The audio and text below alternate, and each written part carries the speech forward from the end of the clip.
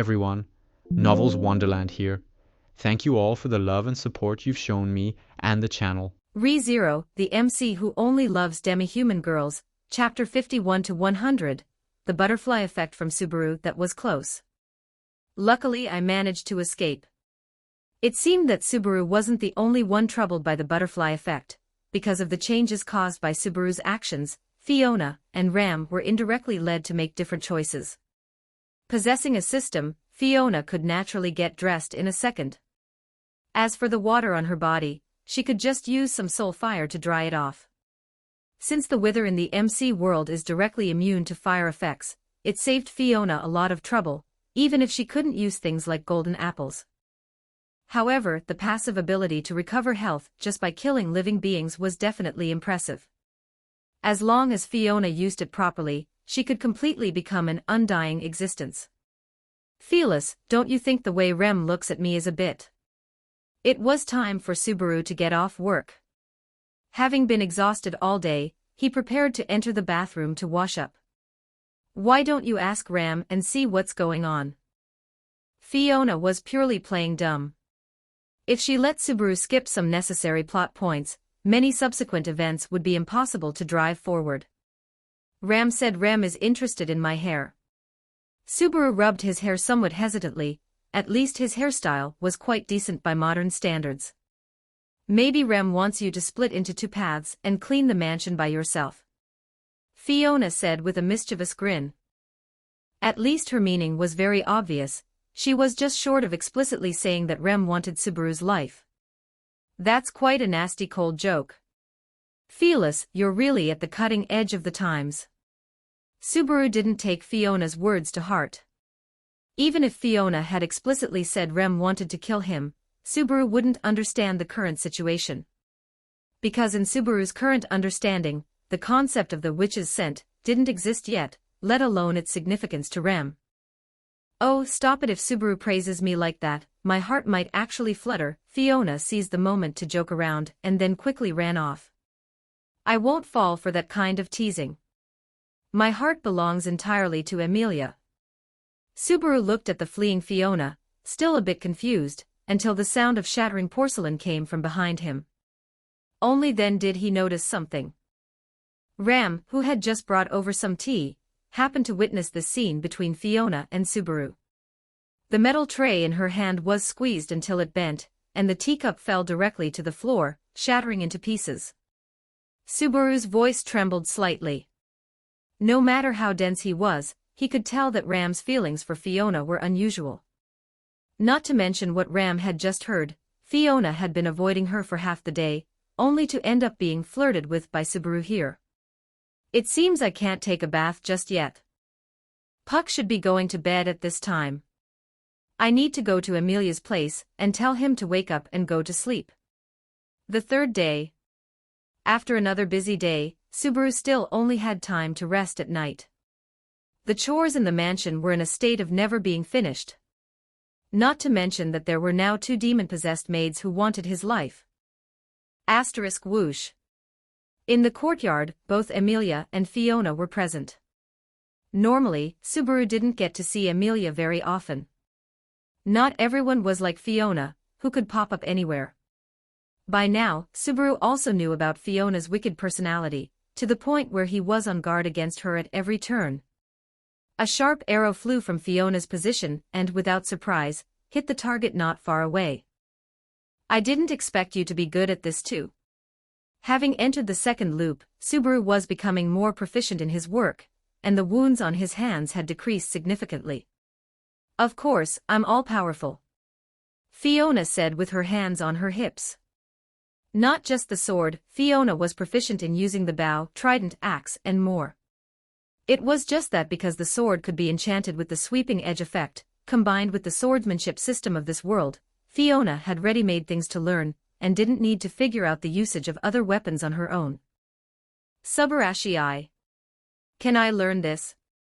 Subaru naturally remembered that Fiona had refused to teach him swordsmanship, but archery looked pretty good right now. Why again? Do you think I'll tell you that I have a crosshair whenever I pull the bow? Fiona thought to herself but still said shamelessly. Because I'm a genius, stingy. My Amelia-tan is still the best. Subaru shamelessly praised Amelia beside him.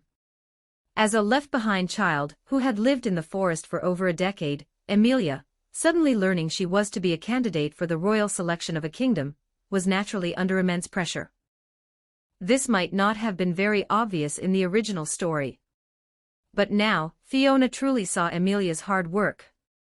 Even though her appearance wasn't welcomed by others, Amelia was still striving to do everything she could. Yeah, and Amelia who works so hard, I'm almost completely smitten. Fun points +20 if one ignored a certain pink-haired maid who had already snapped her mop. The current scene was indeed very harmonious. Time flew by to the fourth day. Under Ram's kind guidance, the number of words Subaru recognized had successfully surpassed Fiona's. Just like in the first loop, Fiona still chose to leave the mansion. Subaru's image in the eyes of the two maids was something he had to handle himself. And while that Sundara spirit lowly in the forbidden library seemed cold and detached, her heart wasn't bad. By the way, where are you going? This time, Subaru also took the initiative to make changes. It seemed the shadow of death was still hovering in his heart. Naturally to see how the banquet preparations are going. It wouldn't be good if something was missing. Fiona remained a mysterious riddler. Just as she said, this was a banquet set up by the witch cult for Amelia and Subaru. And Fiona didn't want to become just another side dish on the table, so she had to be extra careful. Is Phyllis a noble too? Subaru caught some key information. Ram was just about to add something when Fiona immediately interrupted her. If everything is said out loud, where's the fun? Important gifts are always more interesting the later they appear. Fiona now had a rough plan in her mind. The fun points gained from simple pranks were truly limited. It was better to go for something big. Otherwise, with this kind of messing around, who knows how long it would take to fleece enough points to pull the third Wither skeleton skull for fusion. One of the Wither's abilities was flight, and this ability was exceptionally sweet. To enhance her own power, Fiona could only let Subaru suffer a bit first.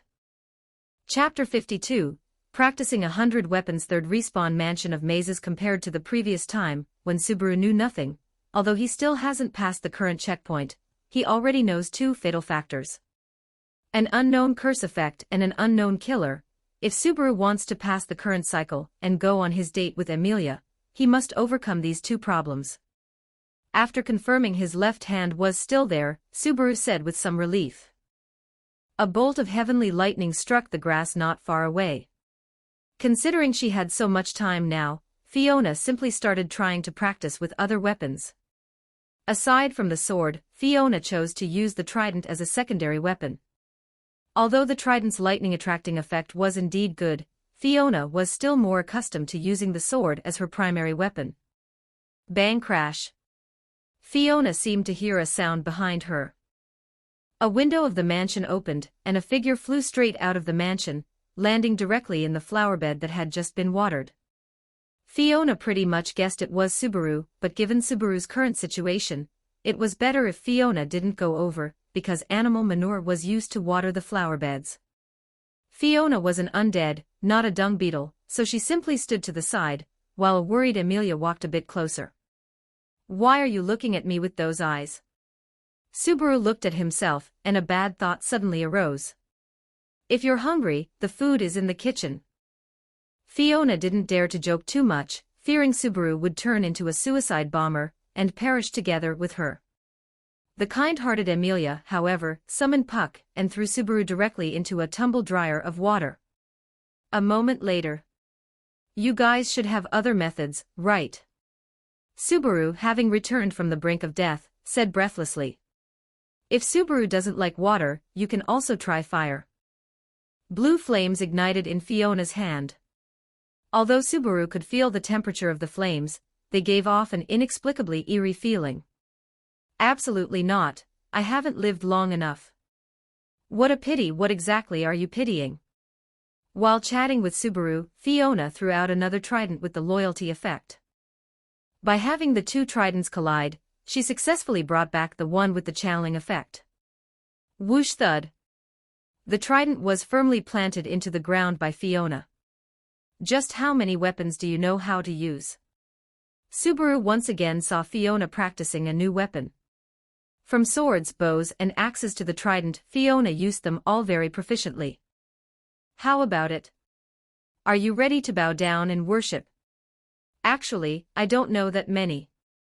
I'm most familiar with the sword, the others are just surface-level skills, hardly fit for the big stage, referring to fighting top-tier powerhouses. Felis knows about magic that can make people die, like something similar to a curse. Subaru asked tentatively. Of course I know. Curses that make one's life force wither, curses that inflict lethal poison, blindness curses, nausea curses, hunger curses. Enough, then do you have a way to break curses? Of course.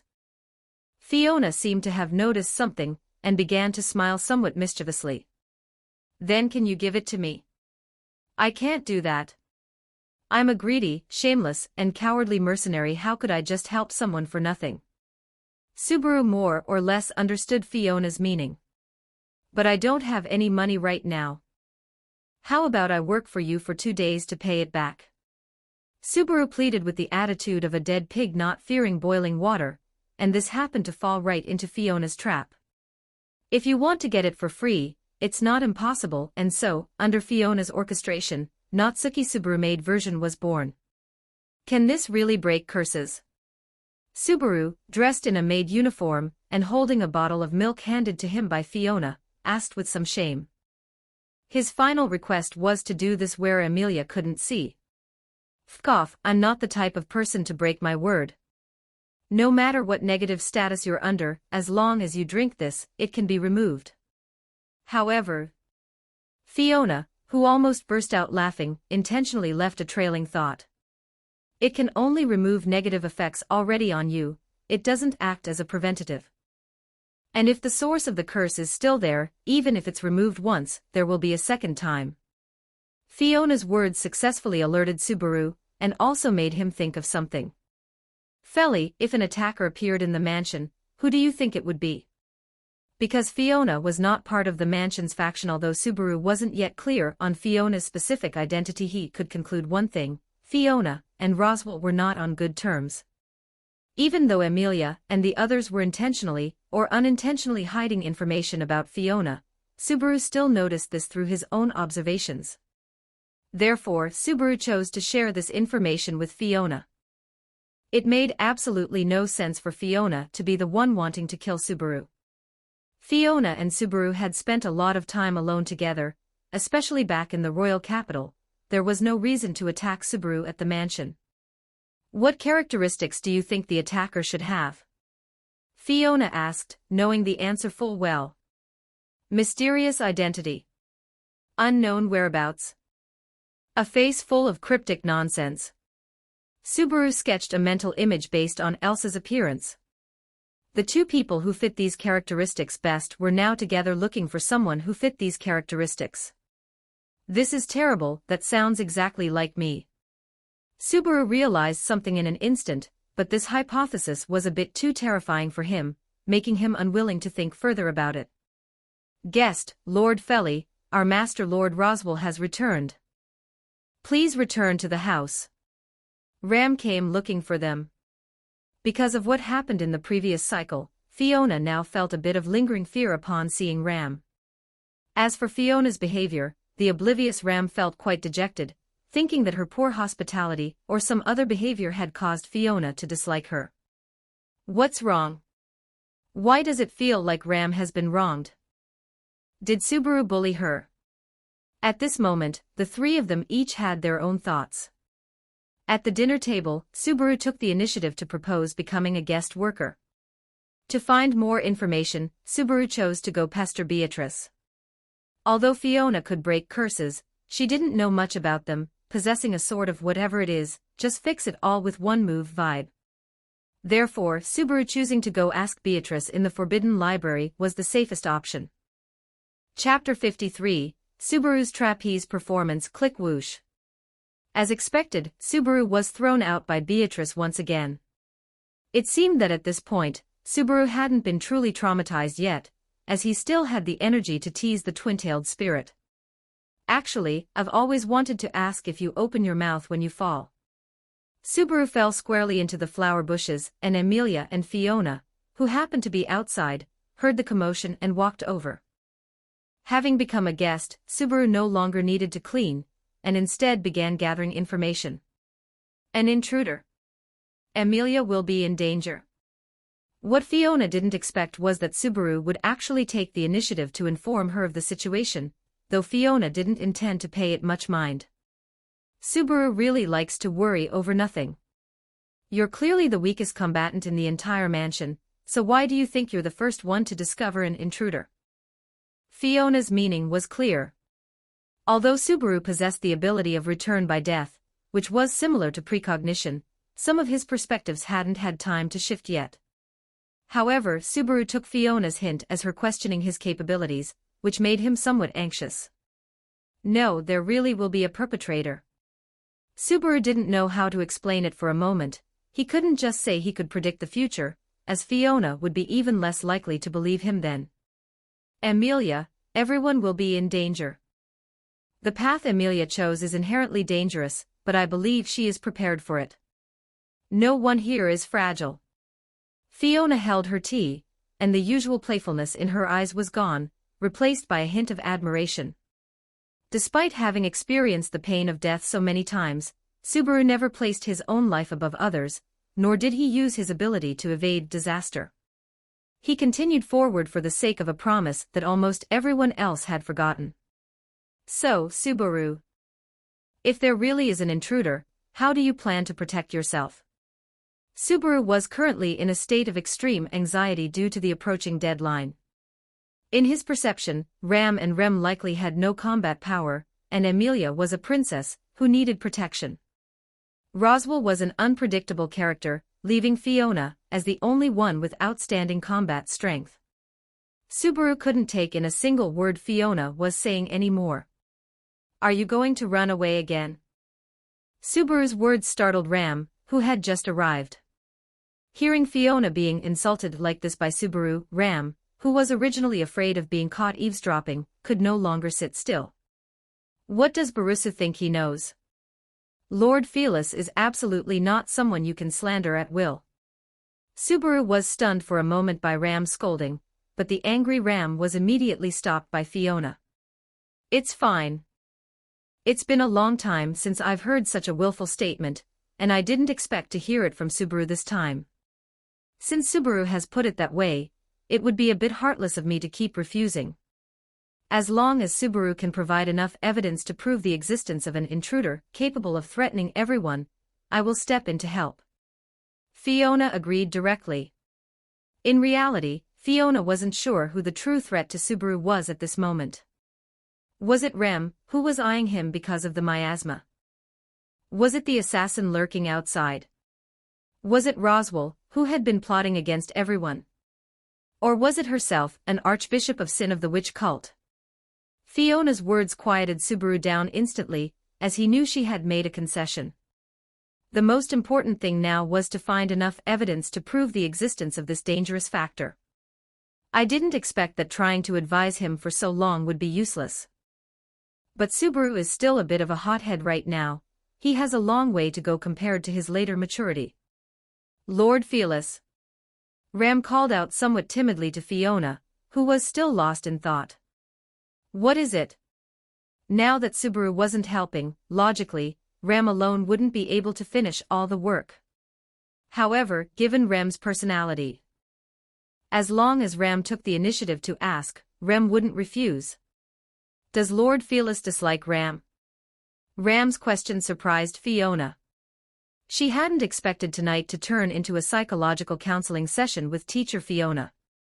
I definitely don't dislike you. Why would you think that, Ram? Ram is always holding everyone back. Ram can't protect others like Lord Felis does. Perhaps in Ram's eyes, when compared to Fiona, her own deficiencies were infinitely magnified, even if Ram worked hard to make up for them. But this emotion had nothing to do with others, it was more about Ram's own heart. But I've seen it. Ram is truly remarkable. Even at a time like that, Ram was protecting her sister. Even I am learning from Ram. Fiona gently stroked the top of Ram's head. Ram's beauty isn't just on the outside, it's in her heart. Fiona smiled sincerely. Ram, who had accidentally wandered in, hurried to close the door but was called out to by Fiona. Sorry, Lord Felis, I didn't come at a good time. No, you came at just the right time. Ram, exhausted from the day's work, had already fallen asleep in Fiona's arms. Ram had just happened to come looking for Ram out of concern. Fiona simply handed Ram over to Remington. The fourth day, Subaru ultimately chose to leave the mansion. It seemed he wouldn't rest until he found that intruder. Having no other choice, Fiona could only let Subaru go, staying behind as per their secret agreement. It seemed the plot couldn't progress until Subaru faced reality. Is it really going to be all right? Amelia asked with some concern. Don't worry too much, Leah. After all, bad seeds live long lives. It's not like a giant dragon that can summon mycelium is going to fly down and snatch him away, Fiona comforted Amelia, while also quietly giving Subaru a firework to use as a signal. However, Subaru, having learned the truth, might not necessarily use that firework. The person he was working so hard to protect was actually the one who killed him. Subaru might just give up struggling altogether. When the time came, it might take some talk no jutsu to get Subaru back on track, but for now, Fiona just needed to slack off. As agreed, Subaru arrived at a mountain peak not far away, and Ram's whereabouts were unknown. No one was cursed, and the relationship between Subaru and Ram hadn't deteriorated. Fiona even felt an impulse to just let the save file clear the stage directly. 54 Chapter 54 A Song of Decay and Extinction Chapter 54, Song of Wither, and the Depletion of All Things. Fiona stayed outside the mansion's courtyard as agreed. After 3 cycles, which was nearly half a month of practice, Fiona had gained a preliminary mastery of fighting with different weapons, though she still primarily used swords with other weapons as support. The sun set, and it seemed Subaru had not lit the fireworks as promised, likely devastated after seeing the truth. The very friend he cherished so much was now trying to kill him. Return by death activated. Kicked you out. Perhaps because of the previous save point, the current Subaru felt a bit fearful the moment he saw Ram and Remington. A confused Ram could only ask Fiona for help, as Roswell had previously mentioned that Fiona and Subaru knew each other. She was arguably the person in the entire mansion who understood Subaru best. You want me to go check on Subaru? As maids of the mansion, even if they didn't know Subaru well, Ram and Rem were still just 2 young girls. Their initial reaction toward a stranger and an injured person was mostly concern, and they likely blamed themselves for the problem Subaru was having now. Yes, Lady Fiona. If we cannot suit the guest, Ram will be troubled. Rem spoke piteously to Fiona. If that guest cannot recover, Rem will be sad. Ram took the opportunity to hug Fiona's arm, but Fiona's attention wasn't on Ram right now. Am I forgetting something important? Under the pincer attack of Ram and Rem, Fiona could only agree. Fiona pushed open the door after Amelia. It seemed Subaru's mood was relatively stable for now. You're not crying because I left you all alone, are you? If that's the case, I'd be very troubled. Facing Fiona's teasing, Subaru rarely didn't talk back, simply huddling with his legs pulled in and staring blankly at the bedsheets. It's so good you could come. Subaru suddenly became like this. If it's Felly, having some sweets might make things better.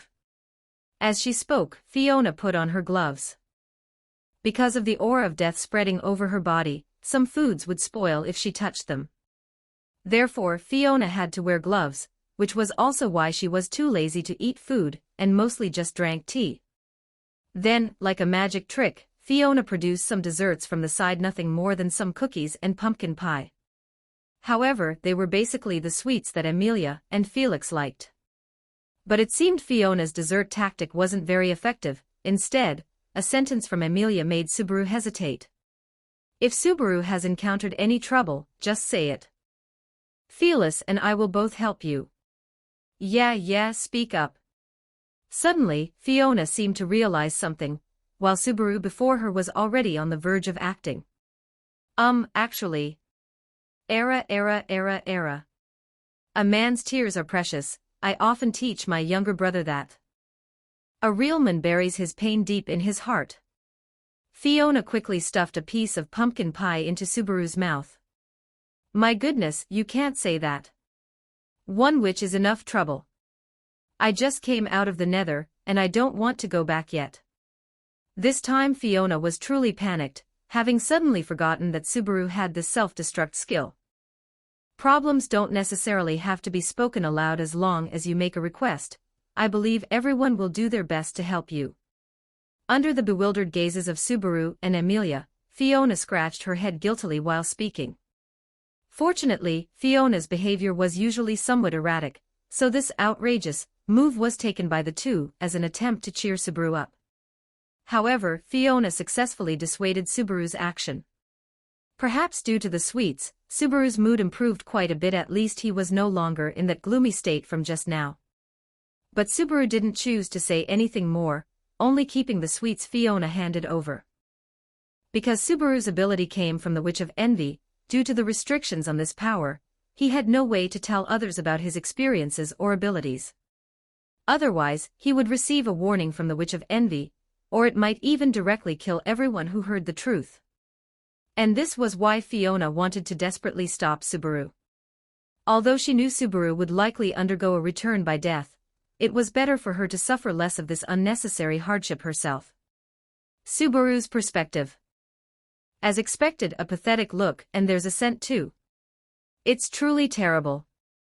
One was enough, and now there are two. After Fiona and Amelia left, Beatrice arrived in the room as the final guest. What are you doing here? Subaru asked with some hesitation. It's the scent of the witch.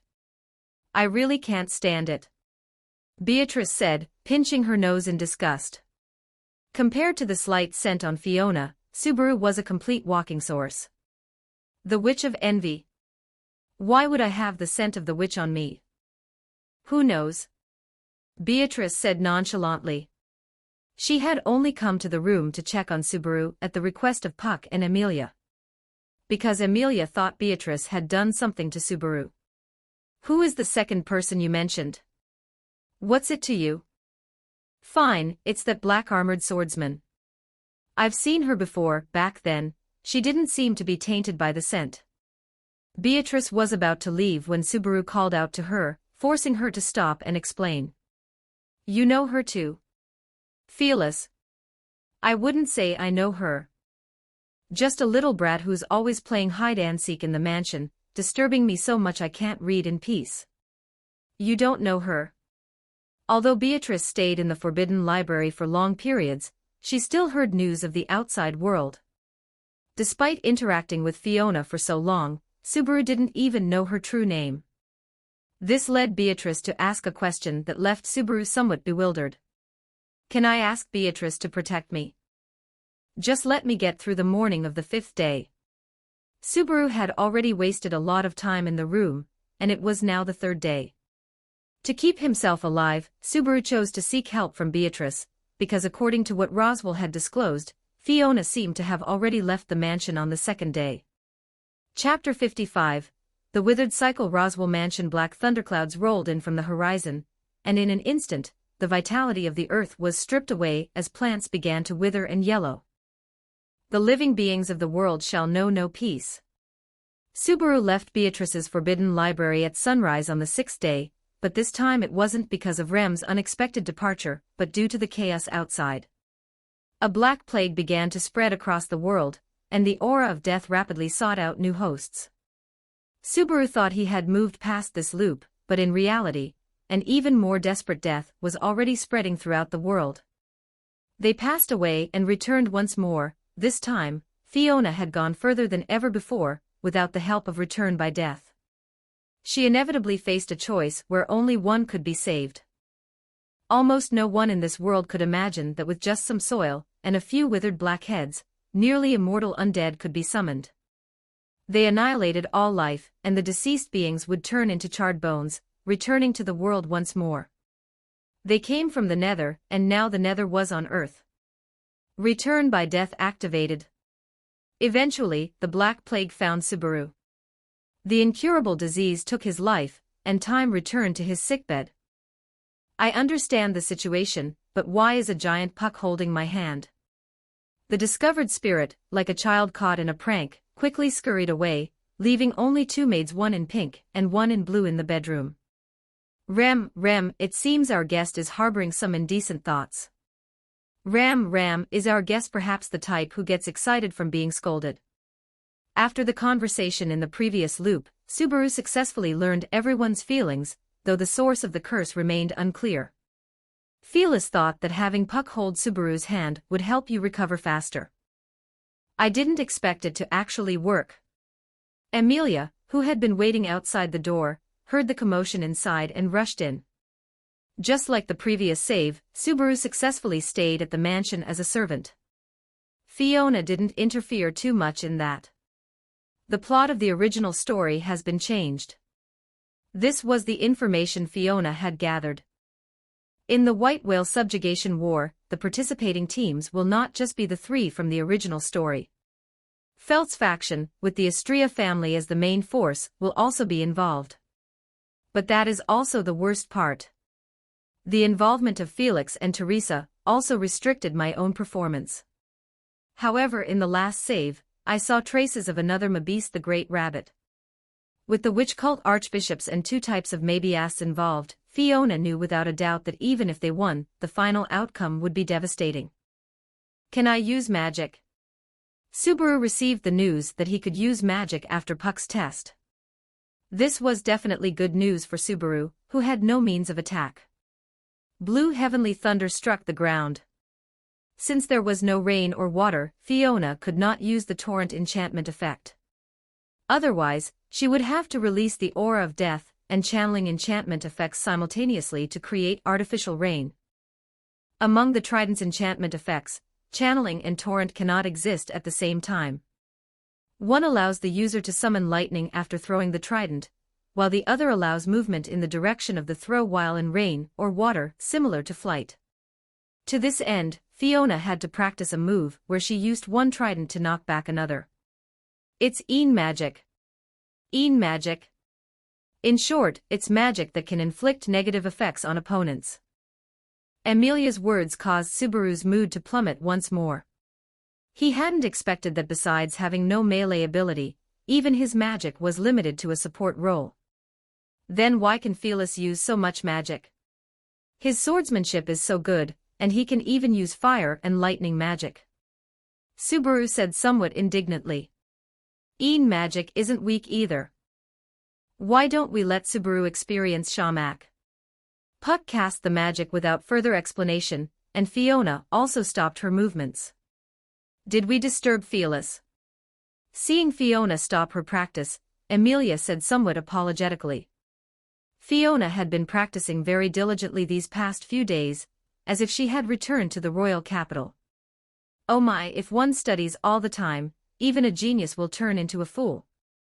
If Amelia is so demanding of me, I won't be able to take it. Fiona looked at the joking Amelia and Subaru and relaxed a bit. In the previous loop, Subaru hadn't gone through the sequence of being hunted by Ram due to Rem's death. Instead, he had learned of Ram and Rem's true feelings. However, arriving even before the news of the royal selection was the plague from the outside world. Subaru was infected by the plague before he could even help the village. But Subaru didn't know exactly what had happened, he simply thought it was part of the curse. While Fiona and Amelia were talking, Subaru, under Puck's coaxing, used magic for the first time. However, Subaru couldn't use magic well, which resulted in him damaging his gate, the organ used by people in this world to release magic. It caused the shamak released by Subaru to spread everywhere like ink. Oh my, Subaru is splashing everywhere, don't use such terrible phrasing. Lying motionless in the pavilion, Subaru complained about Fiona's remark. Due to excessive magic use, he was now in a drained state. If Subaru really wants to move, I have some bok fruits here. Amelia took out the fruit she used to restore mana, and wanted to give it to Subaru, but Fiona stopped her. Since it was for healing, Fiona had some healing potions she could use. Since she couldn't use them herself anyway, she might as well give them to Subaru. I was originally going to pour it down the drain, but I didn't expect it to come in handy here. Fiona carefully poured the potion into Subaru's mouth. Healing potions can heal living creatures, but they are absolute poison to undead beings. Even though it feels like you're mocking me, I have to say thank you. Subaru began to move his body in surprise. His body, which had been struggling just moments ago, was now completely recovered. Helping out small fry is our bounden duty. I knew I shouldn't have thanked you so soon. Amidst their small talk, evening had arrived. Asterisk knock, knock, knock. Someone knocked on Fiona's door. 56 Chapter 56 Please take Ram away. Chapter 56 Please take Ram away. Is something the matter? Fiona was still practicing with the trident in her hand. Unlike swords, which were mostly used directly in combat, the assistance a trident provided in battle would increase significantly when combined with an aquatic environment. Is Lady Felis facing some kind of predicament? If possible, Ram can also provide assistance. Unlike several other save points, this time Fiona spent the vast majority of her day practicing. Although Fiona said it was fine, her emotions and actions did not lie. There isn't any problem. Fiona retracted the weapon in her hand. They weren't in the Argyle mansion right now, even though it was Roswell's house. The guest rooms were basically managed by Ram and Remington. Any mess made would ultimately be cleaned up by Ram and Rem. Is it because Ram's service has been inadequate in some way, causing Lady Felis to be troubled? Ram has done very well. Fiona took the tea handed to her by Ram. To Fiona, this was perhaps just a simple conversation. Lady Felis is a very outstanding older sister, whether it's taking care of juniors or facing predicaments. After receiving Fiona's permission, Ram sat on a nearby chair. Praising me like that will make me proud. Fiona seemed to notice the heavy atmosphere, and wanted to ease the mood in the room. Lady Felis always considers everyone's feelings. Even if you proactively expose your vulnerability, you still gain everyone's respect. Sometimes Ram wishes she could be like Lady Felis. That way, Rem wouldn't be constrained by Ram anymore. Because she had become an undead, Fiona no longer needed rest. However, out of consideration for the others in the mansion, Fiona stopped her practice. Everyone has flaws, Ram. You don't need to be so hard on yourself. Fiona brought a cup of milk to Ram. Lady Felis can let her younger brother lead the way for her, letting him successfully pursue his dreams. Even so, isn't he still with the Karsten family? Perhaps in Ram's view, Fiona's death was a hoax used to deceive the outside world. Otherwise, why would Roswell be able to invite Fiona from the royal capital so easily? Although Ram wasn't clear on how Fiona arrived here, it now seemed that almost everyone in this mansion, except for herself and Rem, knew of Fiona's existence. Perhaps Ram has misunderstood. I truly am a bit bad with directions. Then why was Lady Felis able to accurately find two surrounded girls in the attacked village? Moreover, Lady Fiona came here on her own, didn't she? Ram instead put on a pitiful look, while Fiona became like a scumbag girl who suddenly disappeared after playing with someone's feelings. Ram's question actually stumped Fiona. The first time could be explained as luck, but now she couldn't exactly tell Ram she had come here by relying on the gospel. Ram is not some fragile character who needs protection. Ram can also help Lady Felis. Perhaps if Ram leaves, Ram can also be like Lady Felis. Take Ram with you. Although Ram cannot do what she used to, Ram has been practicing hard. If it's magic. The pink-haired maid leaned in front of Fiona. This time, Ram did not intend to wait any longer. Ram had already missed out once. When she was saved by Fiona back then, Ram had no reason to make further demands of her benefactor. Even though Ram had been working hard since then, without her Oni horn, the speed of her progress in combat strength could not possibly catch up to Fiona's. Until the bad news arrived a few years ago, Ram thought she would never see her knight again. And because of Ram's efforts, Ram's self-condemnation had intensified. Ram was unable to soothe Ram, and now Fiona's arrival was undoubtedly stirring these stagnant waters. In Ram's eyes, perhaps if she left, Ram could have her own life again. "I'm sorry, Ram." Fiona's words caused Ram's heart to sink to the bottom. Currently, Fiona was in a dilemma where even her own safety was hard to guarantee, let alone taking Ram along. "Is that so? Then Ram will wait for Lady Phyllis here."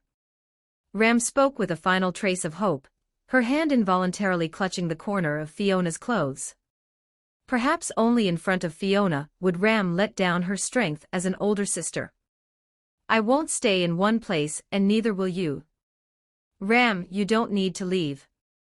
You just need to move forward together with everyone. Together with Lady Phyllis. If you are willing." It was now the night of the second day. Subaru, having pulled himself together, smoothly took over the chores within the mansion. Rem, who hadn't been able to find Ram, knocked on Fiona's door. "Lady Phyllis."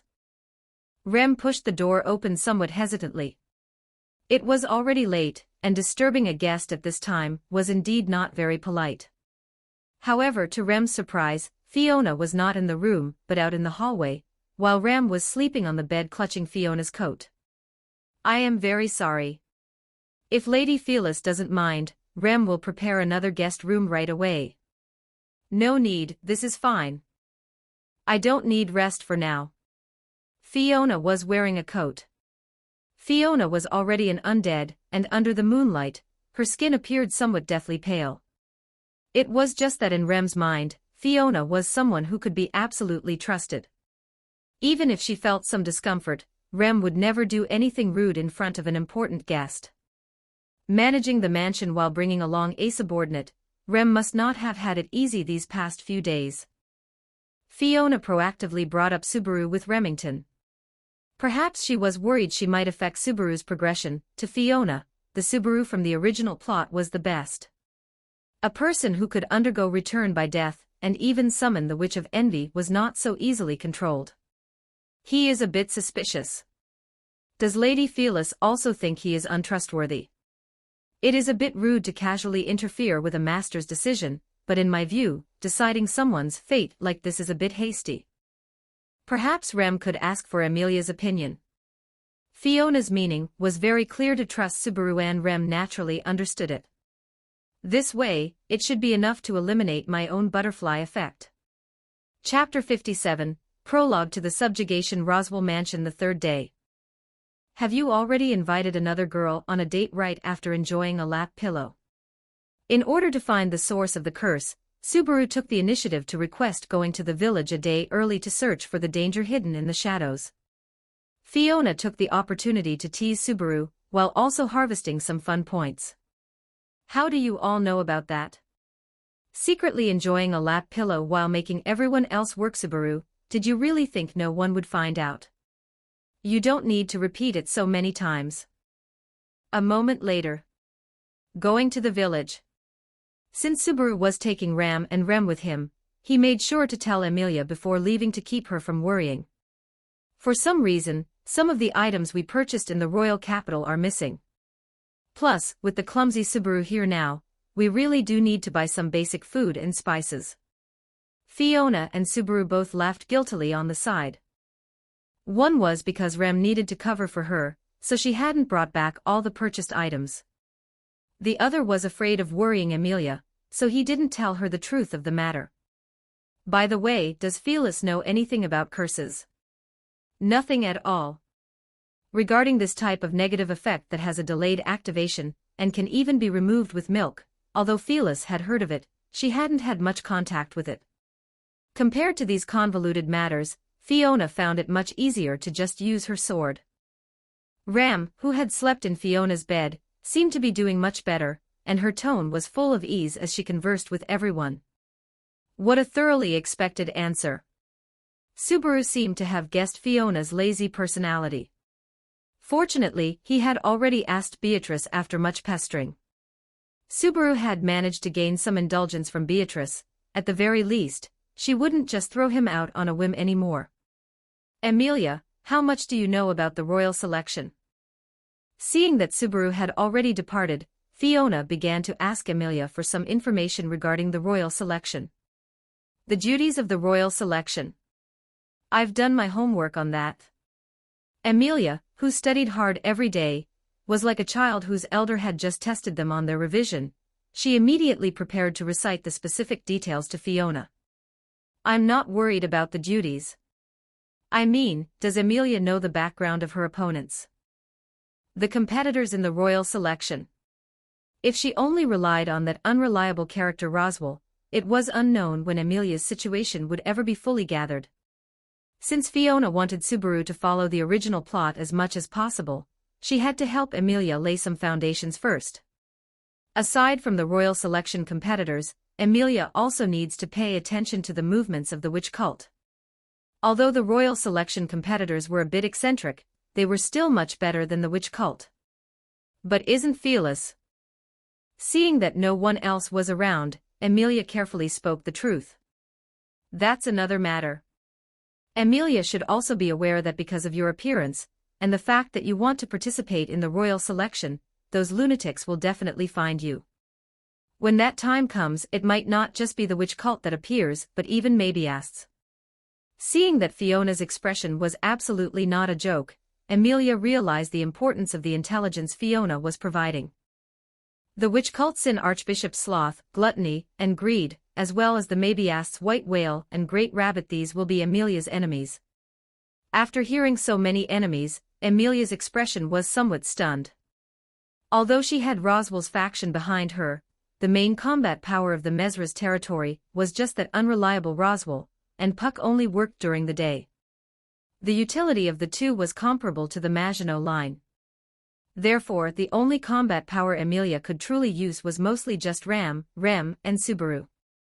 Such a terrifying lineup of enemies would require even the kingdom to be on high alert, let alone Emilia, who was just a newcomer to the royal selection. But the silver lining is that as long as Emilia can survive, you won't be far from becoming the true king. Fiona carefully analyzed the current situation for Emilia. Among the current royal selection camps, Emilia's camp's strength was the least impressive. Even Felt, who had not yet officially gone public as a candidate, had the support of Reinhard and the Astria family, and even Teresa would be involved. Emilia was lacking not only in combat power but even in information sources. Fiona, however, was once a noble of the kingdom. She could still provide some basic information, not to mention that Fiona was a transmigrator. Emilia, do not try to face this crisis alone.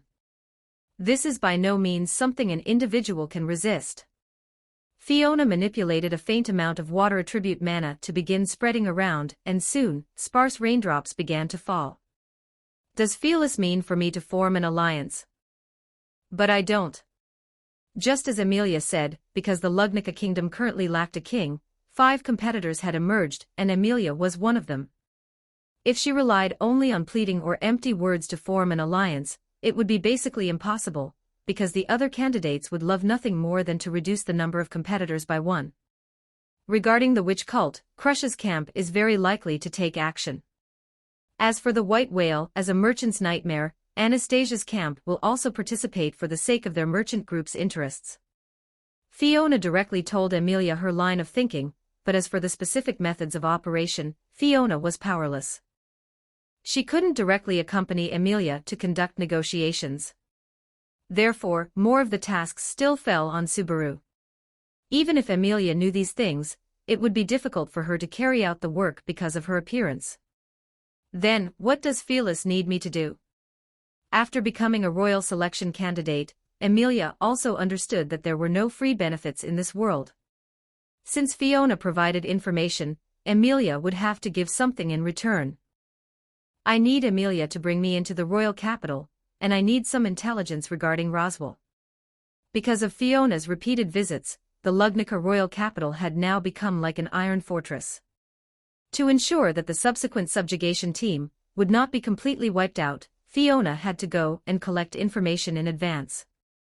As for the intelligence on Roswell, it was more of an added bonus. 58 Chapter 58 The Wither Dominator Chapter 58 Wither Ruler. Roswell Mansion evening of the third day. Because Subaru moved up the time, he went to the village. The killers hidden within the village also made changes.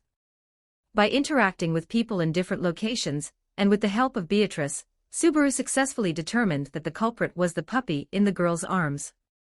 It sounds like the culprit Subaru mentioned is a beast. Fiona pointed out the truth to Subaru directly. Maybe-asts in the real world were quite strange, so it wasn't unusual for one to turn into a puppy. Doesn't that mean everyone in the village is in danger? Subaru spoke anxiously to everyone. After learning the truth, Subaru quickly gathered everyone in the mansion. This is bad, Roswell just happens to be out.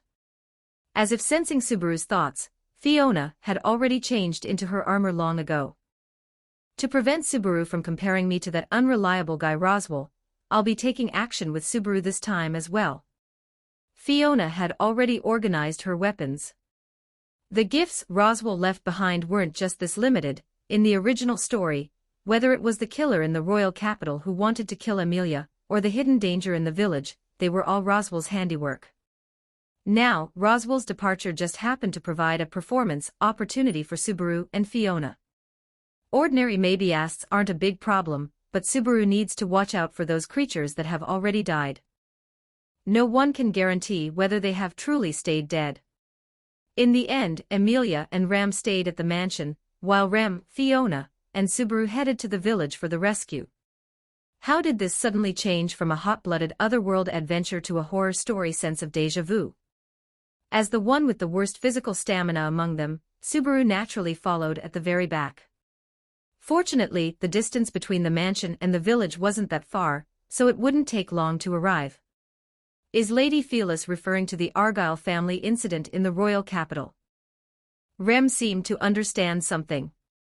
As someone who had personally experienced that incident, Rem had naturally heard of it. Fiona said somewhat guiltily. Because she had knocked Rem unconscious not long ago, not everyone was like Subaru, who could shamelessly bluff their way through. I see, Lady Phyllis came here to investigate that incident. Even though I don't understand what you guys are talking about, I feel like Felly is shamelessly patting her own back. Ow, ow, ow, my ear is going to be pulled off by Felly. Before long, the three of them arrived at the village. Just like in the original story, because the killer had removed the barrier used to repel maybe-asts, and tricked the children into entering the forest where maybe-asts gathered. If Subaru and the others didn't go to the rescue soon, Fiona would probably have to go to the Nether to fish people out. In other words, we need to kill the maybe-asts twice. Rem gave Subaru a brief overview of the situation in the royal capital back then, where the killed witch cultist would resurrect once more. But these resurrected fanatics became mindless shells, and were also very afraid of sunlight. If it were daytime, Subaru basically wouldn't need to worry too much, but it was currently night, and Subaru didn't have any outstanding combat abilities. No need to worry, as long as everything is cleaned up. Fiona unsheathed her sharp sword, and casually stuffed a lantern into Subaru's hand. Following the traces left by the children, the group quickly found the unconscious children on the grass. This is bad, they've already been cursed. There were only 3 people on Subaru's side now, but there were 6 children at the scene who needed help. The villagers, who were already in a mess, didn't know when they would be able to arrive. Fiona directly threw out a few buckets of milk. Just drinking these should be enough. In a world with magic, taking out a few things casually wasn't something worth noting. I'll go patrol the surroundings first. I'll leave the rest to you guys for now. Just as Fiona had guessed, Roswell had a hand in the undead incident of the Argyle family. Because these types of magic required a large number of living beings for experiments, and the best experimental subjects were humans.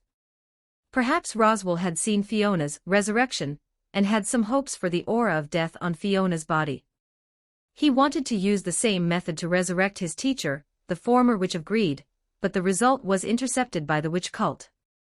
Fiona went deep into the forest alone, and appearing with her were dense swarms of mabiasts.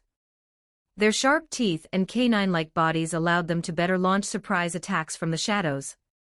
In the original story, Subaru had even used them to kill a fingertip possessed by sloth Betelgeuse. This feeling of being toyed with is truly unpleasant. A black mist instantly permeated the sharp sword in Fiona's hand. This was an enchantment effect unique to Fiona Wither Ruler.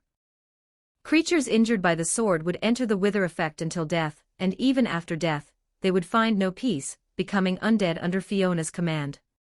These weren't undead creatures like zombie in Minecraft, but Wither-type undead belonging to the Nether. They weren't afraid of the sun, their attacks had the Wither effect, and they could even restore Fiona's health as long as they killed other creatures. Moon Plunder Myriad Calamity Fangs. Sword chi filled the sky as Fiona swung her sharp sword. The surrounding trees began to collapse and snap in an instant, and the mabiasts attacking Fiona were all killed in a flash. The mabiasts killed by Fiona were already under the Wither effect, but Fiona was in no hurry to summon them. Roar-woo. Foul-smelling undead mabiasts appeared in the shadows, but this was merely a clumsy imitation of Fiona's ability.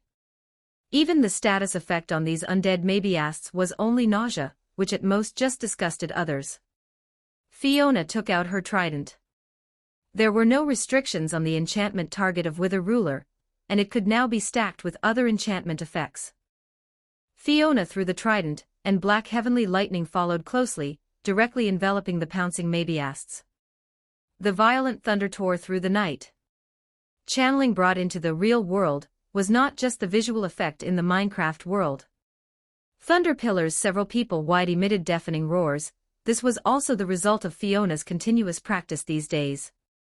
Because Fiona had fused with a Wither skeleton skull, she had long been able to ignore damage from things like flames and lightning. Isn't it a bit too much of a cheat for a swordsman to have AoE damage? Subaru rushed over, covering his ears which were ringing painfully from the vibration. Chapter 59, The Returnee from the Nether. The forest of the mabiasts territory. Now is not the time to rest. Fiona did not lower her guard just because she had easily eliminated the mabiasts before her. As the thunder she summoned crashed down, the entire forest began to stir. The mabiasts killed by Fiona rose one after another. Under Subaru's astonished gaze, the pack of mabiasts that Fiona should have cleared away reappeared. Master Fearless. Having settled the children, Rem rushed over. Because of some kind of magic circle, creatures that die here will be resurrected as the undead. Fiona explained the current situation to Subaru and Rem. Then, is there no way for Fearless to dispel this magic circle? Subaru thought that since Fiona had discovered the existence of this magic circle, destroying it naturally shouldn't be a problem. Unfortunately, I'm not very good at magic. You should know that not everyone can make someone else's magic lose its effect. It wasn't just the mabiasts Fiona had killed. Many mabeast corpses were also hidden beneath the forest floor. It seemed the mastermind had long been prepared. The barrier originally intended to block the mabiasts was completely unable to stop these husks from advancing. If Fiona didn't clear all these mabiasts away, these corpses would charge into the village behind the three of them and tear everyone to shreds. The black tide of beasts turned into a flood that blotted out the sun. Tall trees collapsed one after another before them. Subaru felt as if he were about to stop breathing. That sense of pressure even made Rem unable to muster any resistance. The sand and stones beneath their feet began to vibrate. However, I have a second solution. A violent aura rose from Fiona's sharp sword. As the black blade sliced through the night sky, blue flames emerged out of thin air. The air currents stirred up by the beast tide stopped for an instant. Then, Subaru seemed to feel a force constantly pulling at him. The fine sand beneath his feet seemed to turn into a visible flowchart within a torrent, flowing toward the space between the beast tide and the group. Has it stopped? The inexplicable silence gave Subaru an illusion, but only for a moment before he realized he was wrong. A feeling of suffocation caused him to instinctively clutch his throat. Fiona's simple slash had actually drained all the surrounding air. In this near-vacuum area, even sound could not travel. Combat skill, the earth began to tear, and boulders began to disintegrate. A surging astral wind emerged from between heaven and earth. A massive cyclone first appeared at the top of the sky and on the ground, gradually connecting in the middle. Blazing heaven barrier. Whoosh, whoosh rumble. As the surrounding air began to refill, flames began to appear around the hurricane, and Subaru could only hear the howling wind. Like a burning, towering ancient tree, the flames began to follow the patterns of the hurricane straight into the sky. The blue fire stopped spreading at the top, instead turning into falling leaves that ignited the ground. The night was completely illuminated by the hurricane Fiona had unleashed. The incoming beast tide was directly torn apart by the sword chi within the hurricane, and even the corpses were incinerated by the flames. My now is not the time to daze off. Fiona woke up Subaru, who was still in a stupor. What's wrong? Subaru asked somewhat hesitantly. It wasn't until now that he truly witnessed Fiona's combat power. He even began to suspect that Fiona hadn't fought Elsa before just to prevent him from being accidentally torn apart by the shockwaves of her battle. I'll hold back the vast majority of the Maybyasts. Subaru, you'll have to deal with the remnants. Although Fiona could spread the aura of death over a wide area to stop this disaster, it would also cause the village behind her to suffer. Without hesitation, Subaru called Rem and rushed toward the village. The barrier had lost its effect, and he needed to take the villagers to the mansion for refuge. It's your turn to take the stage. Fiona summoned her ghast. Amidst the hurricane and the roars of the monstrous beasts, the ghast's cry seemed less conspicuous. Fiona leapt onto the ghast's head. At her command, the ghast began to fly upward. In MC, besides enchantment, the anvil has another characteristic. It is one of the few blocks that can be affected by gravity and fall. As the falling height increases, the damage it causes also increases. When Fiona's figure had already passed through the clouds, even the moon appeared before her. That's about enough. Fiona responded to the ghast's roar. The ghast's figure disappeared in midair, even leaving behind several MC-style air puffs before leaving. Fiona began to fall rapidly toward the ground. The trident in her hand also began to continuously gather the power of thunder. The center of her descent was the eye of the hurricane. Like a giant stone thrown into a calm water surface, the moment Fiona hit the ground, it triggered a violent shockwave. Black thunder turned into black snakes slithering underground, exterminating all the remaining Maybyasts. The giant rocks uprooted from the ground by the shockwave also completely blocked the path of the other Maybyasts. The roaring hurricane also dissipated directly under Fiona's strike. When Subaru, who was in a hurry, heard the commotion, Fiona had already fallen from the sky to the earth. Meanwhile, Maybyasts hiding in the shadows had set their sights on Rem, who was rushing to inform Ram. Rem, watch out! Subaru tackled Rem to the ground, followed immediately by a pouncing Mabeast. Fortunately, the shockwave directly blew the attacking Mabeast away. Because Subaru's position was higher, he was also affected. It wasn't just the people of Mesras who noticed the shockwaves of this battle. The surrounding villages all felt the tremors from afar. News of a suspected, fierce battle in the Maybyasts' territory also began to reach the ears and eyes of the nobles through Lugnika's merchants. It seemed that the assassins hired by Roswell hadn't expected Roswell to have such a trick up his sleeve.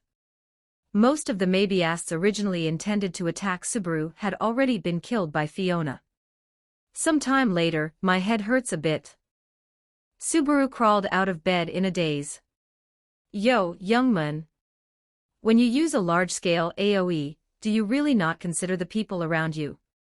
Subaru complained to Fiona beside him. I almost died, you know. I should be the one saying that. It was almost dawn when Fiona returned to the village. At that time, the people from the mansion had almost arrived at the village. Although the impact of Fiona's actions this time was indeed not small, because of it, no undead Maybyasts broke into the village. However, the situation of Subaru being attacked by Maybyasts had not improved, but the curse on him had been casually removed by Fiona using milk. Meanwhile, Rem had returned to the forest to help Subaru wipe away the curse on his body. 60 Chapter 60 A swordsman who doesn't want to be a mage isn't a good archer. Chapter 60 A swordsman who doesn't want to be a mage isn't a good archer. It seems like everyone is safe and sound. With the help of Emilia and Beatrice, Subaru had long since recovered his health, and the curses on his body had been lifted by Fiona upon her return. Strictly speaking, I was also heavily injured. It was no different from being dead. Fiona sipped the tea handed to her by Rem. At this moment, the others didn't yet know that Rem had entered the forest once again. However, Fiona had already cleared the magical beasts in the forest again before returning here. Given Rem's strength, her self-preservation shouldn't be a major issue. Even though you walked right up to death's door, you're still sitting here chatting without a care. Beatrice, who had been summoned to the village by Puck, suddenly appeared beside Fiona and Subaru. Biko, I heard you helped those children. As soon as he woke up, Subaru immediately went to check on the children's safety. In the forest, the children had already drunk the milk provided by Fiona. However, out of concern for the children, Emilia had specifically asked Puck to bring Beatrice to treat everyone. Compared to the children's condition, Subaru's was much worse. Beatrice looked at the still-dazed Subaru and said flatly. Indeed, it was like a jumble of illegible sentences. If you had to sort them out word by word, who knows how long it would have taken. When she first saw Subaru, Fiona was also startled by the status bar hanging over his head. From curse I to curse max, every curse was intertwined. If a standard method were used to lift them, it would trigger the other curses and accelerate Subaru's death. Fortunately, Fiona had the milk that could clear everything with one click. So the one who cleared my curses was. Subaru, seemingly understanding his previous predicament, finally reacted. While Subaru and Beatrice were talking, Fiona took the opportunity to start ruffling Beatrice's drills. Betty has no way to unravel such a complex curse. The person who helped you return to normal is this. This feels so good, hee. Fiona didn't hesitate to get her hands on her. This familiar texture gave her the illusion of Felix when he was little. I can't believe you beat me to it, but as a thank you, I'll indulge you this once. Betty is not an object for you to trade. The two goofballs were immediately sent flying by Beatrice's magic. Rather than now, I think you should worry about that girl. There's more than one way to break these curses. The curse placed on you by the magical beast is like an extraction point, constantly draining your life force. Aside from directly breaking the curse, another way is to kill the caster. That blue-haired girl entered the forest to save you before Felix could break the curse for you. Subaru. A stunned Subaru jumped right up from the ground. Even though she was the killer who had murdered him in previous saves, Subaru was now truly worried about Rem. Rem went into the forest. Rem, who had found a ladder to pluck Fiona down from a tree, was also somewhat surprised. Because Rem had been saved by others time and time again, this guilt, originating from the depths of her heart, erupted at this moment. Without consulting anyone, Rem had entered the forest alone to prove she wasn't a burden. Rem rushed toward the forest without hesitation, but she was pulled back by Subaru, who also grabbed Fiona from the side. I'm not trying to stop you, but you should at least pay attention to your own safety. Bringing her along will ensure there's no problem. Fiona, having just reacted, made an incomprehensible sound. As he spoke, Subaru stuffed Fiona's hand into Rem's. As long as Fiona was there, the greatest danger to Rem wouldn't be the magical beasts. Since Fiona was the benefactor of Rem and Rem had no reason to ask for her help. On the contrary, Rem couldn't even repay the favors she owed Fiona. Allah, don't worry, there will be no more pain today. Fiona downed a bottle of instant damage potion. It wasn't that Beatrice had hit her too hard, but that Fiona had taken a lot of fall damage when she landed. If she couldn't recover health by killing other creatures, Fiona estimated she'd be lying in a hospital bed right next to Subaru. The forest. Weren't you just saying some thrilling words? Are you already worn out? Ram and Fiona walked at the very front. Ram tracked Rem's location through clairvoyance, while Fiona cleared the path ahead for them. Considering that the swordsmanship Fiona used all consisted of large-scale AoE damage, Subaru had explicitly forbidden Fiona from using her sword. By the way, is Ram a combat-type maid? I'm not worried about Feli, that girl can fight even without a sword. Subaru had long suspected Fiona's strength because back in Old Man Ram's tavern, Fiona had used a wooden stick to stop Elsa. Barusa doesn't need to worry about Ram's strength. By the way, why are these magical beasts so excited to see you? Ram asked with some hesitation. Although Rem and Ram were twins, only Rem could sense the presence of the witch's scent. Is it really because Barusa looks too weak? Why is such a rude remark following your moment of distress? And why did you just skip over her? While the two were talking, Fiona drew an empty bow without an arrow. Immediately, a flaming arrow burning with intense fire appeared on the fully drawn bow. Hey, hey, hey! Why do I have that bad feeling again? Where on earth did you learn so many AoE attack methods? Fire arrows began to condense around Fiona. Although not quite up to the level of her sword, the range of the fire arrows now was no less than a fireball summoned by a skilled mage. Whoosh! The whistling arrow, wrapped in fire arrows, pierced through the magical beasts in front of them. The originally dense forest also had a gap torn through it by Fiona's single shot. If you keep this up, this place will be a total mess sooner or later. Subaru looked at the blazing forest. Fiona's previous strike from the sky had already left the forest in shambles. Fortunately, Fiona's fall attack had extinguished the fire she started herself, but now Fiona was using the fire arrow enchantment effect of her bow to set the forest on fire again. Are you some kind of enemy of the forest? Chapter 61, The Archery Technique That Descended from the Heavens, Don't Daze Off. Fiona's fire arrows directly opened a path for the group, incinerating the vegetation and demonic beasts along the way. However, demonic beasts were still arriving in a steady stream from the surroundings. It seemed the killer hiding in the shadows had no intention of stopping yet. Or perhaps this was still the surplus Roswell had prepared. Because the combat performance of Ram and Subaru was mediocre, Fiona still stayed behind to cover the rear. Speaking of which, if we run ahead and encounter demonic beasts, aren't we finished? Just as Subaru finished speaking, several demonic beasts appeared before the two of them, watching with predatory eyes. Due to her missing Oni horn, Ram would become weak during prolonged combat. Whoosh! A fire arrow, like a meteor streaking across the sky, flew from the direction Subaru and the other had come. Before Ram could even act, the arrow accurately struck the demonic beast in front of Subaru. Immediately after, the flames contained within the arrow exploded, and the raging fire swallowed several nearby demonic beasts along with it. Where did that come from? Subaru looked at the shot demonic beast in astonishment. One had to realize that a considerable distance now separated Subaru and Fiona.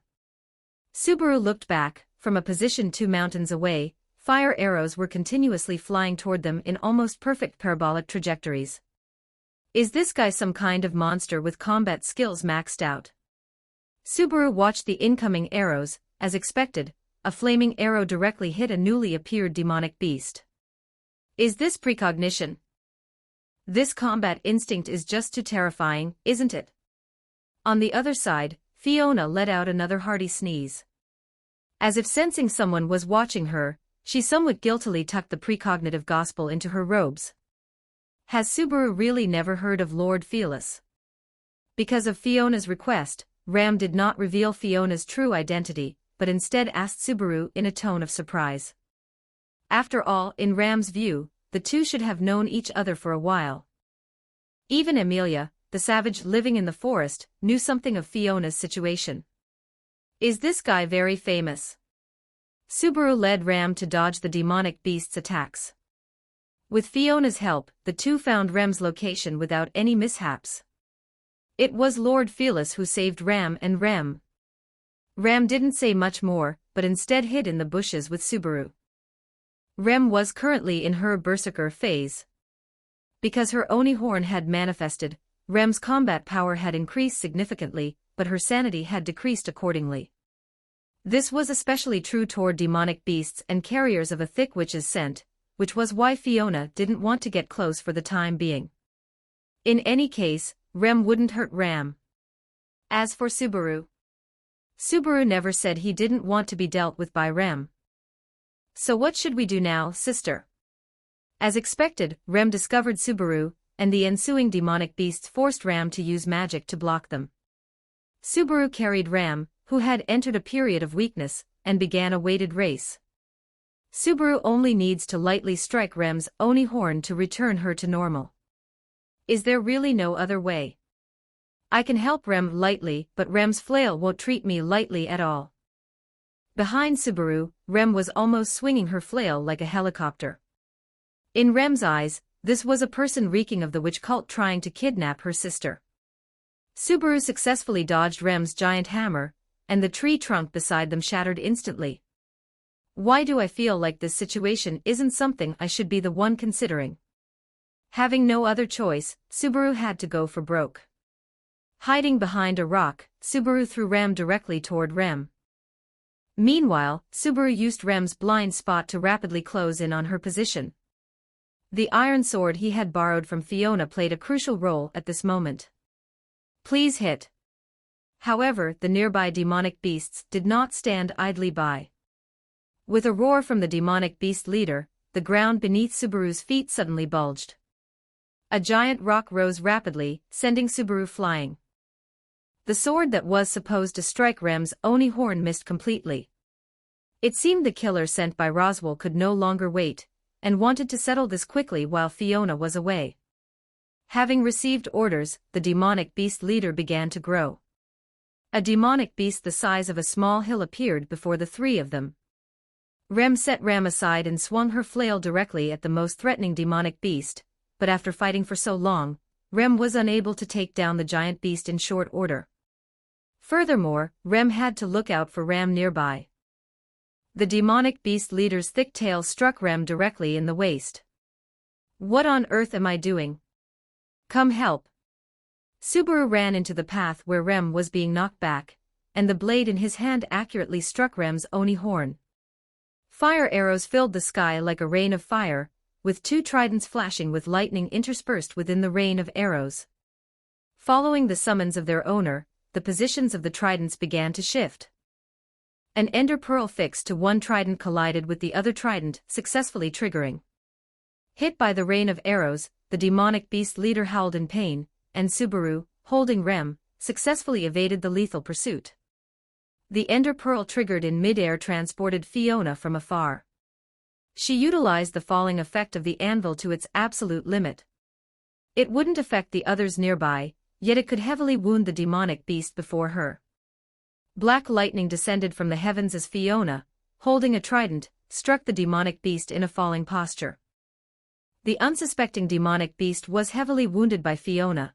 The bones beneath its body were snapped by the terrifying impact of the fall. Even 2/3 of the demonic beast leader's body was hammered into the ground by Fiona, while the surrounding minions were instantly shredded by the shockwave and lightning. Fiona casually extinguished the surrounding flames, then pulled out a splash potion of healing and scattered it over the group.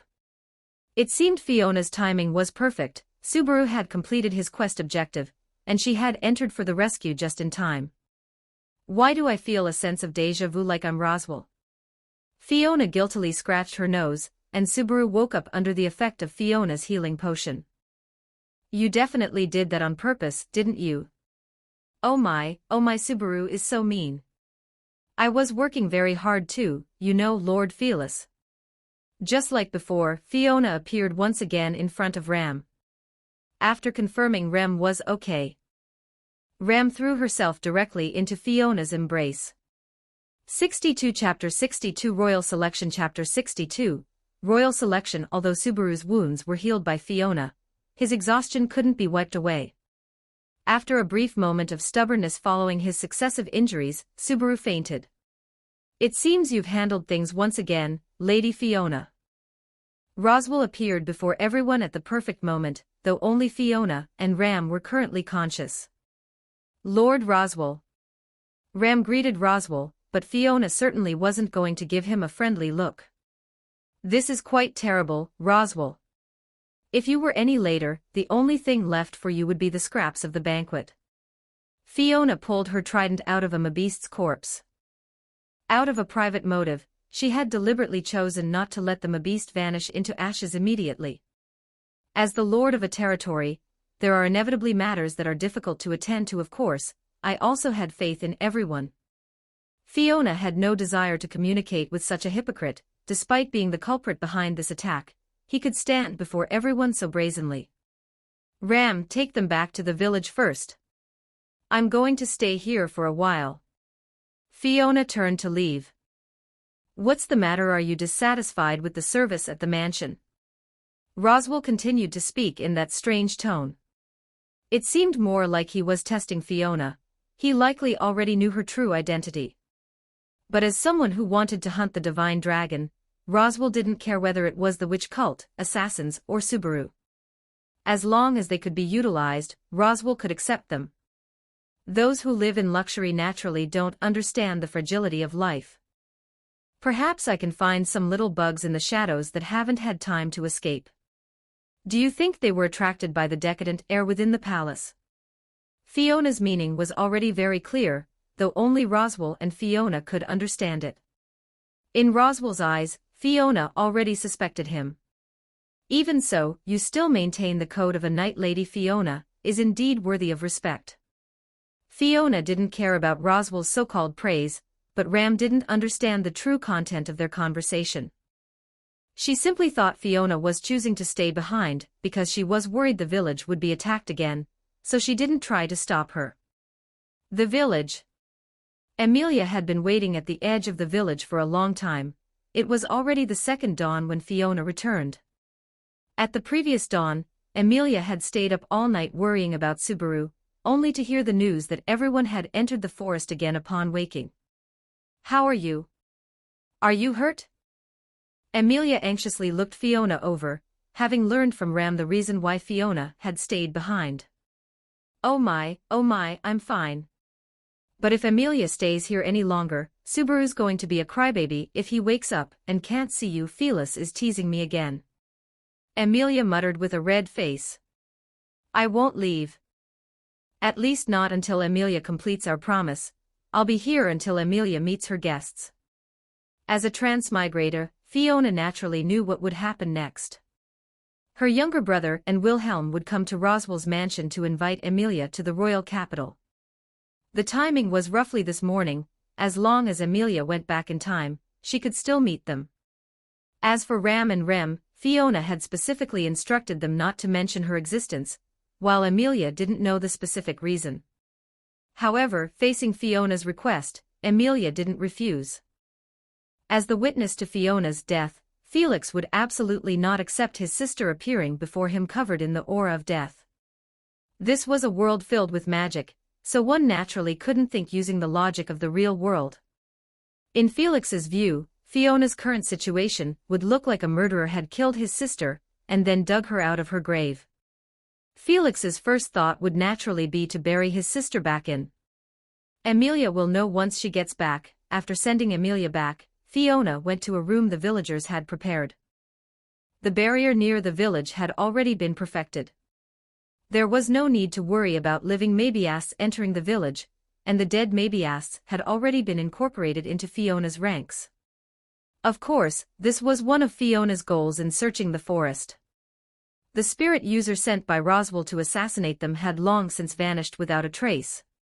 Fiona didn't doubt for a second that even if this spirit user really defeated her, they would still press an ear to the ground to listen for her heartbeat. The strike Fiona used that night, comparable to a nuclear explosion, had long since left a shadow in the mind of that spirit user disguised as a child. When she stepped into the forest, Fiona had sensed a humanoid life form rapidly leaving the area. Afternoon. As expected, the clumsy Subaru followed along, while the idle Fiona was surrounded by a group of curious children. All right, looks like I should head back too. You can't get snot on me next time, okay? Seeing Subaru and Ram coming to pick her up, Fiona ruffled the heads of several children. Although the texture was quite good, it still wasn't as good as the fluffy feel of demi-humans. I feel like Felis is fantasizing about something very wicked. I was thinking about dressing Subaru up as a femboy maid, and then giving him to a madman with many hands as a gift for his diligence. Where on earth do you collect so many words that leave people speechless? Fiona and Subaru were engaged in their daily bickering, while Ram followed quietly by Fiona's side. It seemed that only by staying near Fiona could Ram feel at peace. A certain friendly person who has lived for over 100 years, isn't afraid of the sun, helps 20-something-year-old elders down the stairs, and can find a grand prize under a manhole cover told me. It seems Felis's social circle is quite broad. Subaru seemed unable to catch Fiona's meme, or perhaps the meme about Fiona hadn't appeared yet at his point in time. Is Felis going to the royal capital with us too? It seemed Amelia had told Subaru about Fiona, but since Fiona was going to act together with them, there was no longer any need to hide anything. It was only a matter of time before Fiona was completely exposed, but before then, Fiona also planned to leave a big gift for Subaru to harvest some fun points. Chapter 63, The Trial from Pride. Great, looks like our team has one more person. Subaru had his own little thoughts. In his mind, Fiona was definitely a friend with off-the-charts combat power who could be trusted. Moreover, Subaru had asked Amelia, and Fiona hadn't taken a side in any royal selection team. With such an outstanding teammate by his side, Subaru couldn't even imagine how he could lose. Since Subaru had already chosen Amelia, and was aware of the royal selection, after coming into contact with Wilhelm, he also had a rough understanding of the severity of the situation. And now was the time for Subaru's move. Look, we have Big Sister here. Ram was very reluctantly pushed into Fiona's arms by Subaru, and there's also the fluffy kitten and the cute spirit girl. I've observed carefully, Felis definitely likes fluffy things just like I do, right? Oh my, Subaru discovered that. There's really no helping it then. Ram clung tightly to Fiona's side like an octopus, just as Subaru had said. Fiona's preferences were just that simple. It could be said that the cards Subaru played were indeed correct, if things were as he knew them. Fiona would most likely have joined Amelia's camp, but unfortunately. I'm very sorry, Amelia, but I cannot join your camp. Subaru, who was about to follow up on Fiona's expected, I agree, was stunned and looked at Fiona in surprise. In Subaru's view, the reason Fiona came here was for the demi-human girls, Ram, and Beatrice. Did I guess wrong? Or is she here for Amelia? It couldn't be because of me, right? Having no clue, Subaru could only give up thinking. There's no need to refuse so bluntly, and there must be some reason. Subaru seemed to want to try and salvage the situation, even though Puck and Roswell didn't seem weak in combat power. But after experiencing so much, compared to Fiona, Subaru always felt something was off, even though Fiona was also somewhat unreliable. In reality, Fiona was not a combatant under Amelia. Subaru had also asked Rem, and learned about the general relationship between Fiona, Rem, and Ram. Instead, everyone owed Fiona quite a few favors, so trying to keep Fiona around with so-called bonds seemed unlikely. If I had to give a reason, maybe it's because I don't like clowns.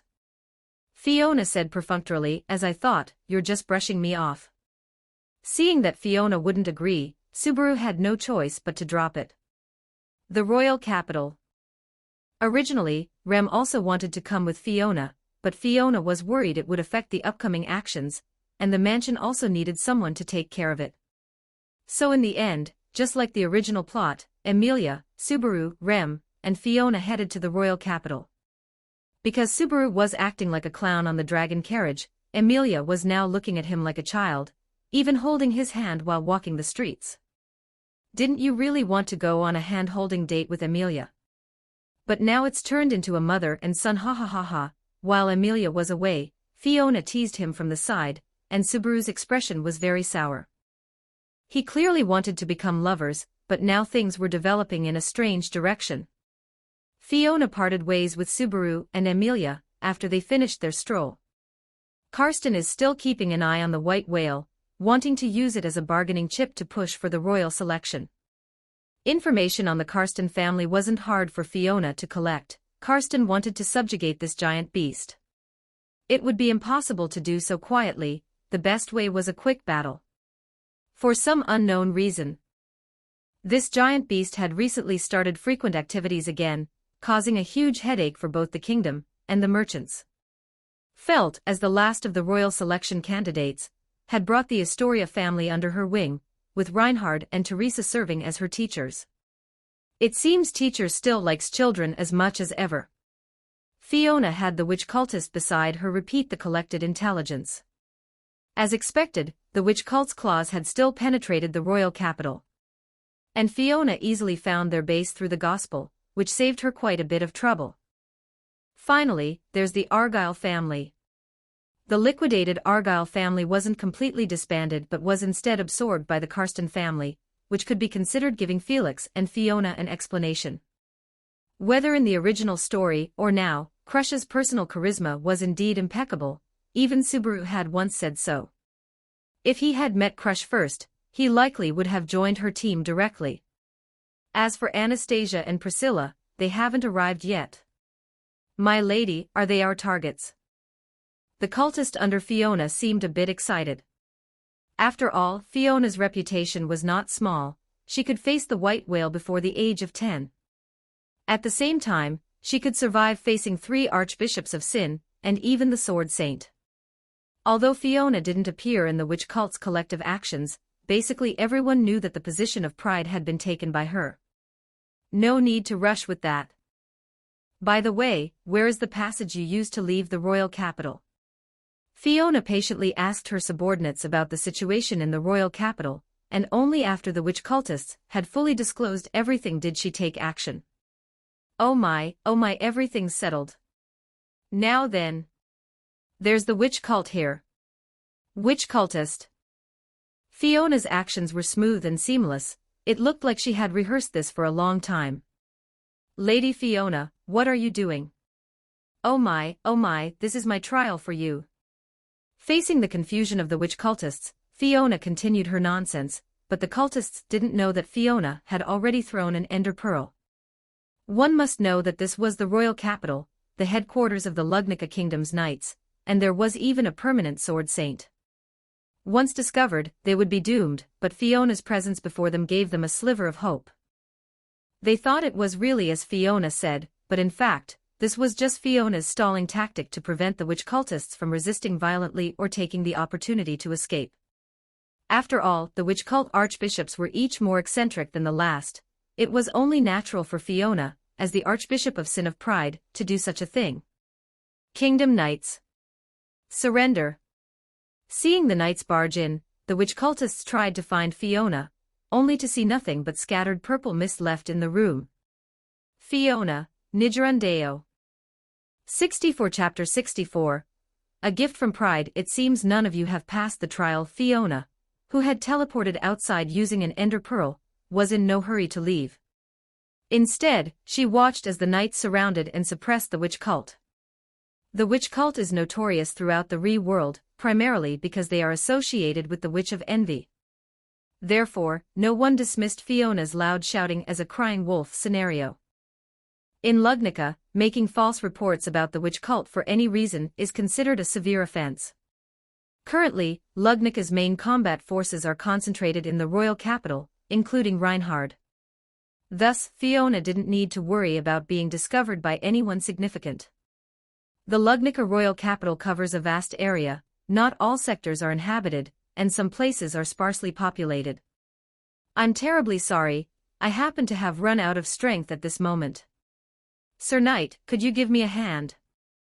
The woman's voice was very gentle, but to Fiona, it was more than familiar, even though Fiona had never truly seen her face. She could distinguish the person's identity just by hearing her voice.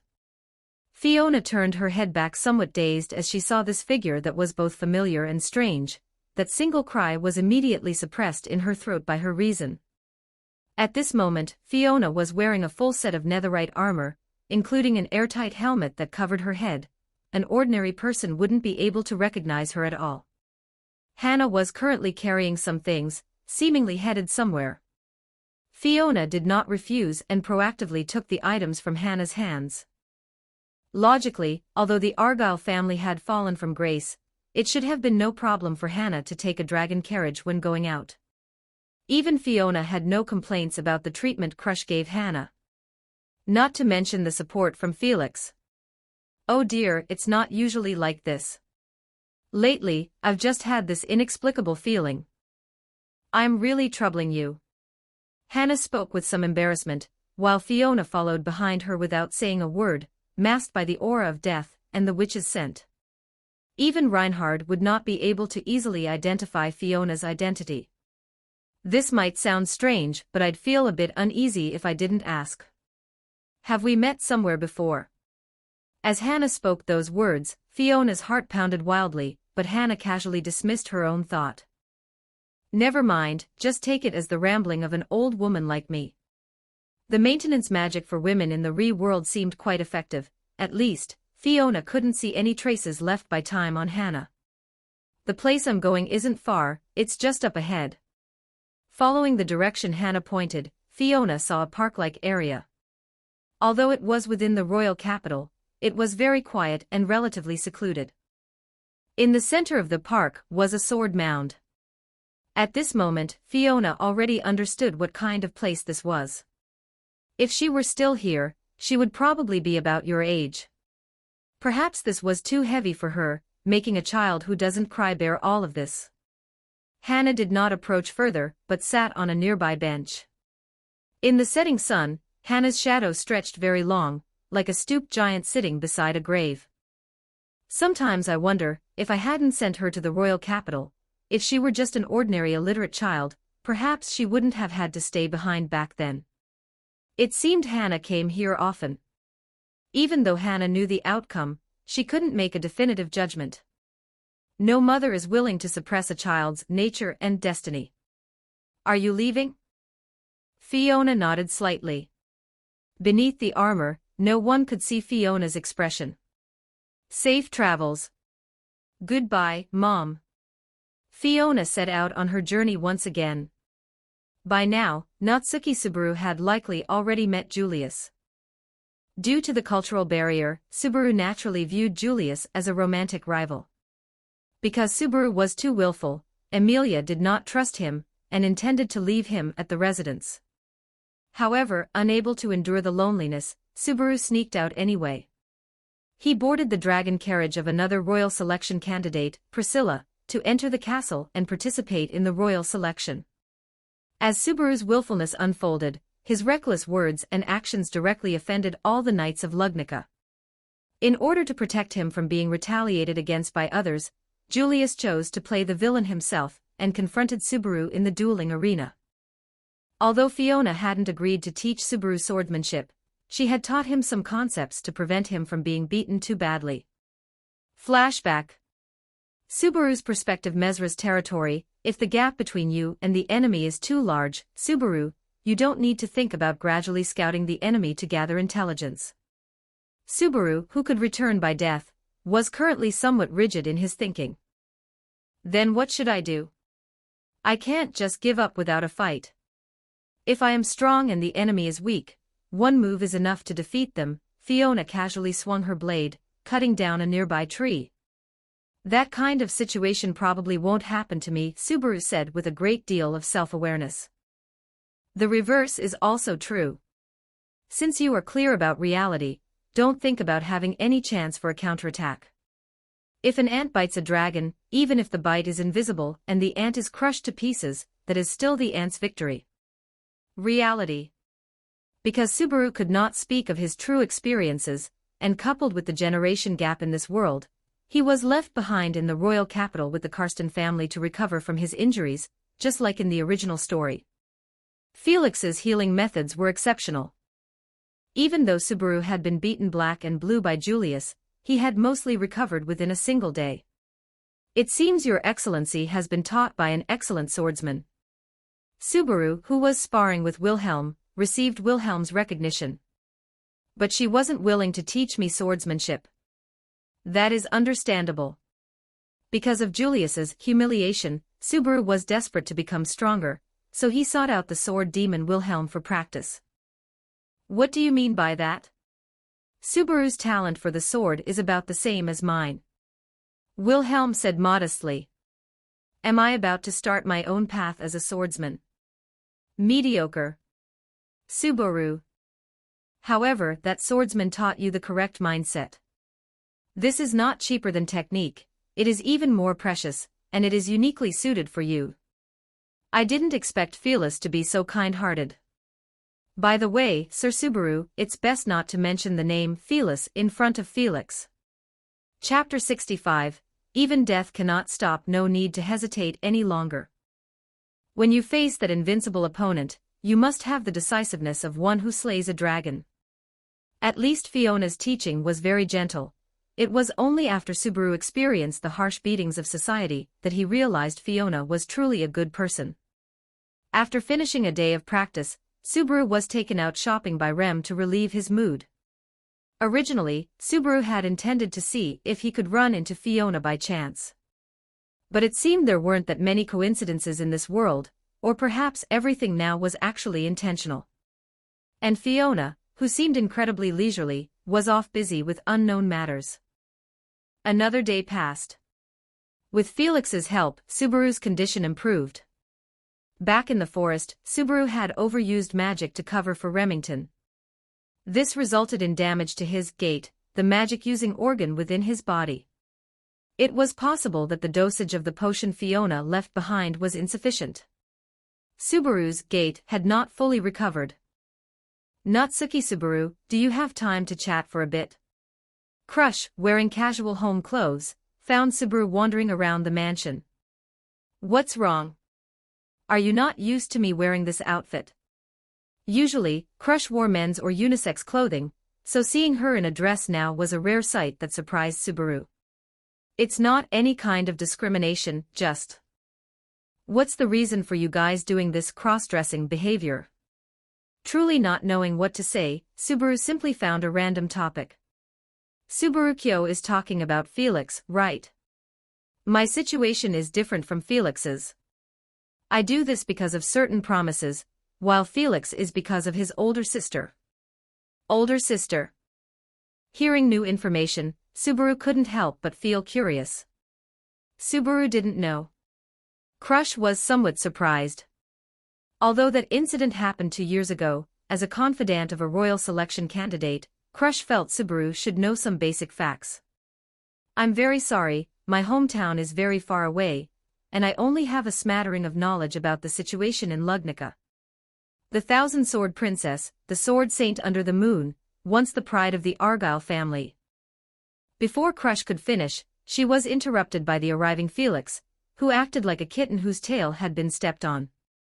Felix was so angry his fur was standing on end. In a momentary lapse, his patient had started hitting on his beloved. This was definitely some abnormal development. What's wrong? Crush still didn't understand why Felix was so surprised, thinking she was just like usual, only the person drinking with her had changed to Subaru. Men are all a bunch of wolves. Who knows what Subaru, who was just abandoned by his master, might do. Meow, don't exclude yourself. Subaru felt a bit discouraged hearing Felix's words. The only cheat Subaru had after transmigrating to this world was return by death. Beyond that, he had no combat power at all, and didn't even know basic etiquette. There wasn't much he could do to help Emilia in the royal selection. Subaru-kyo must not give up here.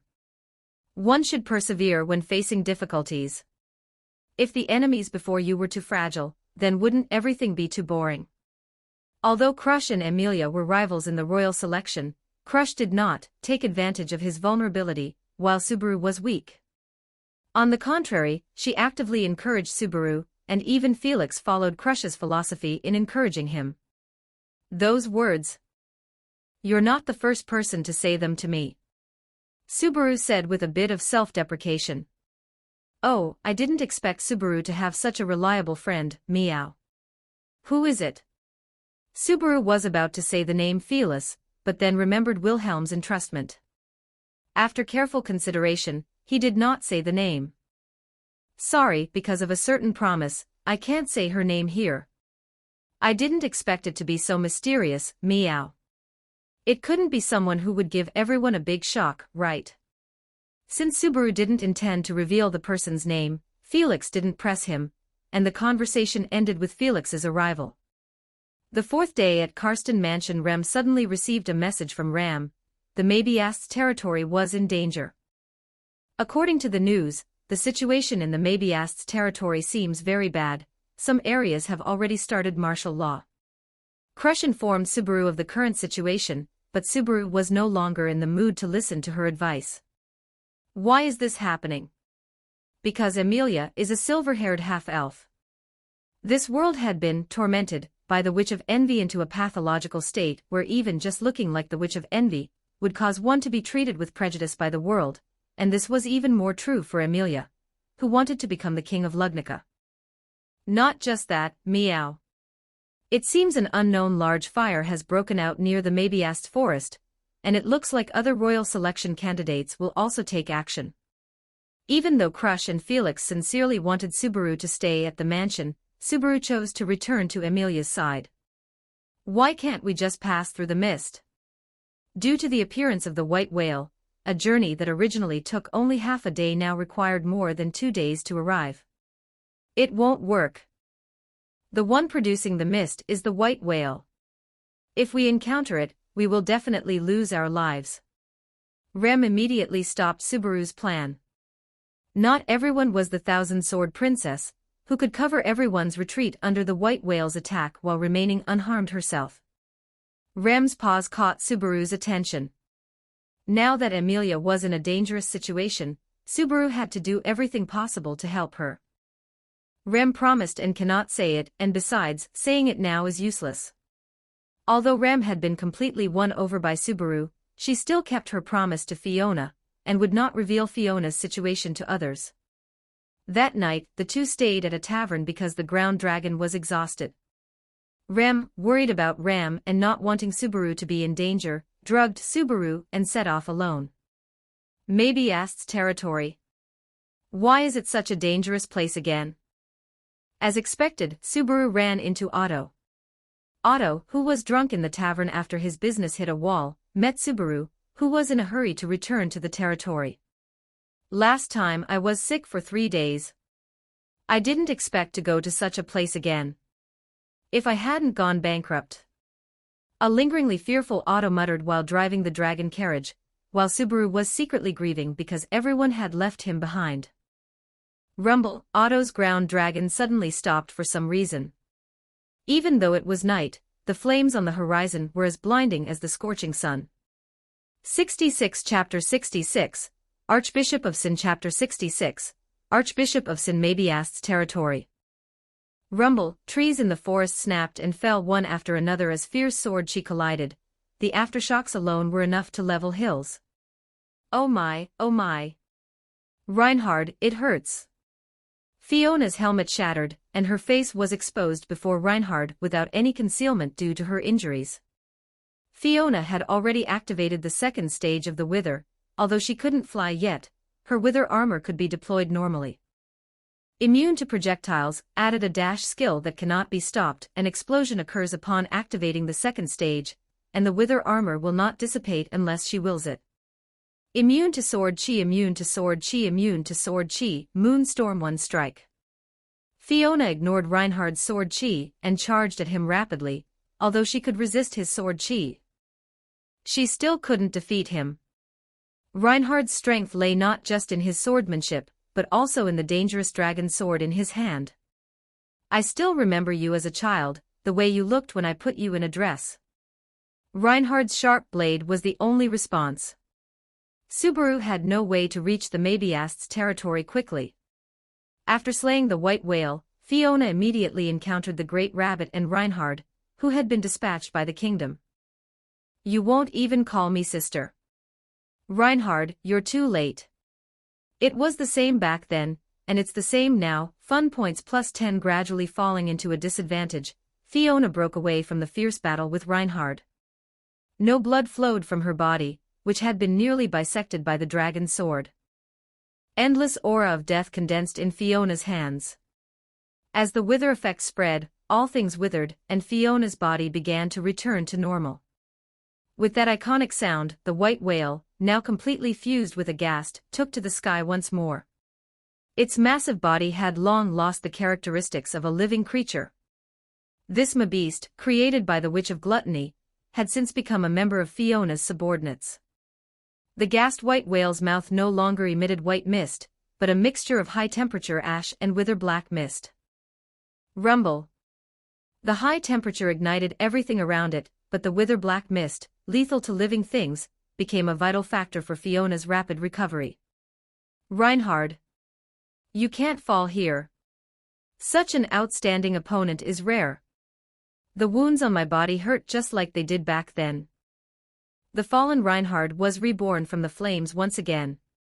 The divine protection of immortality made it impossible to kill him by normal means. You are Lugnika's sword saint, with everyone behind you. Reinhard, look at what you've actually protected. A fully recovered Fiona attacked again. Reinhard swung the dragon sword directly toward Fiona's silhouette.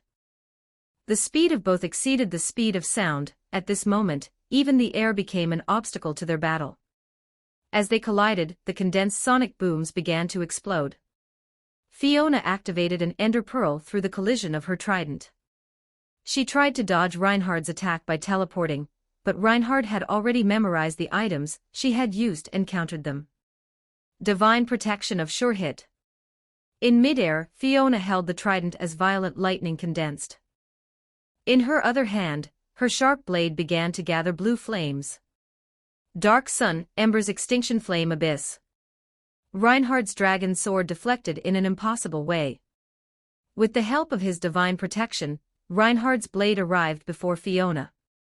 In just an instant, Fiona, whose status had just been fully restored, had her second stage activated once again. Flames surged toward Reinhard like a flood but were abruptly cut off. The triggered wither explosion and Fiona's fall damage caused the ground to cave in. The scale of the impact far exceeded the previous hunt for mabiasts in the forest. Mountains were leveled, thunder dissipated, and flames were extinguished. Even Fiona was swept away by the shockwave. She finally came to a stop after colliding with the white whale, which had tried to intercept her. But the white whale was in bad shape. The mere aftershocks of the battle were enough to leave it covered in wounds. Its massive body, which once roamed the world unopposed, became a liability when facing combat power of a completely different level. Fiona hadn't intended for it to be a primary combatant anyway. Its main role was to serve as a mobile fountain. Fiona ignored the white whale's cry of pain. Its massive body couldn't even take flight again after catching her. Amidst the billowing dust, that striking figure appeared once more. If Fiona wanted Subaru's white whale subjugation battle to proceed smoothly, she had to gather enough combat information now. The addition of the Great Rabbit only added more variables to the battlefield, and Fiona's encounter with Reinhard was inevitable. An excellent strike. Reinhard, you've truly grown a lot. Now, use your teacher's sword in your hand to kill her favorite student once again. Fiona had already received the fluctuations of death from afar. It seemed Subaru had arrived at the mansion of mazes. Amelia's death awakened Puck's memories. It must be said that Puck's abilities were only used after Amelia's death. He was basically useless when needed, but had no problem dealing heavy blows to his own teammates. A piercing chill began to spread through the world, and Subaru also died under Puck's freezing air. Fiona dropped the sword in her hand. The battle ended here, everything had become meaningless. Perhaps you already realize how heavy the sword in your hand is, Reinhard. Loss is inevitable. The rampaging mana stirred up endless freezing air, even making Fiona's flames flicker. However, Fiona was immune to most effects, and the cold was no exception. Reinhard's blade swung toward Fiona, and at the same time, Subaru's return by death activated. Immediately after, time was frozen, and Reinhard's sword stopped in midair. Lugnica Royal Capital. Standing on the street, Subaru was stunned. The massive blow left him unable to react, everyone in the mansion had died before his eyes. But perhaps due to Fiona's butterfly effect, Subaru did not fall into a vegetative state like in the original plot. We must return to the mansion. Chapter 67, Betelgeuse. With his heart filled with fear and panic, Subaru had no time to think. He didn't even know what had happened by the time he reached the Mesra's territory. He only saw everyone's corpses and the remains of the invaders. This was also Subaru's first encounter with the witch cult. Unaware of their origins, he only knew that Emilia needed help now. As for the well-intentioned dissuasion from Crush and Felix, he naturally cast it to the back of his mind. And Rem chose to believe in Subaru unconditionally. If something is troubling Subaru, you only need to tell Remington. Even if I can't solve it, I think I can help share some of the burden. Rem drove the dragon carriage while Subaru sat beside her. Subaru fell into a conflict as he recalled the previous scene, where Rem had chosen to leave him behind. The mansion was about to be invaded, yet he didn't even know the origins of the invaders. The mansion is in danger, someone is going to invade. Before Subaru could finish his sentence, the ground dragon pulling the dragon carriage was decapitated and crashed to the ground. The moving dragon carriage slammed into the ground dragon's fallen corpse and flipped into the air. Subaru's world spun, followed by a heavy crash onto the ground. The delayed pain snapped him back to his senses. What happened? Subaru looked up, only to see several black-robed figures appearing before him. Because Subaru had used return by death not long ago, the witch's scent on him had reached an exaggerated level.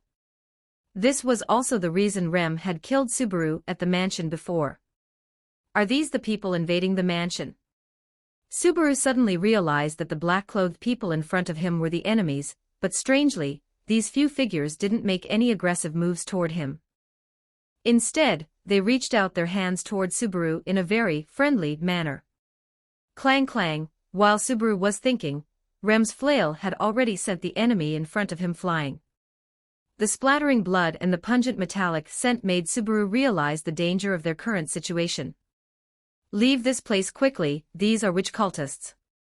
The heavy flail danced rapidly in Rem's hands, crushing all the surrounding witch cultists. Subaru, who lacked combat power, could only be forced to dodge. Fortunately, these witch cultists seemed to have reservations and did not use magic. Therefore, Subaru wasn't in too much danger, and Rem could take the opportunity to kill more witch cultists.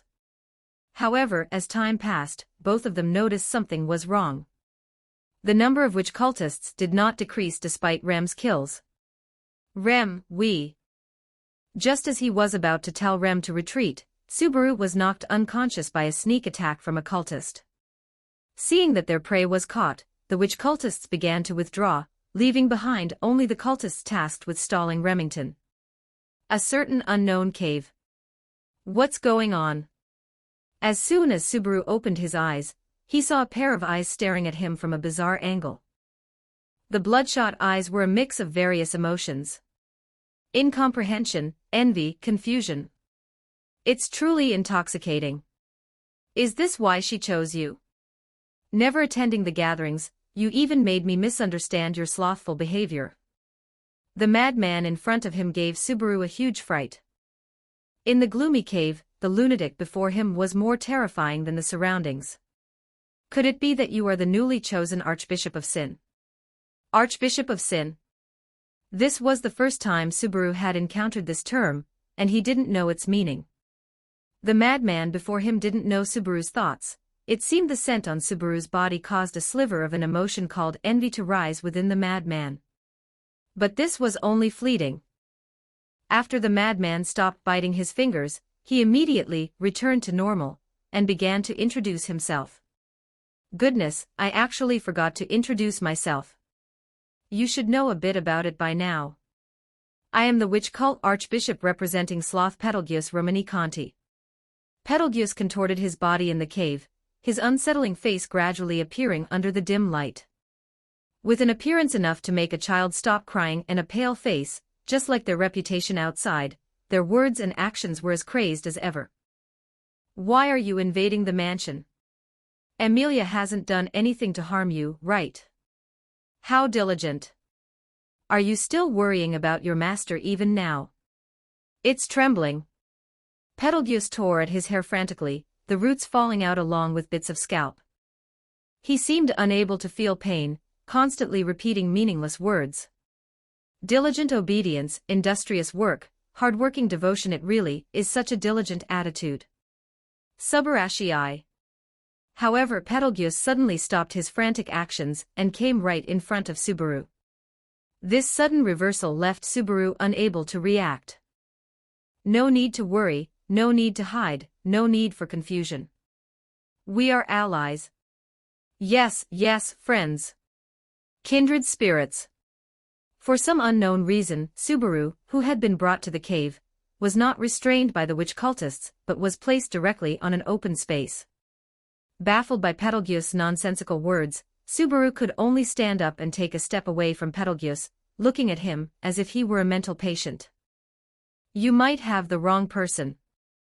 I don't know you, and I don't know what you're talking about. However, Betelgeuse seemed to think Subaru was still trying his best to play the role of an inside agent.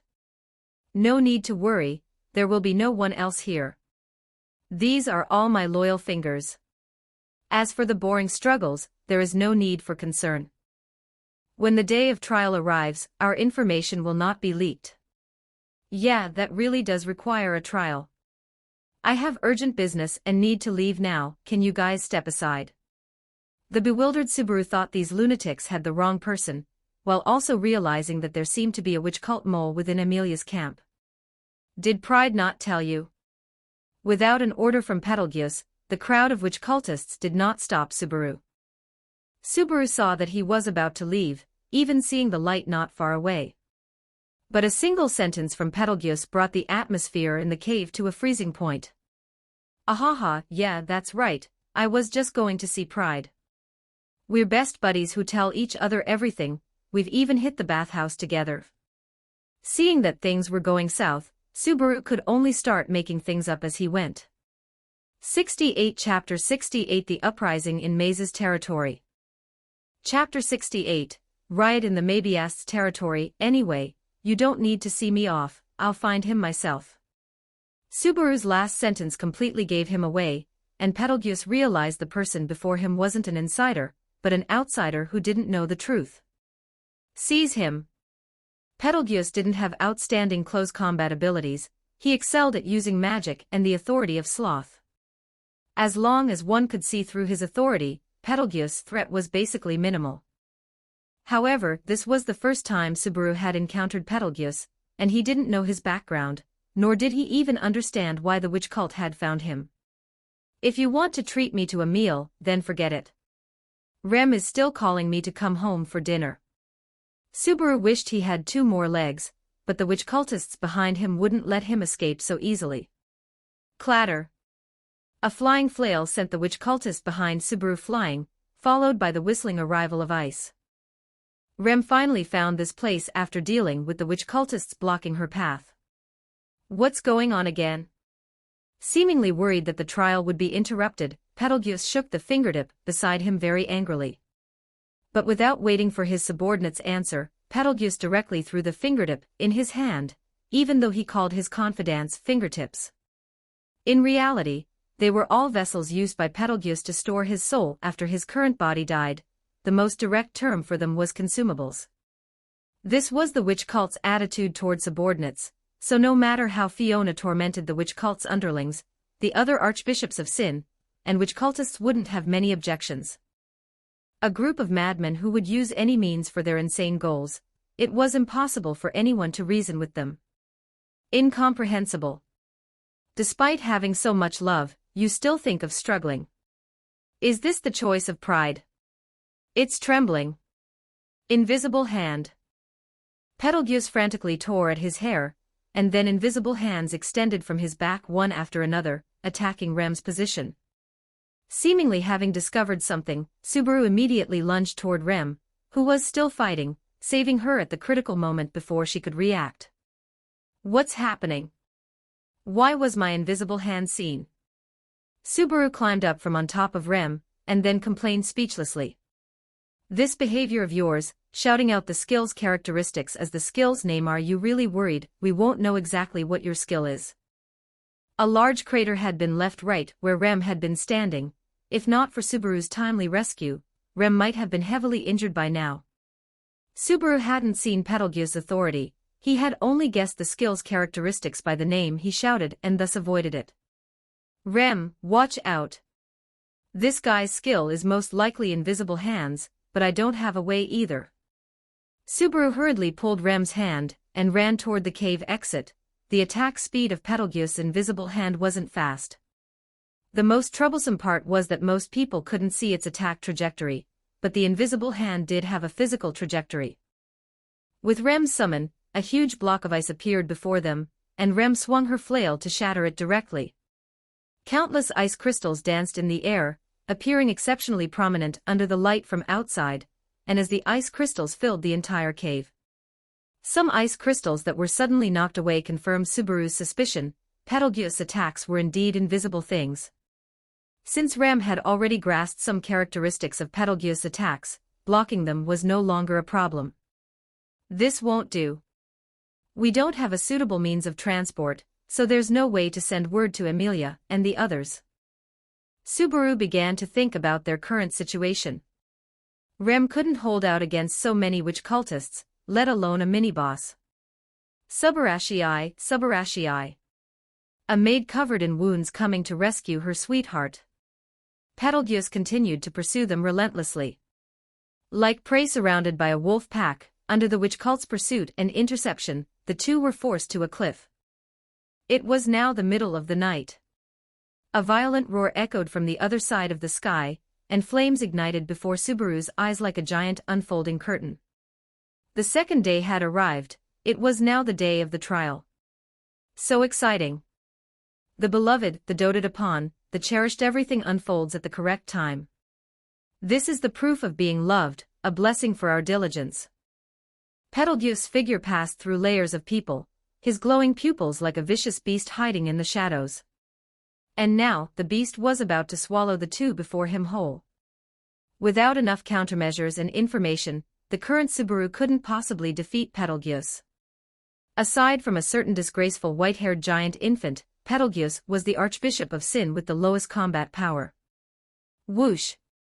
A fire arrow struck a witch cultist perfectly, and the blazing flames ignited the surrounding vegetation. What's going on? Subaru looked back in surprise. In the night sky, the flying fire arrows turned into streaks of light illuminating the world, flying from the other side of the sky and descending toward the position of Subaru and the others. Having seen Fiona's methods once before, how could Subaru not know whose handiwork this was? From the side where the curtain of fire rose, they poured down like raindrops. Betelgeuse also saw the severity of the situation. Although he didn't know the archer's background, he had to settle this quickly. Whoosh whoosh whoosh whoosh. Fire arrows arrived one after another, even directly hitting Betelgeuse's invisible hand. The arrows, which seemed to have precognitive abilities, made it impossible for the witch cultists to resist. Rumble. But after a massive explosion, the supporting arrows instantly ceased, giving the originally flagging witch cultists a chance to catch their breath. What's going on? Subaru thought Fiona would arrive soon, but aside from the arrows, he didn't see anyone coming to support. Lord Felis is likely fighting something. Subaru, we can only rely on ourselves here. Terrifying shockwaves from a battle in the distance tore mountains apart, and the river was directly evaporated by the intense heat. Chapter 69, The White Whale Attacks. Trees burned rapidly just from contact with the high-temperature air, and the once fertile land became desiccated, turning into yellow sand. Reinhard, what do you think is the purpose of my persistence? Fiona pulled the broken sword from her body. Having already fused with two wither skeleton skulls, she could no longer feel pain. The only way to defeat the undead is to erase them completely. This amount of damage wasn't enough to kill Fiona, but it did leave her heavily wounded. Being distracted in such a battle is a grave mistake, let alone the fact that Fiona had directly crossed the battlefield to support Subaru. As a price, the white whale, which was originally intended to be a mobile fountain of recovery, was killed by Reinhard. To recover quickly, Fiona had no choice but to use an instant damage potion. How grand you look, Reinhard, gathering all the world's favors for yourself. Reinhard, why is it that you are the sword saint? Without the environmental buffs that favored her, Fiona's exchange with Reinhard became even more disadvantageous. Whether it was the blazing flames or the withering mist, these were all countermeasures Fiona had devised to deal with Reinhard. To face Reinhard, Fiona had to use every means at her disposal. It wasn't that I chose the Sword Saint, but that the Sword Saint chose me. Reinhard repelled the attacking Fiona. Kesaku calamity of 10,000 woes. The cluster of crescent moons suspended in midair instantly transformed into life-taking streams of light. An attack sufficient to wipe out an army of 1,000 was stopped directly by a single slash from Reinhard. You really leave no room for argument, Reinhard. You must be afraid, aren't you? Afraid of having your family ties stolen, afraid of having your light taken away. Pandora acted directly as Fiona's mouthpiece, and began a war of words with Reinhard, while simultaneously helping Fiona collect fun points. After these 2 rounds of combat, Fiona had collected quite a few fun points. I have never felt envy toward Fiona's brilliance, and I deeply respect Fiona's wishes. Even if Fiona were to become the Sword Saint, I would have nothing to say against it. Reinhard was not swayed by Fiona's words. Like a perfect warrior, Reinhard had almost entirely isolated his own emotions. Actually, I've always had a question. Do you know something about the reason why I can't distinguish other people? As the only human whose true appearance Fiona could see clearly, she had always harbored suspicions about Reinhard. After all, as a child favored by the world, it was normal for him to see through some issues. I simply felt that Fiona was very lonely, so I added a divine protection to myself, wanting to become friends with Fiona. It just seems it wasn't very useful. It seems the young Reinhard had his own little thoughts back then, but due to busy training and missions later on, the two didn't have many opportunities for interaction. That won't do, Reinhard. Taking the opportunity to pull away, Fiona pulled out her longbow. The fire arrows that flew out were like a bursting flood pouring toward Reinhard. The arrows Fiona fired now depended on her hand speed. As long as the bow was fully drawn, the arrow would have maximum power. Fiona didn't need to worry about aiming or the mechanics of the shot. With the assistance of MC items, Fiona's ceiling with these weapons was far higher than others. Not letting emotions affect combat is a quality an excellent warrior should have, but that doesn't mean a person has no emotions. Seeing Reinhard charge straight at her, Fiona, knowing her arrows couldn't stop him, could only put down the longbow in her hand. She casually summoned a sharp sword to engage Reinhard in close quarters. You are just looking for a flaw in my defense. Reinhard spoke Fiona's true intention directly. If the battle could be ended, Fiona didn't want to keep being on the receiving end. Was I found out? Well, there's no helping it then. Fiona ignored the dragon sword thrusting toward her, and fired one last arrow toward Subaru's location. The purpose of this save point had mostly been achieved. Subaru now knew of Emilia's current predicament, and there was no point in torturing him further. Second return by death. Fiona's last arrow helped Subaru kill an approaching witch cultist. The day of the trial had begun, and Betelgeuse had long since vanished in the chaos. By the time Subaru regained his senses, the flames on the horizon had been extinguished, followed by overwhelming cold winds and flying snow. As the beast of the end from the permafrost, Puck intended to use the entire world as a burial offering for Emilia. And the first to bear the brunt was Subaru, who had narrowly survived. Subaru, who now knew the general situation, began looking for reinforcements, but the situation in the royal capital was not optimistic for Emilia. Even though Emilia had reached an agreement with the Felt Alliance, Fiona's battle with the Great Rabbit would surely attract Reinhard. Even if Emilia understood the danger of the enemies, there was no way to effectively respond. For Emilia, the enemies had directly increased by one Archbishop of Sin, and a swarm of Mabiasts. If I don't bring back reinforcements, there's no way to handle the current problem. Felis and Reinhard are both away, and Crush is unwilling to help. By the time Subaru returned to the Karsten mansion, it was already night, and any attempt to find other factions for help would have to wait until the next day. Unsurprisingly, Subaru couldn't get help from any faction. Helping a political rival without any benefit was something no royal selection candidate would do. It looks like we can only find people to evacuate the villagers first. Because the time had been moved forward, the white mist had not yet appeared on the shortcut from the royal capital to the Mesras territory, and because of the situation in the Mesras territory, Subaru had long since forgotten about the white whale, one of the 3 great demon beasts that Rem had mentioned. Just as Subaru was using his phone to check the map, the mist representing death had already begun to envelop the merchant caravan. The horror of the white whale lay in the fact that even though its body was massive, it could still appear silently beside its prey. Even back when Teresa took Fiona to subjugate the white whale, it took a tremendous effort just to find it. Woo! While the merchant group was terrified, a giant pupil had already appeared beside Subaru, drawn by the witch's scent on him. The white whale accurately found the caravan's location. In this world, whether it was the witch cult or the Mabiasts created by the witch, they would all be attracted by the witch's scent, and for Subaru, who had already experienced return by death twice, the scent on him was already very strong. 70 Chapter 70 An Unfinished Destiny Chapter 70, Unfinished Fate. Wilderness, a night under the moon. Where are you heading to? The white whale attacked the caravan without any surprise. The shockwave generated by its massive body alone scattered the caravan. Merchants who lost their way in the mist could only drive their dragon carriages aimlessly through the thick fog, and those swallowed by the white whale were simply forgotten by the others.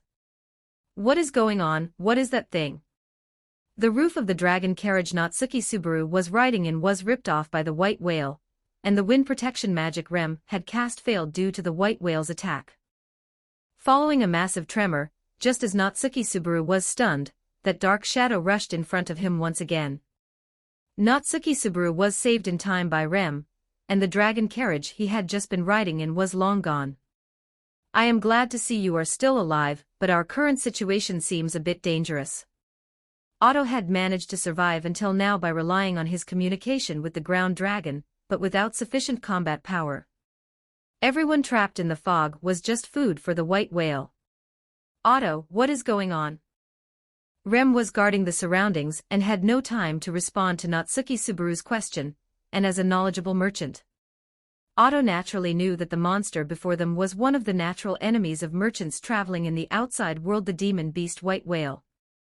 Just as Natsuki Subaru was about to stand up, the white whale's massive figure appeared behind the dragon carriage, and he felt a huge suction force coming from behind. The white whale had already opened its bloody maw, wanting to swallow everyone whole.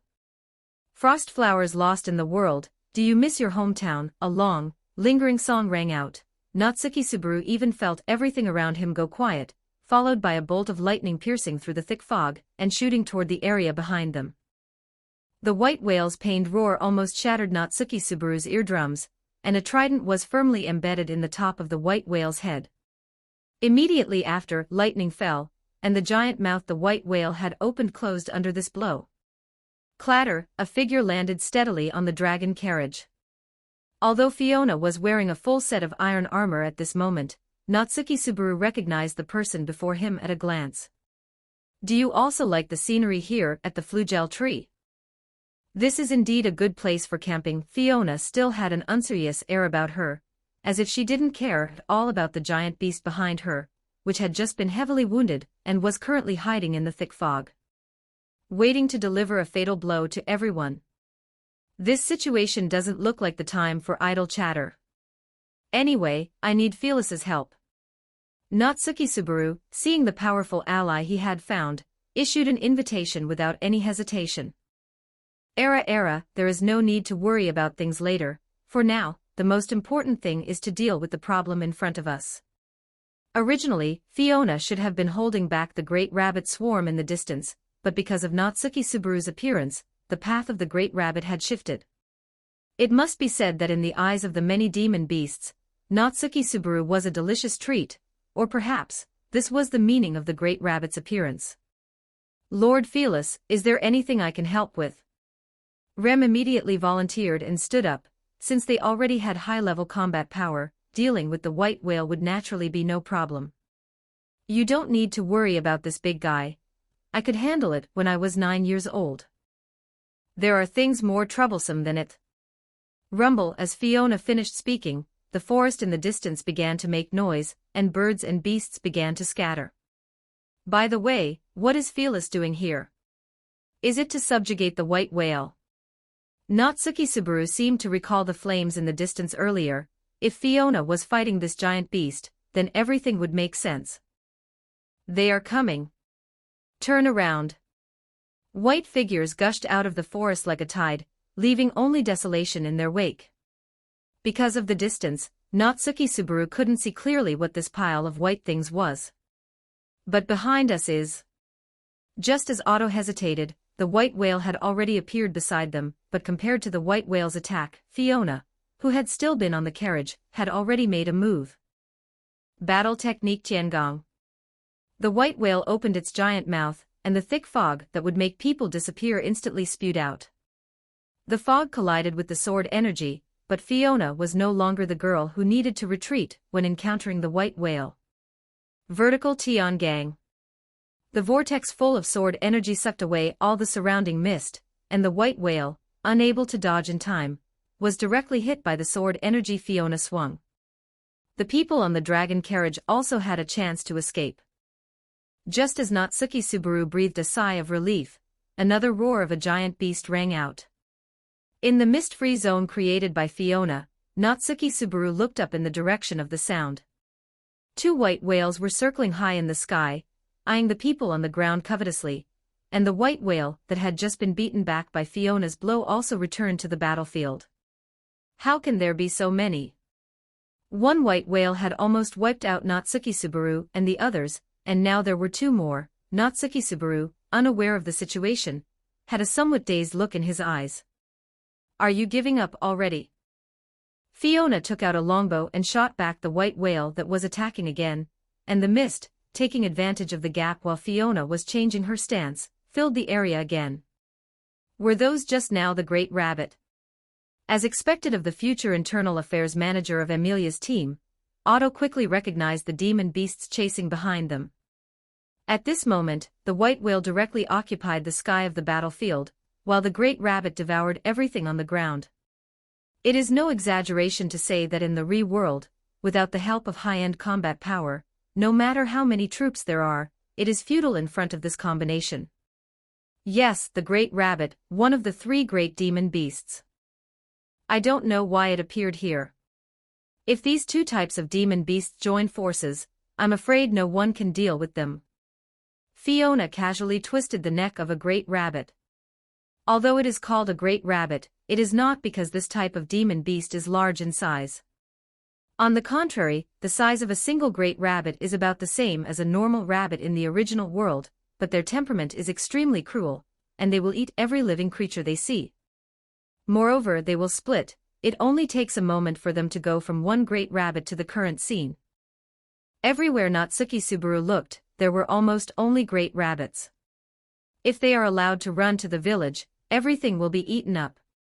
Although their combat power is not strong, they are surprisingly troublesome. As long as Fiona misses one great rabbit, the great rabbit swarm will immediately reappear. The difficulty is no less than having Tsujikuni Yorichi and Musen play Fruit Ninja. Every slash cannot miss. When Fiona has not mastered area of effect attacks, it is impossible to exterminate the great rabbit. Chapter 71, Desperate Song of Calamity. I will intercept the threatening Mabias as much as possible for everyone. Please do your best to survive. Just as Subaru was pondering the information Fiona had brought, Fiona had already made a decision as the 2 types of Mabias gradually approached. Fiona jumped directly off the dragon carriage, standing between the Mabias and the group. Lord Felis. Subaru, who hadn't had time to react, watched helplessly as Fiona jumped off the dragon carriage. In Subaru's view, Fiona's actions were no different from seeking death. A single white whale was enough to put Rem into a hard fight, let alone now that the number of white whales had reached 3, and there was also the great rabbit, a beast of the same level as the white whale. Dark sun, embers, extinction flame, abyss. Violent flames suddenly rose, turning into an impassable high wall, blocking herself and the Mabiasts outside the wall. Subaru could not see the scene of Fiona fighting the Mabiasts, but the deafening sounds of battle already proved the intensity of the fight. Whoosh! Just as Subaru was at a loss, a huge figure passed through the fire curtain Fiona had left behind. A fully unleashed Fiona would naturally attract the attention of other powers. Reinhard, who was originally supposed to intercept the Great Rabbit, was drawn in by the traces of Fiona and the Great Rabbit. Fiona's previous well-intentioned tip to Amelia had unexpectedly ended up backfiring on her in the end. Mainly because the kingdom's top combat power ended up facing off against her. Otherwise, after driving away the Great Rabbit, Fiona could have even easily dealt with the white whales blocking the way. The huge figure shook its body, seemingly not yet having reacted. Fiona's attacks were no joke. Facing a giant meat shield and a mabeast that could multiply infinitely, Fiona's attacks poured down like raindrops. A violent explosion happened right next to this white whale clone, pushing the white whale through the fire curtain Fiona had left. For Subaru and the others, the white whale was actually a more friendly enemy. If it were the Great Rabbit, in just an instant, Subaru and the others would have experienced the same pressure as Fiona. But even a white whale clone was not something Subaru and the others could handle. The white whale clone possessed the exact same skills as the original. The thick fog alone, enough to make people lose their way, was difficult for Subaru and the others to withstand, not to mention that of the 3 people on the dragon carriage, only Rem possessed combat capability. Subaru and Otto were at most support-type teammates, even as Rem continuously swung her flail, which could crush Subaru's head, at the white whale. But these attacks could only briefly intercept the white whale for a short while. Subaru. As if having made some kind of resolution, Rem suddenly stopped her movements. The blue-haired girl glanced at the bewildered boy. Subaru must live on well. This is what Rem hopes for. The shockwave brought by the white whale sent Subaru and the dragon carriage flying together. Subaru, who had no time to cry out, was already in midair. In Subaru's peripheral vision, everything he was familiar with had already been swallowed by the endless white mist. An unknown amount of time passed. It hurts so much. Subaru only felt as if his entire body was being torn apart. As his consciousness cleared, sharp pain flooded his body like a tide. Where am I? Subaru endured the sharp pain and groggily propped up his body. It was still night, but he didn't know how much time had passed, maybe 1 day, maybe 2. It seemed that neither the white whale nor the Great Rabbit had taken an interest in Subaru, or perhaps the Mabiasts had already been driven away by someone else. In short, Subaru survived until the end alone. As if remembering his original goal, Subaru stumbled and ran towards the Mabiasts' territory. The location where the merchant convoy was attacked was not far from the mansion, but the sudden white mist had made everyone lose their direction. Big Brother Subaru. When Subaru arrived at the village, the villagers were looking at the disheveled Subaru with strange expressions. How is everyone? Seeing Subaru's distressed look, Petra quickly brought over some tea, but Subaru had no time to rest now. Everyone? Who is Subaru talking about? It's Amelia, the very beautiful big sister, and Ram, the pink-haired one who always likes to cling to Felis, and the blue-haired maid Rem. Everyone. Are those new friends Subaru met in the royal capital? Petra didn't look like she was joking. Just like Petra's reaction, the villagers also didn't know who the people Subaru mentioned were. Fiona's interception had brought a glimmer of hope to the villagers, but the mansion further away was not so lucky. The Great Rabbit and White Whale, having deviated from their paths, attacked the mansion where Amelia was. Fiona was locked in a fierce battle with Reinhard. Why did it turn out like this? Under Subaru's lead, Petra and Subaru arrived at the site where the Roswell mansion originally stood, and except for a conspicuous giant crater, the two did not see anything else. What's going on? Subaru remembered the knowledge Fiona had shared with him on the dragon carriage. Anyone attacked by the white whale would be forgotten by others. The current situation perfectly matched what Fiona had said. There must be a way. This time Subaru successfully survived, but almost everyone except for Subaru had perished in this disaster. Squelch! Subaru had just called out Petra's name, when he heard the sound of flesh being sliced by a sharp blade. The girl from the village fell directly in front of Subaru. I didn't expect there to really be a lost lamb here, little brother. There's no one here to protect you this time. I hope you've taken good care of your bowels. The gut hunter had accepted Roswell's employment. Emilia was already dead, and Roswell's faction had completely lost the chance to turn the tables in the royal selection. Subaru was of no use to Roswell anymore, so death was the best ending Roswell could give Subaru. Elsa licked the blood-stained blade in her hand, closing in on Subaru step by step. Third return by death. The double torment of body and soul made Subaru howl in pain right on the street. The startled fruit stall owner thought he had caused Subaru some emergency. Rem then brought Subaru to a deserted high platform. 72 Chapter 72 Alliance Chapter 72 Alliance Lugnica Royal Capital. What a willful child. Oh my, making such a scene in the middle of the street, and ending up collapsing on Rem's lap. Fiona, having finished gathering most of the information, proactively sought out Natsuki Subaru, though it seemed the previous save file had taken a heavy toll on him. Even with Rem's encouragement and support, Natsuki Subaru still needed some time to recover. Is there something you need, Lord Felis? At this moment, Fiona was wearing a full set of netherite armor, with a sword strapped to her waist, looking every bit like she was about to stir up a huge commotion. The witch cult is about to attack the Mabiast's territory. Fiona was not Natsuki Subaru, she could speak of what was about to happen. And since the intelligence had been mostly gathered, there was no need for Fiona to continue torturing herself and Natsuki Subaru.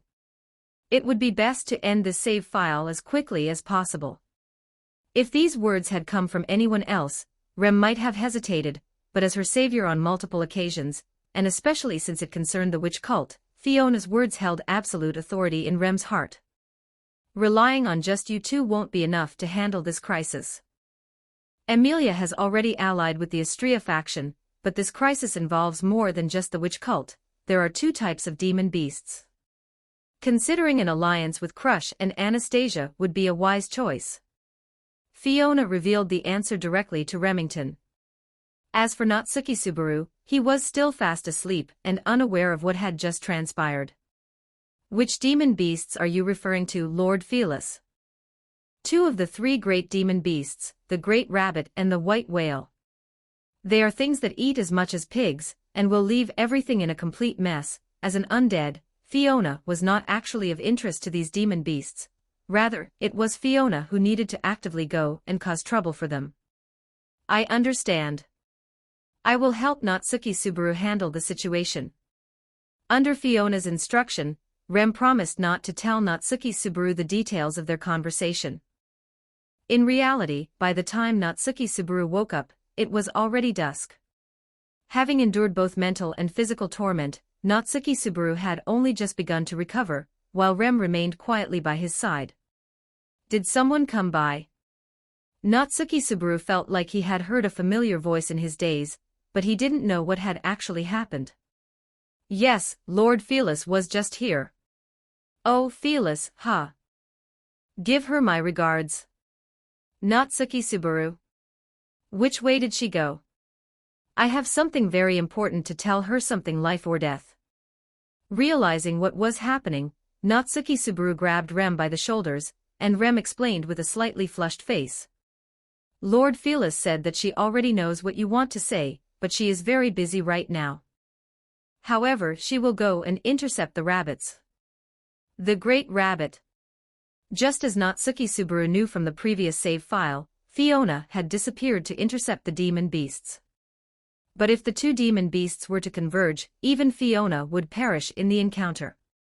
Otherwise, in the previous save files, Fiona could even spare the attention to draw her sword and support Natsuki Subaru. Doesn't that prove that having Fiona handle the Great Rabbit was very easy for her? Even so, we are still lacking reinforcements.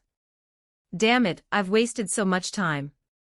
Natsuki Subaru, if it's the white whale, perhaps a merchant might be interested. Rem had learned the general information through Fiona. Anastasia, one of the candidates for the Lugnica royal selection, had built her fortune on caravans. Caravans traveled to every corner of the world to collect wealth. Aside from bandits and the witch cult, what they feared most was the giant demon beast that loved to devour caravans, the white whale. Therefore, even without gaining any other benefits, simply eliminating the white whale was a good thing for a merchant. No matter how much money there is, you need your life to earn it. Killing the white whale would greatly open up trade routes for merchants and ensure their safety. Anastasia. In his previous attempt to ally with the caravan, Natsuki Subaru had gathered quite a bit of intelligence, including the fact that Anastasia also had designs on the white whale. However, no matter how powerful a royal selection candidate might be, it was difficult to slay a demon beast that had run rampant for hundreds of years. Not to mention that it could easily end in mutual destruction, leaving one at a disadvantage in the royal selection. Therefore, an alliance was the best choice for the candidates, and Crush, who also possessed grand ambitions, had set her sights on the white whale as well. But both factions had one thing in common: they lacked any information about the white whale. In the previous save file, Natsuki Subaru happened to be looking at his phone when the white whale appeared, so he had noted the exact time of its arrival. You are a genius. Natsuki Subaru picked Rem up and spun her around, and at the same time, they split up to go and unite the factions.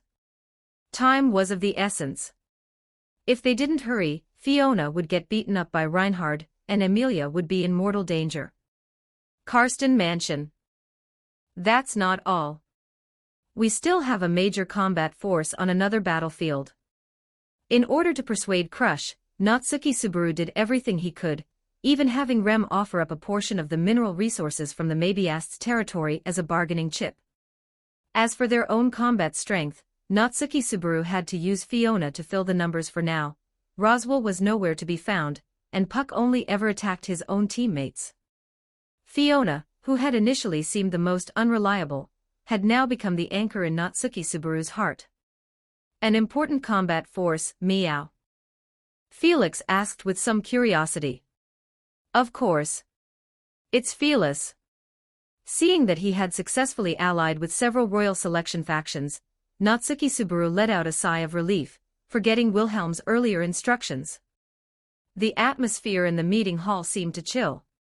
Seeing that the situation wasn't right, Anastasia, relying on her sharp merchant's intuition, made an excuse about needing to reorganize her troops and made a run for it. That's a somewhat familiar name. Perhaps, if there's an opportunity, Natsuki Subaru could introduce her so we can meet. As the mistress of the mansion, Crush naturally wouldn't let the atmosphere become so awkward. Besides, it was just a nickname. Having the same name wasn't exactly rare. If that person were truly alive, why wouldn't she have come back to find everyone? Fun points plus 50. Fiona looked at the notification bar above her head with great satisfaction. It seemed that with Natsuki Subaru's assist, she could reap another big harvest. I heard that the witch cult has been sighted in the Mabiast's territory. Since that is the case, I hope you will agree to let me fight alongside you, Natsuki Subaru. Chapter 73, Before the Operation Mabiast's Territory. Because Subaru did not come looking for Otto in this save point, but was instead uniting other candidates for the royal selection to subjugate the white whale. Thus, Otto directly entered the Mabiast's territory, which had already been invaded by the witch cult. Why do I feel like the path you've led me on is so unreliable? Trusting the words of the ground dragon, Otto drove the dragon carriage onto a small path in the forest of the Mabiast's territory. There's no smell of corpses, but it's also terrifyingly quiet here. At this moment, Otto's dragon carriage was loaded with a full cart of oil. Due to a bad investment, Otto was now in a dilemma. He could only think of ways to sell off the goods stuck in his hands as quickly as possible to recover some capital. What Otto didn't notice, however, was that some unfriendly figures had already begun to appear behind him. I'm doomed, I'm doomed, I'm doomed. Unsurprisingly, Otto was targeted by the witch cult hiding in the forest. Even driving a dragon carriage, it was difficult to escape the pursuit and blockade of the witch cultists. Clatter, I knew I shouldn't have believed you. Didn't you say there was no problem? Because there was still some time before the day of trial, under Betelgeuse's arrangements, the witch cult had not yet engaged in large-scale operations. Instead, they hid in the shadows of the Mabiast's territory, waiting for the right moment, and Otto, who just happened to be passing by, was treated as a threat by them. Under Otto's command, the dragon carriage performed a beautiful drift, dodging the throwing knives tossed by the witch cultists. And Otto was forced to slow down because of a figure in front of him. Oh my, do you also enjoy going for an outing in such an exciting place? Fiona was waving by the roadside, but to Otto, she appeared entirely like another innocent passerby who had accidentally wandered into a dangerous zone. If there's a next time, I absolutely will not save you again. The dragon carriage, which had already run 5 or 6 meters past, turned back directly, and Otto pulled Fiona onto the dragon carriage without hesitation. Fiona, who was originally just traveling, was pulled onto the carriage by Otto for no apparent reason. Fortunately, Fiona simply sat obediently in the back of the dragon carriage. Whether it was because Otto's driving skills were up to par, even though they stopped halfway to pick up Fiona, the witch cult behind them did not catch up. Instead, after Fiona got on the carriage, the distance from the witch cultists grew further and further. Finally, Otto looked back and only saw the somewhat bewildered witch cultists standing in the distance. Perhaps they also didn't understand why Otto was so afraid of the witch cult, yet had pulled an Archbishop of Sin onto his carriage. I've been rescued. Fiona noticed that white mist had begun to rise not far away. It seemed the white whale had already started wandering around the vicinity. It just so happened to appear near the Ferdinand tree at the time Subaru knew, and Otto was also forced to stop because of the white mist before him. Oh no, it's actually getting foggy. Merchants in this world have a natural fear of the white whale. In the original story, because of the white whale, Otto even ran directly into a circle of witch cultists, his fate unknown. Stop talking about people dying. If I don't find a way to escape now, I'm going to be the one who's dead. Otto was brooding over the ground dragon's incorrect navigation, and didn't take the ground dragon's warning to heart at all. The terrified ground dragon did not leave directly due to Otto's command, but it looked so anxious it seemed ready to speak. Fiona, who had stopped, also curiously observed the Otto before her, because she remembered that in the original story, after the witch cult captured Otto, they didn't do anything to him, but simply locked him up. In the end, it was the mercenaries under Anastasia who rescued him and brought him before Subaru. Felis, do you have the combat power to handle these witch cultists? Out of necessity, Otto could only ask Fiona for help. Although Otto traveled everywhere for business, he didn't have any outstanding combat ability. His most prominent trait might be his incredibly low presence. However, the intense battle Otto imagined did not occur. Even though the two had been waiting for a while, the witch cult did not pursue them. I know there's a village nearby, next to the mansion of mazes. As for safety, Otto, you shouldn't need to worry.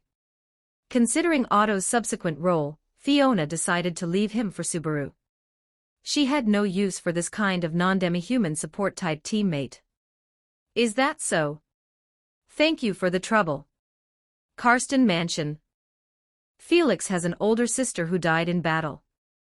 The fully assembled team was undergoing final preparations. This subjugation campaign could be considered the first large-scale operation since the selection members were established. Failure would mean that at least 3 royal selection factions would withdraw from the stage of competition, because both Crush and Anastasia had put forth their full effort. Crush even chose to personally go into battle. Crush's talent in swordsmanship was not weak, it just didn't seem as prominent under Fiona's halo. Yes, a genius girl known as the Thousand-Sword Princess. She died under the encirclement of the witch cult to cover the guests' retreat. As the head of the Hoshin Trading Company, Anastasia naturally knew this information. Then what does Mr. Wilhelm have to do with this? No, why are you telling me this? With your personality, you wouldn't be this kind-hearted, would you? This time, Subaru was being cautious. Merchants are all about profit before everything, not to mention Anastasia, who had already tricked Subaru once in a previous save point. Oh my, I'm just interested in the Felis you mentioned. Such a combat force without an affiliation is naturally something I want to win over. Just like the mercenary group under me, they were all built up bit by bit through my trading company and network of connections. Just like Subaru's previous thoughts, Anastasia made her plans after learning the general information about Felis from Subaru. She exchanged relatively unimportant information for a promise from Subaru to help introduce her. Regardless of whether Anastasia succeeded in the end, she would lose nothing. As expected. But don't get your hopes up, I've invited that person too, but she seems uninterested in these things, though she quite likes demi-humans. Demi-humans? I have an entire mercenary group of demi-humans. The Iron Fang mercenary group under Anastasia was basically composed of demi-humans, which was a special attack bonus for Fiona. Oh no, I didn't expect you to have an ace up your sleeve. Should I have Ram try wearing cat ears later? 74 Chapter 74 Arrogance Debut Chapter 74 Pride Appears. If you like things related to that, I have plenty of preparations. Although the maid of Count Roswell's house is also a demi-human, she definitely can't compare to the feeling of something fluffy, right? Although they had made full preparations for the battle, everyone still couldn't help but feel nervous. Even Anastasia was joking around with Natsuki Subaru, until the arrival of Ricardo, the leader of the Iron Fang. It's truly embarrassing. If it were her, there wouldn't be any need for such a massive formation. Crush had already donned her armor, she had just been standing to the side, listening to the conversation between Natsuki Subaru and Anastasia. Is it Fiona? Natsuki Subaru had learned quite a bit about Fiona's battle achievements. The white whale that everyone was about to face was something she had been able to handle with ease even when she was just a child. Wilhelm's long-cherished wish is to represent his wife and bring Miss Fiona's corpse back to the capital. Fighting the white whale one-on-one, is that kind of situation considered common in Lugnica? According to what Crush said, Natsuki Subaru felt he had already seen two people capable of such a feat, which is why he asked the question. Why would you ask that, Natsuki Subaru? If everyone could do it, the white whale wouldn't have been wreaking havoc in the world for so long. Crush dismissed Natsuki Subaru's question. If we're talking about someone capable of facing the white whale alone, right now, only Reinhard could do it. Felis, Reinhard, Fiona. Natsuki Subaru automatically categorized these three as top-tier combatants. Although Puck and Roswell's combat power was also not low, they were both experts at friendly fire, so Natsuki Subaru had no intention of including them. Maybe asks Forrest. What an unpleasant feeling. At this moment, Fiona felt goosebumps rising all over her body, as if a pair of hands were embracing her. Vaguely, Fiona could even see that the culprit was a girl with silver-white hair. Fiona sat on the path the Great Rabbit had taken several times before. As long as the Great Rabbit horde wanted to pass through here, they would definitely encounter Fiona. However, Fiona was currently bothered by this inexplicable feeling. This counts as sexual harassment, right? I'd rather fight Reinhard. The one bothering Fiona was naturally not Amelia, but the culprit behind all of this Pandora. I love you, what the hell? Fiona jumped up, her hair standing on end. This was even scarier than having the Great Rabbit gnawing on her, yet that sensation was so real. Fiona could even feel a warmth from being held radiating from her waist. Did I awaken some bizarre divine protection or something? If you want to play at something grotesque, don't come looking for me. Why not go find Natsuki Subaru instead? Just as Fiona was speaking, the sound of rustling arose from the surrounding grass, and immediately after, a few great rabbits jumped out from the bushes. But strangely, these creations of the Witch of Gluttony did not start rapidly gnawing on everything around them as they usually did. Instead, they stayed quietly by Fiona's side. This situation, which went against their biological instincts, was rare, and making them act like this was even more difficult. But for Pandora, this was absolutely no problem. She could even make them obedient with just a single word. But this was not what Fiona wanted. If everything went according to plan, these great rabbits would likely be met by a subjugation force. It might even change the direction of the plot. There were too many uncertain factors in this world, and there were quite a few people eyeing Natsuki Subaru. Once the world line shifted, it would develop in an irreversible direction, but Fiona did not act rashly for now. Although the situation with the great rabbits had changed, there was still Reinhard that she needed to deal with. If Reinhard found Betelgeuse first, then Betelgeuse would most likely end up possessing Natsuki Subaru, which would be a catastrophe for him. Watching one's own teammates get killed while being completely oblivious that is not something that could be easily alleviated by Amelia's lap pillow. This is bad. Fiona waited until evening, but still didn't see Reinhard's figure. Perhaps because the great rabbits were too well behaved, Reinhard hadn't come looking for her. Fiona had also tried to simply erase the horde of great rabbits in front of her, but it seemed Pandora had left a contingency. No matter how quickly Fiona handled them, the great rabbits could rapidly recover, and the great rabbits nearby weren't all bunched together. They were scattered around. If she used a large-scale attack, the subjugation force would end up dealing with her instead. Fiona summoned a skeletal horse on a whim and mounted it. It looked like she was going to become a part of this subjugation battle as well. The white whale subjugation battle would take place tonight, and it was very likely that Reinhard would head in that direction. However, Fiona couldn't get too close to the battlefield because Julius and the mercenary group were stationed around it. She still had the horde of great rabbits following her. As Fiona began to move quickly, the great rabbits that were originally behaving quietly beside her also began to follow her movements. Meanwhile, at the white whale subjugation battlefield, the great rabbit. Why does it have to be at this time? No matter how Fiona tried to conceal her tracks, the horde of great rabbits behind her would quickly expose her location. The great rabbit horde, comparable to a moving natural disaster, was naturally strictly monitored by the kingdom of Lugnica. How can this be? Shouldn't Felis be stopping the great rabbit? There was still some time before the white whale appeared, but the great rabbit had appeared early. The subjugation force could handle at most one type of mabeast. If two types of mabeasts converged, then this elite team would have no choice but to retreat. No need to worry too much, Naya. They seem to have been lured away by someone. Based on their trajectory, they won't pass through here. Plus, our people are observing. If things go wrong, we will retreat immediately. Felix said, holding the intelligence brought by the scout. The appearance of the great rabbit undoubtedly brought significant pressure to the subjugation force. However, Felix did not spread this information. Dampening morale before the battle was not a good thing. But it's not all bad news. As far as I know, Emilia has reached an agreement with the Astria family. If all goes as expected, Reinhard is on his way here. Crush rode her earth dragon to the side of the group.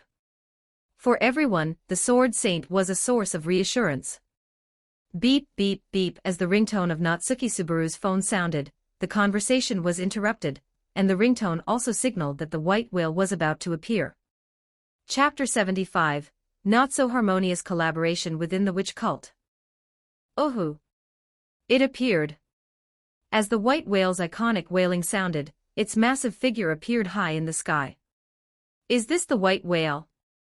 Felix was not a combatant. Under the care of Fiona and Crush, Felix had rarely come into contact with these vicious beasts.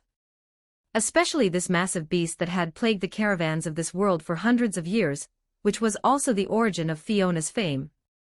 The moment the white whale appeared, the pre-prepared magic devices began to fire. As the energy beams struck the white whale's shell, its massive body faltered. Immediately afterward, the knights on the ground began to act, and under the cover of magic, a group of knights and mercenaries swarmed forward. Under the attack of Wilhelm and the others, the white whale split as expected, but fortunately, Natsuki Subaru had proposed a hypothesis in time. He used himself as bait to lure the white whale's main body hiding high in the sky down, and then blew up the trunk of the flugel tree, letting the trunk pin down the white whale's main body. That was what finally killed the white whale. Remains of the flugel tree. Did we succeed? Felix said in disbelief.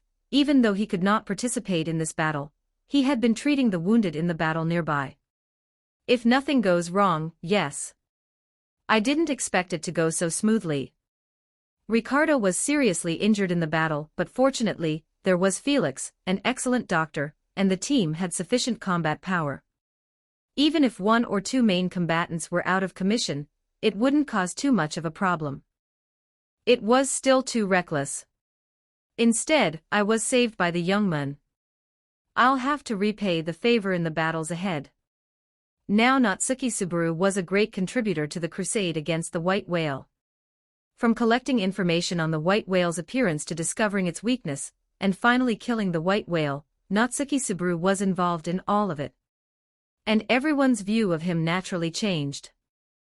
We did it. Felix looked trance-like at the massive figure pinned under the tree trunk. The giant beast that Fiona hadn't managed to kill had died at their hands just like that. And just as everyone killed the white whale, the dawn of the second day had arrived. The day of the witch cult's trial was not far off. Therefore, for the upcoming battles, everyone needed to reorganize and distribute tasks. In the battle just now, many people were seriously injured. It was not suitable to stay in the wild, and the corpse of the white whale, as a trophy, should also be brought back to the royal capital. Crush had frequently used sword energy in the battle just now, and was already exhausted, and the escort of the team also required combat power to guard it. But considering her allies, Crush did not take all the combat power with her. Wilhelm, Felix, and some of the Karsten family retainers who could still fight were left behind.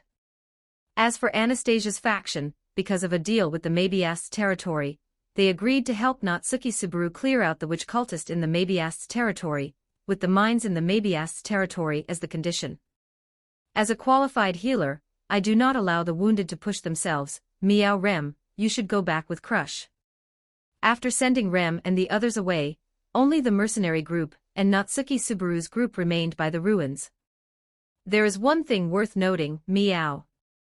Felix suddenly remembered something and said to Natsuki Subaru. We received word from Reinhard before. He should have arrived shortly, but he still hasn't come until now. Could it be that something delayed him? Natsuki Subaru stopped halfway through his sentence. Aside from some political factors, there were very few combatants in this world who could stop Reinhard. He is a very punctual person, but there is no need to worry too much about him. We have all witnessed the strength of the Sword Saint, meow.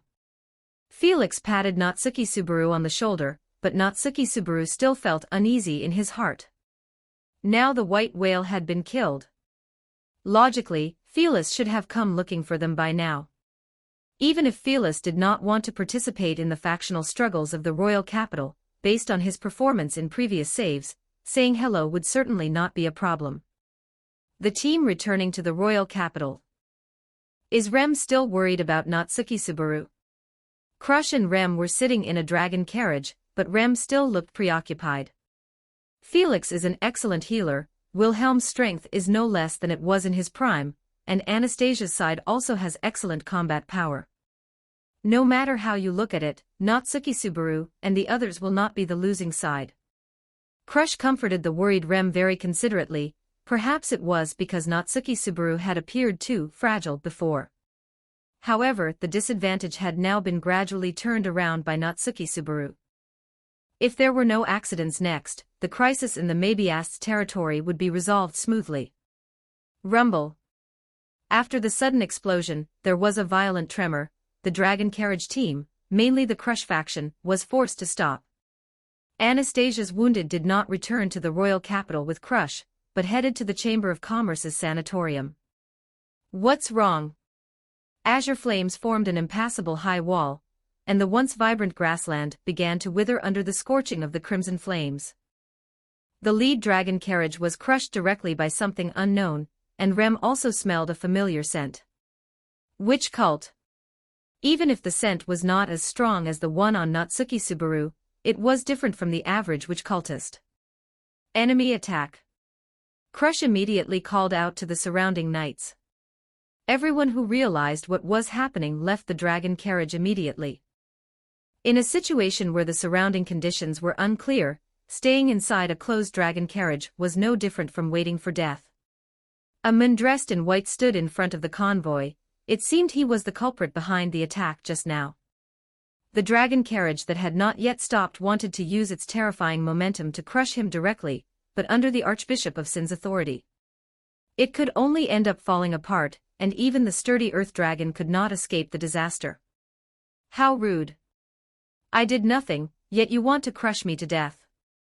Reasonably speaking, you have infringed upon my personal safety. Subarashii. Subarashii, flesh being swallowed gulp by gulp, burning, incinerating, burning it all away. Just as the man in white was speaking, another person walked out from behind the group. Who are you, daring to harm my retainers so brutally? Crush was rarely filled with such rage. Whoosh boom. Just as everyone was at a stalemate, the flames were opened like a curtain. A knight with a somewhat hunched figure stepped out of the flames, and even inside his armor, there were raging flames. Which cult archbishops, greed representative Regulus Corneas? Which cult archbishops, gluttony representative Libatin Catos? Which cult archbishops, pride representative? 76 Chapter 76 The Return of the White Whale. Chapter 76, The White Whale Returns. Blue flames blocked the path of the caravan, leaving the subjugation squad led by Crush at an impasse, as greed and gluttony walked toward Crush. How disgraceful. Pride straightened up, the black armor on his body nearly shattered, and he was covered in arrows and broken swords. Despite injuries that would have killed a normal person countless times over, his movements were only slightly sluggish. Pride raised a hand and used his forearm to snap off all the arrows stuck in his body, while the remnants left inside were withered and decayed. As Pride drank a bottle of instant damage potion, the debris inside his body was pushed out along with his regenerating flesh. Time is tight, we need to finish this quickly. All of you come at me together. Just as Pride had demonstrated, he was a true warrior, and the hammer he wielded in his hand roughly indicated his fighting style. Say, why do you think you can command us? Regulus was the first to object to Fiona's words, true to the typical nature of the witch cult archbishops. They would never take orders from others of the same rank, at most only acting in accordance with the contents of the gospel. Meanwhile, Rai had long since impatiently charged into the crowd. Gluttony, who had devoured countless people, moved freely among them. Most of the people on the dragon carriage were wounded soldiers who had just recovered and could not stop Rai at all, and anyone Rai touched would have their soul stolen and be forgotten. Whoosh! Fiona threw the hammer in her hand, and accompanied by a sonic boom, Rai, who was about to wreak havoc, was sent flying. What's going on? Is this infighting? Considering that Rai had already reached the middle of their teammates, Crush could not use sword energy to intercept him. And Rem estimated that the Regulus before her was not taking direct action. Did my phrasing cause a misunderstanding? By all of you, I meant everyone present, which includes you too. As she spoke, Fiona had already produced a spear, and Rai, who had been hammered directly into the ground, struggled to crawl out, though he could be considered a warrior with rich combat experience. However, he did not have any outstanding self-protection authority, and Regulus was angered by Fiona's words. After Fiona finished speaking, he had already raised his hand. Accelerated by Regulus through his authority, it attacked Fiona, at an exaggerated speed, and Crush seized the opportunity. As the leader here, Crush would not stand idly by while these madmen fought among themselves, so she raised her sword and slashed directly at Regulus. However, the fierce sword energy shattered directly around Regulus. As long as Regulus's authority remained, no one could attack him, not even Fiona. A violent explosion occurred where Fiona was located, and as the black mist dispersed, all things received the call of death. Regulus and Fiona walked out of the smoke, both unharmed, though a wooden sword that had already been corroded was still stuck in Fiona's chest. What's going on? Crush looked at the two with some hesitation. Neither her own sword nor Regulus's attack had held anything back. Regulus even felt that his authority had been plagiarized, but his already small brain capacity made him unable to think correctly. He could only attack again and again. Successive explosions rang out. Regulus's attacks were deflected after encountering Fiona, and then crashed into the ground nearby. Fiona's speed began to increase, her body turning into a released arrow as she attacked Regulus. I said, aren't you being too excessive? Fiona was not going to listen to this man-child ramble. She had no time to go look for Regulus's wives. Regulus, who had absolutely no melee ability, was sent flying instantly just like Rai. Under the acceleration, although Regulus would not take damage, the knockback effect still existed. In less than half a minute, Fiona had directly knocked back both Archbishop of Sin, Regulus and Rai. So strong. This was Crush's assessment of the Archbishop of Sin before her, who was wrapped in flames and black armor, but Crush did not intend to give up. As the head of the Karsten family, Crush had her own pride, and even death would not make her bow her head. Crush swung sword energy at Fiona, but with a wave of her hand, Fiona dispersed the sword energy. Crush saw very clearly that the person before her had just used the wooden shaft of a spear to swing out sword energy and disperse her attack. Rem's flail followed immediately after Crush's slash, but it was also blocked by Fiona using her spear. Stop him for Lady Crush. The knights beside Crush swarmed forward. Under the same despair, the sense of hopelessness brought by a humanoid enemy might not be the same as that of a magical beast. But for Fiona, these knights' attacks were just a mantis trying to stop a chariot. In just a few exchanges, they couldn't even touch Fiona's armor. They were all knocked to the ground by Fiona, who utilized the reach advantage of her spear. What is your intention? Watching the gradually approaching enemy, Crush said calmly. Unlike Regulus and Rai, no one had died because of Fiona since she appeared. The knights she defeated had at most suffered fractures and fainting, and as for Regulus and Rai, they had long since disappeared. In just a split second, the enemy before Crush disappeared without a trace, and Fiona's figure subsequently appeared on the dragon carriage carrying the head of the white whale. Because the white whale's size was simply too enormous, Crush had not intended to take the entire white whale with her. Instead, she had cut off its head to use as a trophy. The blue flames on Fiona's body dissipated, and as her hand was placed upon the corpse of the white whale, a strange phenomenon suddenly arose. The interior of the magical beast's head began to twist constantly, and the white whale, which had clearly died, seemed to have been granted life. It seemed as if countless insects were writhing beneath the white whale's skin, and the white whale's missing body began to grow back. Its lustreless eyes began to move again, and its giant mouth simultaneously let out a piercing cry, like the weeping of the undead. The already dead white whale had come back to life once again, only its abdominal cavity was now filled with tentacles, and cyan blue flames ignited on its body as it floated in the air. Such a life, how can I let it wither here? Chapter 77, Sloth Subjugation Battle. As the white whale's roar echoed, everyone felt the earth tremble. The giant beast, which the subjugation team had only managed to kill after a night of fierce fighting, had come back to life in this very moment. Crush did not hesitate. The combat strength currently in her party could not possibly defeat the enemy before them. Now the most important thing was to let as many people survive as possible.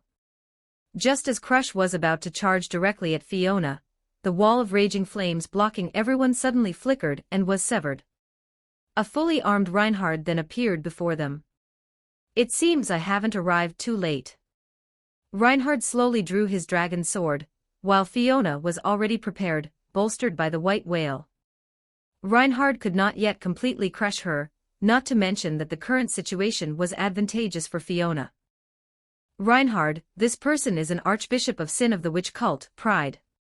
She just resurrected the dead white whale. Crush did not hesitate. Their strongest combat force had arrived, now she only needed to stall. As she spoke, Crush swung her sword again, but the fierce sword energy was caught directly by Fiona's hand. Crush's talent was outstanding among her peers, but unfortunately, she had encountered Reinhard and Fiona. Compared to the sword energy unleashed by Fiona and Reinhard, Crush's sword energy was simply not worth mentioning. Fiona would not sit idly by. Although she couldn't beat Reinhard, the people before her could not survive the aftermath of a battle between the two. In fact, Crush and the others were hostages in Fiona's hands, which was the reason Reinhard had been hesitant to make a move.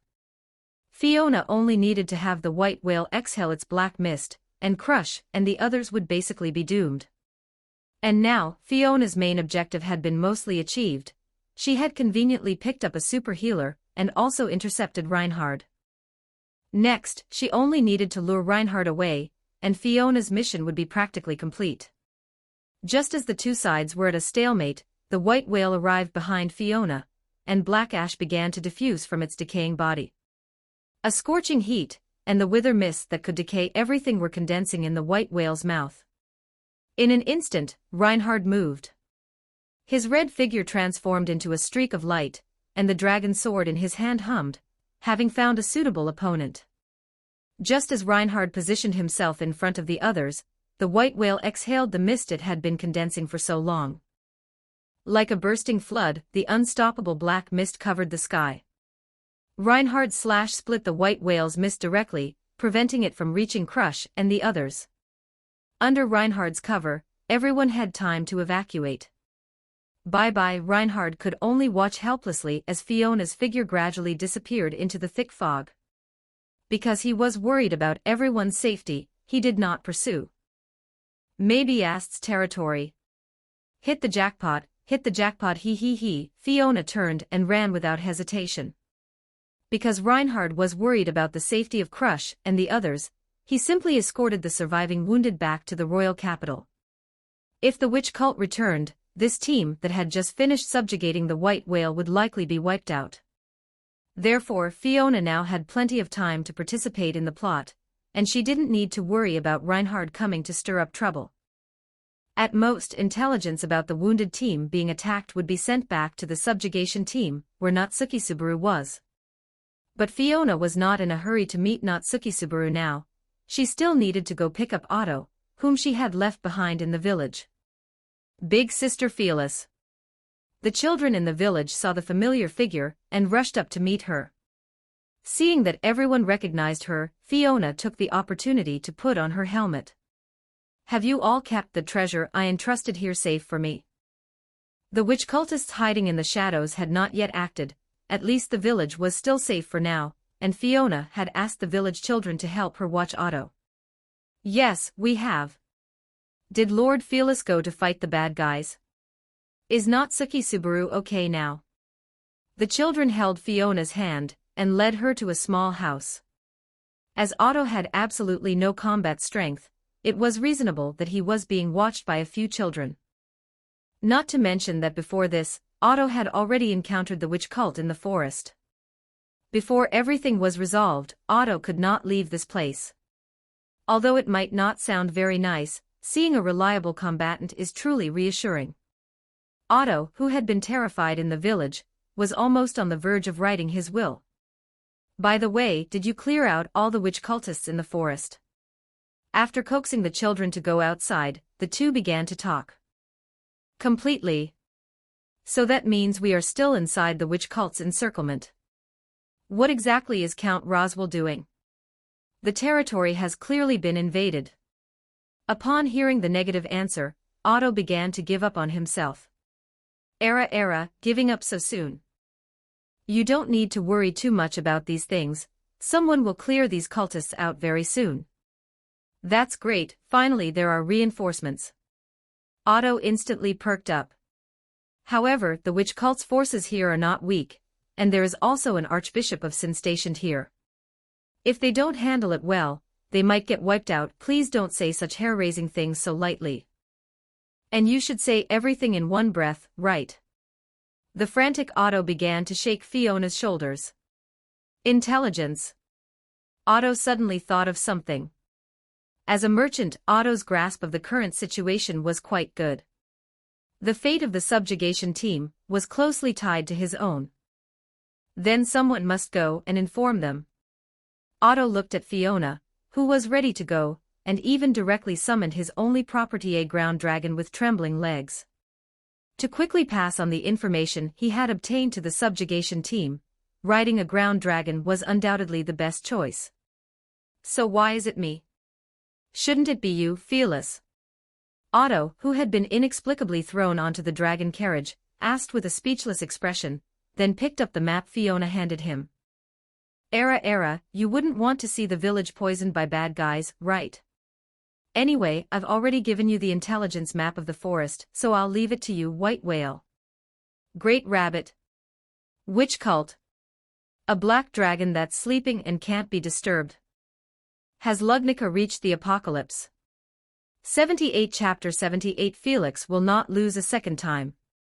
Chapter 78 Felix, not losing again. Maybe Ast's territory. Natsuki Subaru led the subjugation squad into the forest, and because of the thick miasma of the witch on his body, they were not blocked by the witch cultists who came to investigate. Ah, is that so? The gospel, I see. Having already met Betelgeuse, Natsuki Subaru began rummaging through his belongings, stalling for time for his teammates nearby. Although Natsuki Subaru was currently covered in the miasma of the witch, without having received a gospel, he could not be considered a member of the witch cult. Thus, he could not be regarded as a comrade by Betelgeuse, and in his hesitation, Betelgeuse could not confirm Natsuki Subaru's identity. I see, I remember this book that looks somewhat familiar now. It seems I used it to prop up a table leg and forgot to take it back. Seeing that his teammates had reached their designated positions, Natsuki Subaru simply gave up the disguise and used clumsy rhetoric to provoke Betelgeuse. Invisible Hand. After discovering he had been played, Betelgeuse launched an attack directly. Because the scent on his body was strong enough, Natsuki Subaru could see Betelgeuse's authority, and having already crossed paths with Betelgeuse before, he easily dodged the attack. Look, I told you not to announce your skills characteristics, right? Now I can see it too. Natsuki Subaru immediately dodged backward, while Betelgeuse looked at Natsuki Subaru with shock as he easily evaded his authority. Is the proof of being loved just like this, my brain? Wilhelm's sharp sword arrived swiftly, slicing Betelgeuse into 3 pieces, and the madman's words were interrupted as a result. Mimi, acting as a mage, and her younger brother Tivy seized the opportunity to fire magical blasts into the ruins behind Betelgeuse. The instantly collapsing cave buried the group of fingertips. Incomprehensible. Wilhelm wiped the sharp sword in his hand, and Felix also walked over to confirm Betelgeuse's condition. Felix would never forget one of the culprits who had attacked the Argyle family mansion and taken away his sister. He's completely dead, meow. I'm very sorry. Even though Wilhelm-san is a swordsman, I had to make you launch a sneak attack. Plus, it seems you needed some information from them. Seeing that a major combat force of the witch cult had completely perished, Natsuki Subaru finally breathed a sigh of relief, and began to chat with Wilhelm. Natsuki Subaru Dano, there is no need to mind. This old man has long since ceased to care about being a so-called knight. As for the information issue, trying to obtain useful information from the mouths of these lunatics is far harder than killing them. It seemed that this was not the first time Wilhelm had tried to obtain news about Fiona, but although the witch cult lacked strict discipline, the madness engraved into their bones was the same and unchangeable. Trying to learn news about an archbishop of sin from their mouths was basically impossible. Hurry up, let's see if there's anything good. As children raised by a mercenary captain, Mimi and Tivy had already started searching Betelgeuse's body for loot. It was just that these fanatics were not as wealthy as others might think. By the way, what is this? Tivy fished out a strange little booklet from Betelgeuse's body, and upon seeing this book, Felix was stunned. Natsuki Subaru, however, nonchalantly stated the name of the book directly. This is the gospel that Betelgeuse was talking about. A geek. Felix and Tivy both bristled. It seemed this little booklet was as terrifying as a plague to outsiders. It's over, will my hand get corroded too? Just like a corpse. Tivy disgustedly threw the gospel away, and then shook his hand desperately. However, Natsuki Subaru still did not understand what the gospel represented, and picked it up to flip through it. Natsuki Subaru put the book down, meow. Felix hurriedly used a wooden stick to knock the gospel out of Natsuki Subaru's hand, and even stomped on it heavily on the ground twice. Isn't that a bit much? After Felix walked away, Natsuki Subaru picked up the gospel from the ground again, but just like with Fiona, Natsuki Subaru couldn't understand any of the content at all. Natsuki Subaru doesn't know at all, huh? On the way to regroup, Mimi suddenly spoke up. It's about Felix's sister. Another version of the story regarding her death. Some say she also received a gospel, but refused to join the witch cult, and then was died by the black of death and eventually died from it. Mimi directly turned into a little expert on sharing information. And the gospel is the scripture held by witch cultists. As long as you are a witch cultist, you have one in your hand. Everyone has one. Natsuki Subaru fell into deep thought. For some reason, the gospel in his hand looked somewhat familiar, as if he had seen it somewhere before. Actually, not counting the loops, Natsuki Subaru had only been in this other world for less than a month, but he had experienced so many loops. The memory of seeing the little booklet in Fiona's hand back then had long since blurred, and for Natsuki Subaru, it wasn't his first time seeing the witch cult either. As for the gospel, having seen it in the hands of some witch cultist was also something that could be explained. Anyway, Natsuki Subaru, you'd better not carry this book around anymore, meow. Felix, having returned, even actively warned Natsuki Subaru, but Natsuki Subaru was stubborn and even wanted to try to decipher the book in his hand to overcome the witch cultists. Natsuki Subaru did not notice that Felix's mood had changed somewhat because of this book, and in the end, Felix could only leave. Did I offend Felix? Natsuki Subaru, still thinking about how to overcome the witch cultists, did not understand Felix's emotional knot. It's just one of that child's. A disturbance came from the forest. Before Natsuki Subaru and the main force could even regroup, the witch cult had already begun their counterattack. Natsuki Subaru had not cleared out Betelgeuse fingertips, so Betelgeuse directly possessed one of the nearby fingertips. The invisible hand, which was the authority of Sloth, directly tore the members of the subjugation squad to pieces. Except for Natsuki Subaru, no one else could see the enemy's means of attack. That is, the invisible hand. A huge wave rose in Natsuki Subaru's heart. Betelgeuse's corpse was right beside him, so who could be the one using the authority? Attention! Enemy attack! Wilhelm blocked the attacking witch cultists, and the invisible hand also took the opportunity to drag Natsuki Subaru away from the crowd. Chapter 79, Fingertip Mabiast's territory. Whoosh, whoosh, whoosh. Natsuki Subaru was being dragged deep into the forest by the invisible hand, while the rest of the party was unable to rescue him in time due to being pinned down by witch cultists. Damn it, it hurts. What is going on? Is this another Archbishop of Sin? Having no clue, Natsuki Subaru could only guess wildly. Felix, who had been some distance away, arrived just in time, and Wilhelm, who was battling the witch cult, responded immediately by throwing a sharp sword into the air. Natsuki Subaru felt a chill between his legs and quickly twisted his waist to dodge the sword that would have separated his brothers. Where is the hand? With the help of his ground dragon, Felix quickly caught up to the dragged Natsuki Subaru, and immediately drew the sword that Wilhelm had thrown. Felix, slash at the spot in front of my feet. Got it, Naya.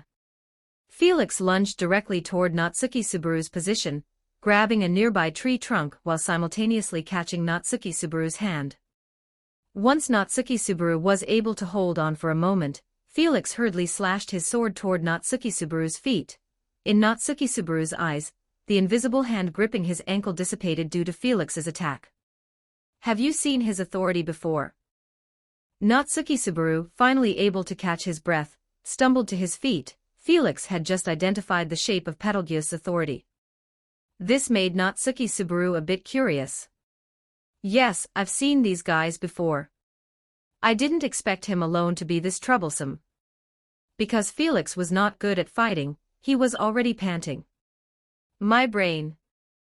It's trembling. An unfamiliar voice with a familiar tone approached from not far away, and Natsuki Subaru clearly saw several invisible hands waving behind him. Incomprehensible, incredible, unacceptable, unreasonable. Why are you able to receive such favor? Betelgeuse fingertip. Natsuki Subaru seemed to recall this person's identity, but most of these fingertips wore hoods, so Natsuki Subaru could not see their faces clearly. I won't let you come over here. Felix blocked Natsuki Subaru's front, and despite having no combat ability, Felix looked exceptionally brave at this moment. I see, is that it? I see, are you a discarded, useless thing? Betelgeuse, possessing the fingertip, recognized the Felix before him as the child who had been protected behind Fiona back then. Still no improvement after all this time. The invisible hand behind the fingertip attacked Felix, but Felix could not see it, and in the end, he was tackled to the ground by Natsuki Subaru. Bones crunching, then piercing through the body. The pitiful child can only watch, trying to cover up their own sloth with tears. Felix looked at the enemy before him with full of anger. The witch cult was very good at attacking the weak points of others' spirits, ultimately breaking their will. However, Felix was not as fragile as he looked. Go to the Nether and atone. Mimi and Tivy arrived just in time, their barrage of attacks blasting directly at the fingertip, who was too slow to react, and Wilhelm also arrived at the scene. Under his fierce offensive, the speed of the invisible hand was simply not enough to stop Wilhelm. In just an instant, the fingertip was struck by Wilhelm and fell to the ground. He should be completely dead, right? Natsuki Subaru said with some uncertainty. Although Natsuki Subaru had encountered Betelgeuse in previous save points, this was the first time he had encountered this situation. Is this the real Betelgeuse? Or is there more than one sloth Archbishop of Sin in the witch cult? Wilhelm also began to speculate, while Felix looked hesitantly at the corpse before him without saying a word. Perhaps others could not see the face of the person who attacked the Argyle mansion during that battle, but Felix, who had been protected behind Fiona, and was on the front lines of the battlefield, knew that this was not Betelgeuse. That's not right, Naya. The sloth Archbishop of Sin that Wanichan encountered at that time wasn't him. There should only be Betelgeuse. Resurrection. Is it really the most troublesome kind? Reminded by Felix, Natsuki Subaru reacted in an instant. If it wasn't a replica, or a body double, then the only possibility was resurrection. One was buried under the ruins, one was killed here. Doesn't that mean we still need to deal with at least 8 more fingertips? Natsuki Subaru suddenly realized. Could there be toes too? Mimi thinks it's better to join up with the main force first. Mimi's speculation was not unreasonable, and Natsuki Subaru really did not know how many people Betelgeuse could possess. It was best to inform the others of the intelligence now. Fortunately, no one else was present during the attack, and they were basically all elite combat forces, so there were no injuries or casualties. This won't do. If the witch cult reaches the village first, then everyone will be in danger. We must go to the village first. When they arrived at the village, they found that the villagers had already gathered. Fiona had seen the subjugation squad approaching through the vision of a necromantic beast. Therefore, she had prepared for Natsuki Subaru early on. Is that Felix? He looks like a nice person. Is he an important friend of Natsuki Subaru's? Julius also arrived, seemingly because the witch cult hated microspirits. And since Julius happened to be a spirit knight, Julius's team had not been attacked too much. I suppose so. Hearing the news that he was still alive was a relief. I originally thought something had gone wrong. Natsuki Subaru had been holding his breath ever since he learned that the Great Rabbit had appeared on the plains, but he hadn't rashly used return by death. Now that he knew Felix was alright, he didn't need to worry anymore. As for Otto, he was on his way with a map drawn by someone with no sense of direction. He should be arriving at the Sage's Tower by now, right? After the main force arrived, the subjugation squad began to organize the villagers to evacuate, while Natsuki Subaru stood to the side to observe the situation. Natsuki Subaru. Felix suddenly covered Natsuki Subaru's mouth. What's wrong? It's a spy from the witch cult. I recognized them at a glance. This time, the witch cult was repeating their old tricks, but Felix had already learned to be cautious. They seemed to be placing something.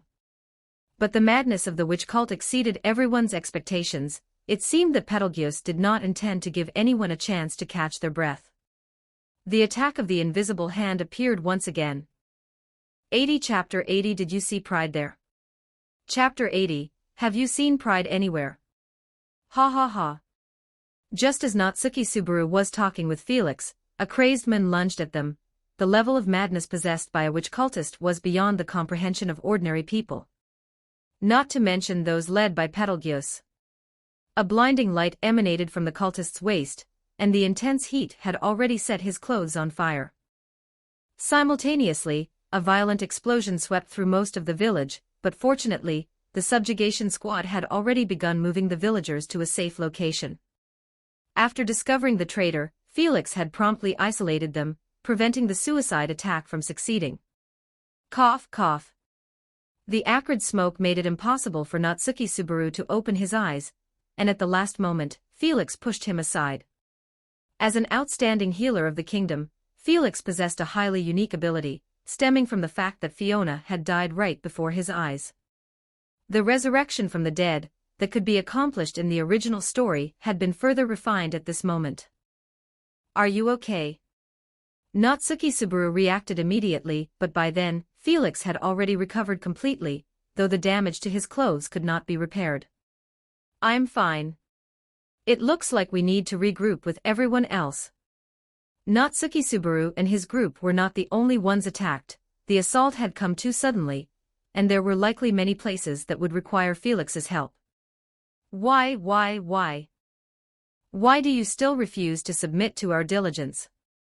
Due to the witch cult suicide attack, Wilhelm had also been injured in the recent battle, and was unable to fight, but fortunately, Felix arrived in time to ensure his life was not in danger. A new fingertip was gnawing on his own fingers nearby, and behind him, a steady stream of witch cultists was emerging. Julius, I'll leave those small fries to you. Seeing that Julius had arrived in time, Natsuki Subaru took on this fingertip directly, and while speaking, he pulled the gospel out from his pocket. This is what you want, right? Otherwise, I might have just used it to prop up a table leg. You despicable, lowly, shameless thief. It really is in your hands. The fingertip tore at his own hair, while Natsuki Subaru ran straight toward the forest. Stop right there. Natsuki Subaru had no time to explain, and left the crowd. Out of trust in him, and because everyone had indispensable work on hand, both Felix and Julius stayed behind. Proof of being beloved, my gospel. You cannot escape. Betelgeuse used the invisible hand to directly block Natsuki Subaru's path, but Natsuki Subaru had long since placed the barrier crystal set up by Amelia in his pocket. Although Fiona had nearly wiped out all the nearby Maybeasts from further away quickly filled the void. Running is useless, the final moment has arrived. Wait a second, I'm saying we've finally found time to be alone. You know about Pride, right? While waiting for the Maybeasts to arrive, Natsuki Subaru took the opportunity to bring up the topic of the other Archbishop of Sin mentioned earlier. Betelgeuse frowned. Yes, we're good friends who talk about everything, and we've even shared life and death experiences. Natsuki Subaru said this, spinning a line of nonsense that even Crush couldn't find fault with, to fool the Betelgeuse before him.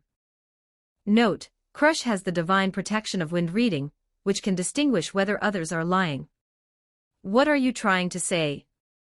I'm saying, internal work really needs to be coordinated well. I haven't seen her for half a month, right?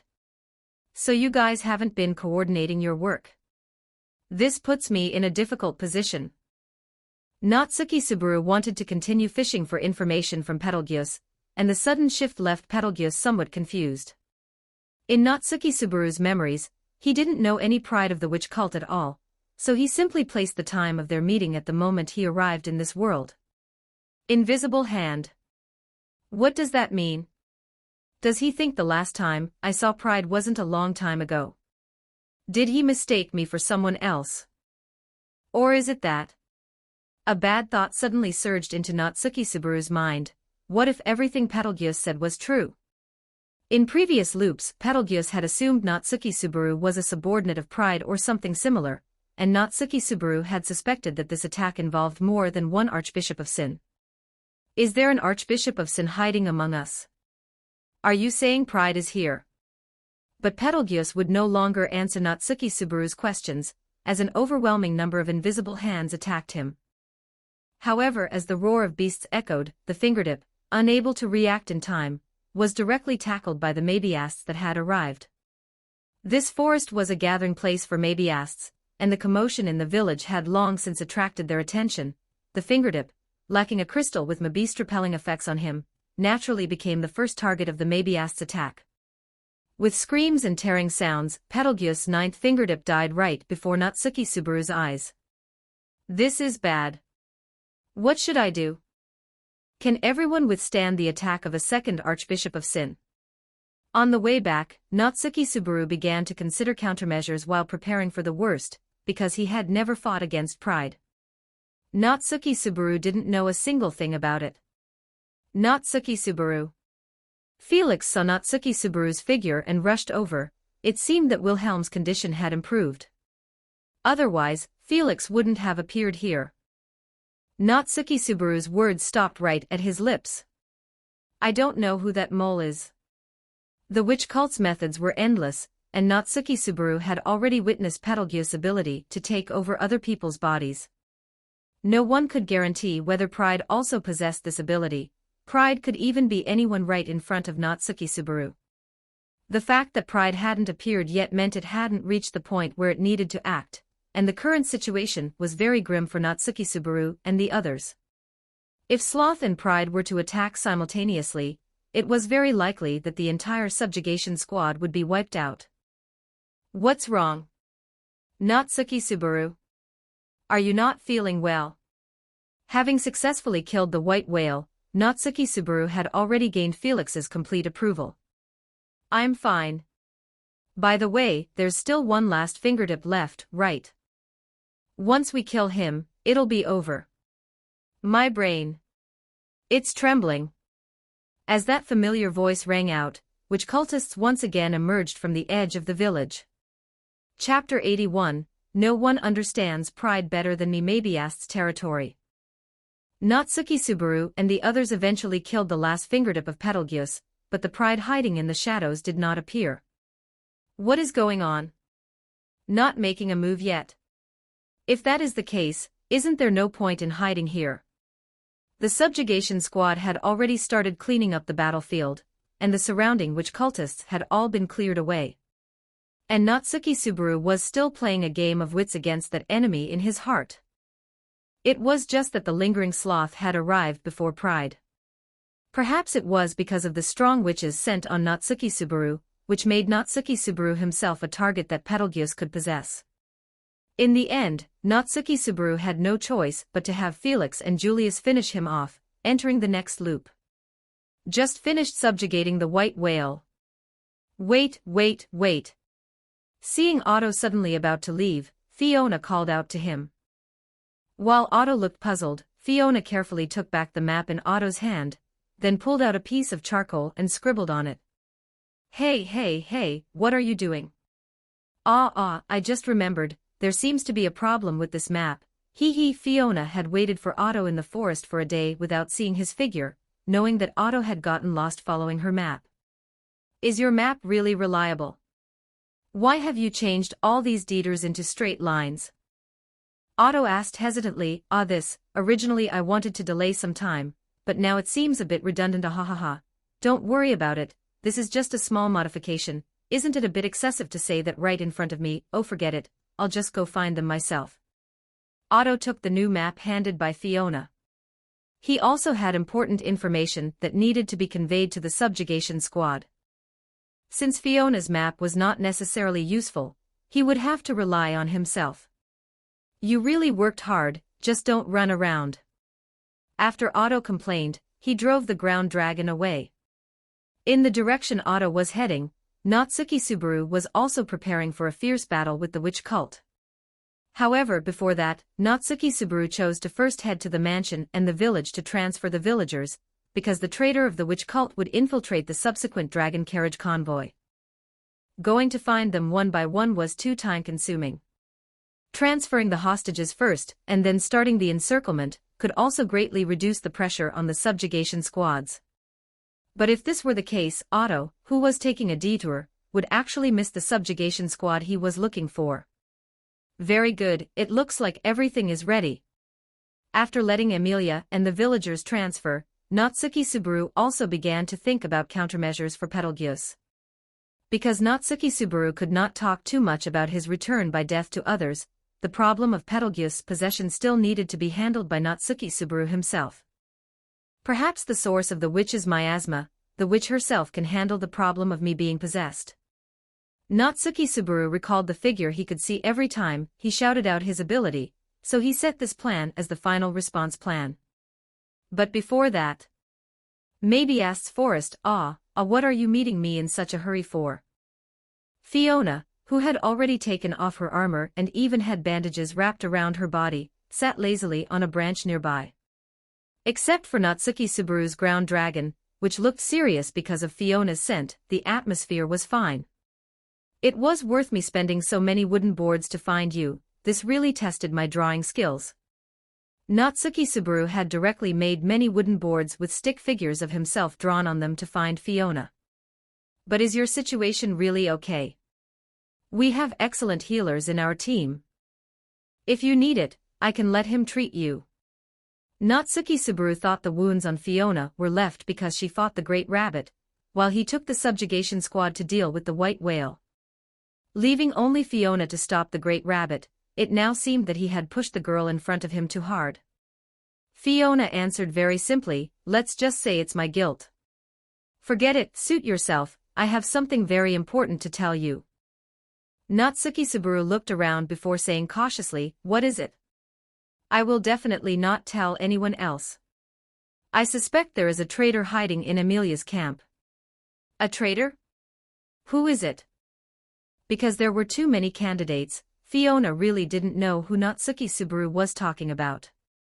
Which cult? Archbishop of Sin Pride? Then why are you telling me, and what can I do? Fiona asked speechlessly. She didn't expect that after thinking about it, the one Natsuki Subaru first found to be problematic was actually herself. I haven't told anyone else. The situation is urgent now. I don't want people in the team to suspect each other, and I can't determine who the enemy is. And since Feli is not a person in the Royal Selection Forces, if only Feli knows, it won't affect Emilia's image in the Royal Selection, and you can also help me secretly investigate who the mole is. Natsuki Subaru pleaded with Fiona very seriously, is there a possibility that this pride isn't important? Look, he didn't even show up or anything. Fiona still wanted to divert Natsuki Subaru's attention. If he set his sights on her now, where would she get fun points to farm in the future? No, Feli might not be clear about the dangers of the witch cult. In short, I believe Feli will definitely help us. If it really doesn't work, I'll ask Roswell to find a demi-human from the village for you. Seeming to have thought of something, Fiona suddenly smiled slyly, but Feli can't do anything excessive to them, you have to get their permission first. Seeing Fiona agree so readily, Natsuki Subaru was a bit unsure. However, Feli should be fine, right? If you encounter danger, you can come to us. Because Feli was the only high-level combat force that had supported him in the previous loop, Natsuki Subaru was grateful and very concerned about Fiona's safety. It's fine, it's fine. No one understands pride better than me. If there are any clues, I'll find them for you right now. Fun points plus 50. Fiona accepted Natsuki Subaru's commission without hesitation. Since Natsuki Subaru had agreed, Fiona would have sufficient reasons to enter the sanctuary later. 82 Chapter 82 Journey to the Holy Land. Chapter 82 Journey to the Sanctuary. Mabiast's territory. After parting ways with Fiona, Natsuki Subaru participated in the crusade against Betelgeuse. Through his first encounter with the witch cult, Natsuki Subaru had basically figured out Betelgeuse's secrets, shifting the situation from the enemy being hidden, and him being exposed to an almost equal contest. The information regarding Betelgeuse's fingers was completely exposed, and the fingers used for resurrection were all wiped out by the Crusade team before Betelgeuse's main body died. Moreover, the actual combat power of the Crusade team brought by Natsuki Subaru exceeded that of the witch cult in the Mabiast's territory. What is going on? Betelgeuse looked at Natsuki Subaru in front of him with astonishment. What Natsuki Subaru was doing now was not recorded in the gospel at all. The incomplete imitation could not peek into Natsuki Subaru, who could modify the world. Betelgeuse, who wanted to catch up to Natsuki Subaru, was intercepted by Natsuki Subaru's teammates one after another. Finally, under the crusade of Julius and Natsuki Subaru, he was severely injured at the bottom of the cliff. But bad news came from Felix. Some witch cultists had hidden explosive crystals under the dragon carriage transporting the villagers. Fortunately, Otto, who was holding Fiona's map, arrived in time. Although he didn't bring any useful information, he had basically wandered through the entire Mabiast's forest. Otto could easily take Natsuki Subaru to the location he wanted to go. I intended to pass the enemy's information to you, but I didn't expect to find you only after the enemy had already been eliminated. Otto drove the dragon carriage speechlessly, while Natsuki Subaru looked ahead with worry. Natsuki Subaru had already witnessed the power of the explosion before. The people in the dragon carriage were Emilia and the children. Once the crystals were activated, everyone in the dragon carriage would surely die. By the way, who gave you the information? Although Natsuki Subaru had seen Otto in previous save files, Natsuki Subaru had no interaction with Otto now. Felix, she said you would give me some benefits, but I didn't expect to get nothing in the end. As an ordinary merchant, if Otto could provide some important information during the royal selection and the crusade against the witch cult, as long as the royal selection candidates were not stingy, Otto's profit would be very considerable, regardless of whether the royal selection candidate he supported eventually became the king. On the other side, Fiona did not intend to interfere with Natsuki Subaru's final efforts. If it was just about resurrecting the white whale, there would be no problem with either the first half or the second half of the corpse. It's just that if the remains left here at the Great Tree of Flugel were taken away, Natsuki Subaru would not be able to successfully capture Emilia's heart. Natsuki Subaru had just had an argument with Emilia, and there was still a gap in their relationship.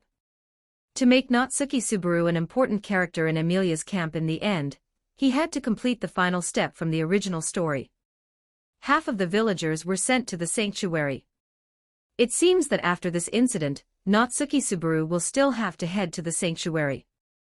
Although the name sanctuary sounded very sacred, it was the experimental site and cemetery of the long-dead Witch of Greed. The few things inside that interested Fiona were the demi-human village and the SSS-level item, the corpse of the witch. Since the current Fiona could control dead Mabiasts, could she also control the dead corpse of the witch? If she could, her trump card would be directly doubled. Then she would have more confidence in dealing with Reinhard or Pandora. Very good. That's decided. In the end, Fiona decided to head to the sanctuary as well, but Fiona didn't know the address of the sanctuary, and she had never been there. By the way, this map is useless, isn't it? What a failed foreshadowing. Natsuki Subaru was being watched by everyone, and Fiona couldn't get close to him, and it was highly likely that he would return to the Lugnica royal capital with the Crusade team. An explosion came from the nearby remains of the white whale. This race against time seemed to be a complete victory for Natsuki Subaru. Betelgeuse had been working diligently for the Witch of Envy, only to find out in the end that the witch he believed in was already in the shape of Natsuki Subaru. After being hit hard, he eventually died due to severe injuries and mental breakdown. Lugnica royal capital. After the Mesras incident. Karsten territory. Before the meeting started, Natsuki Subaru had already received the information collected by Fiona. Attacked. Natsuki Subaru looked at the wounded on the ground in astonishment. It was only after returning to the Lugnica royal capital that Natsuki Subaru learned that the team led by Crush had encountered an attack. But fortunately the casualties were not too great. Yes, we were attacked by 3 archbishops of Sin. The white whale was also successfully resurrected by them. Crush, covered in bandages, sat on the hospital bed. Because of her limited mobility, she could not move for a short time. Although Reinhard helped everyone disperse most of the black fog, some residue was still inhaled by everyone, causing damage to their bodies. Fortunately, the damage caused by the general wither effect could be repaired, and would not permanently deduct the maximum health points. What about Rem? Natsuki Subaru. Rem, who was taking care of the wounded on the side, heard Natsuki Subaru's voice and hurried over. Rem's physical fitness was much better than ordinary people, so the injuries she received naturally healed quickly. Yes, it seems that the enemy's strength is far beyond our imagination. Julius also said with a heavy face that the pride in the witch cult could even hold back Reinhard for 3 or 4 hours. Even with the great rabbit interfering, the combat power of pride could not be underestimated. At least Julius himself could not do it. Bluntly speaking, if everyone here faced pride, the result would basically be a dead end. It sounds like this is similar to the information given by Felis, but who is the undercover agent? Natsuki Subaru looked at the people in front of him. According to the conclusion reached by everyone, Pride was a melee opponent who was good at using fire and swordsmanship. The armor and sword on his body were very strong, and could even compete with the dragon sword. Most importantly, he also had a unique aura of death on him. I have no clue at all. Natsuki Subaru scanned the circle, unable to find a suitable candidate at all. Even if there were suitable people, they all had perfect alibis or appeared at the same time as Pride. Did I miss something? The forces in the Lugnica royal capital were mixed, and with Fiona's smoke bombs, Natsuki Subaru had no clue for a while. Is Natsuki Subaru not feeling well? Rem looked at Natsuki Subaru's furrowed brow and asked with some concern. I just have a guess. Should I tell Rem? Chapter 83. A path different from yours on the dragon carriage returning to the Mabiast's territory. I suspect there is a witch cultist hiding among us. Some of the villagers had come along with Natsuki Subaru to the Karsten mansion, and during a break, Natsuki Subaru specifically sought out Rem for a conversation. A traitor? Why does Natsuki Subaru have such a confusion? Rem looked at the person in the entire party who most resembled a witch cultist saying that there was a traitor in their group, and for a moment, she couldn't make head or tail of it. I previously extracted information from Betelgeuse, who indicated that I had met the Archbishop of Sin of Pride many times recently, and thought I was a subordinate of the Pride one. After thinking for a while, Rem observed the people in front of her, but couldn't find anyone who fit the criteria among them. Rem had fought the Pride one many times, so she naturally knew some things about Pride. Is Rem also at a loss? Seeing Rem also lost in thought, Natsuki Subaru assumed she couldn't help him either, but what Natsuki Subaru didn't know was that the truth would have been revealed if he had just asked Emilia. However, because Natsuki Subaru was worried that this would make Emilia overly anxious, he asked Rem not to tell anyone else this information. Actually, just as Rem was about to speak, they arrived at the entrance of the mansion, and after returning the villagers to the village, everyone discovered that a portion of the villagers had not returned to the village. Therefore, they came to the mansion to ask. Oh my, you've finally arrived. Natsuki Subaru pushed open the door, only to see Fiona sitting with an unknown demi-human maid, drinking tea. I was worried about whether you would be all right. Something like this is just a piece of cake. Fiona jumped up and with familiar ease pinched Rem's cheeks. Rem-chan, has that guy Natsuki Subaru been bullying you? As she spoke, she placed a bottle of healing potion into Rem's hand, as a form of compensation. Thank you for your concern, Lord Felis. Natsuki Subaru has been very good to me. The words that had just reached Rem's lips stopped because of Fiona's appearance, and Natsuki Subaru didn't notice this at all. You completely turn into a lecher whenever you see a demi-human. Ouch, ouch, ouch. Fiona used the skills she learned from Teresa to pummel the top of Natsuki Subaru's head with her fists. Sanctuary. Where is that? After talking with the demi-human bestiared maid Frederica, Natsuki Subaru learned that some of the villagers and Roswell were in a place called the Sanctuary.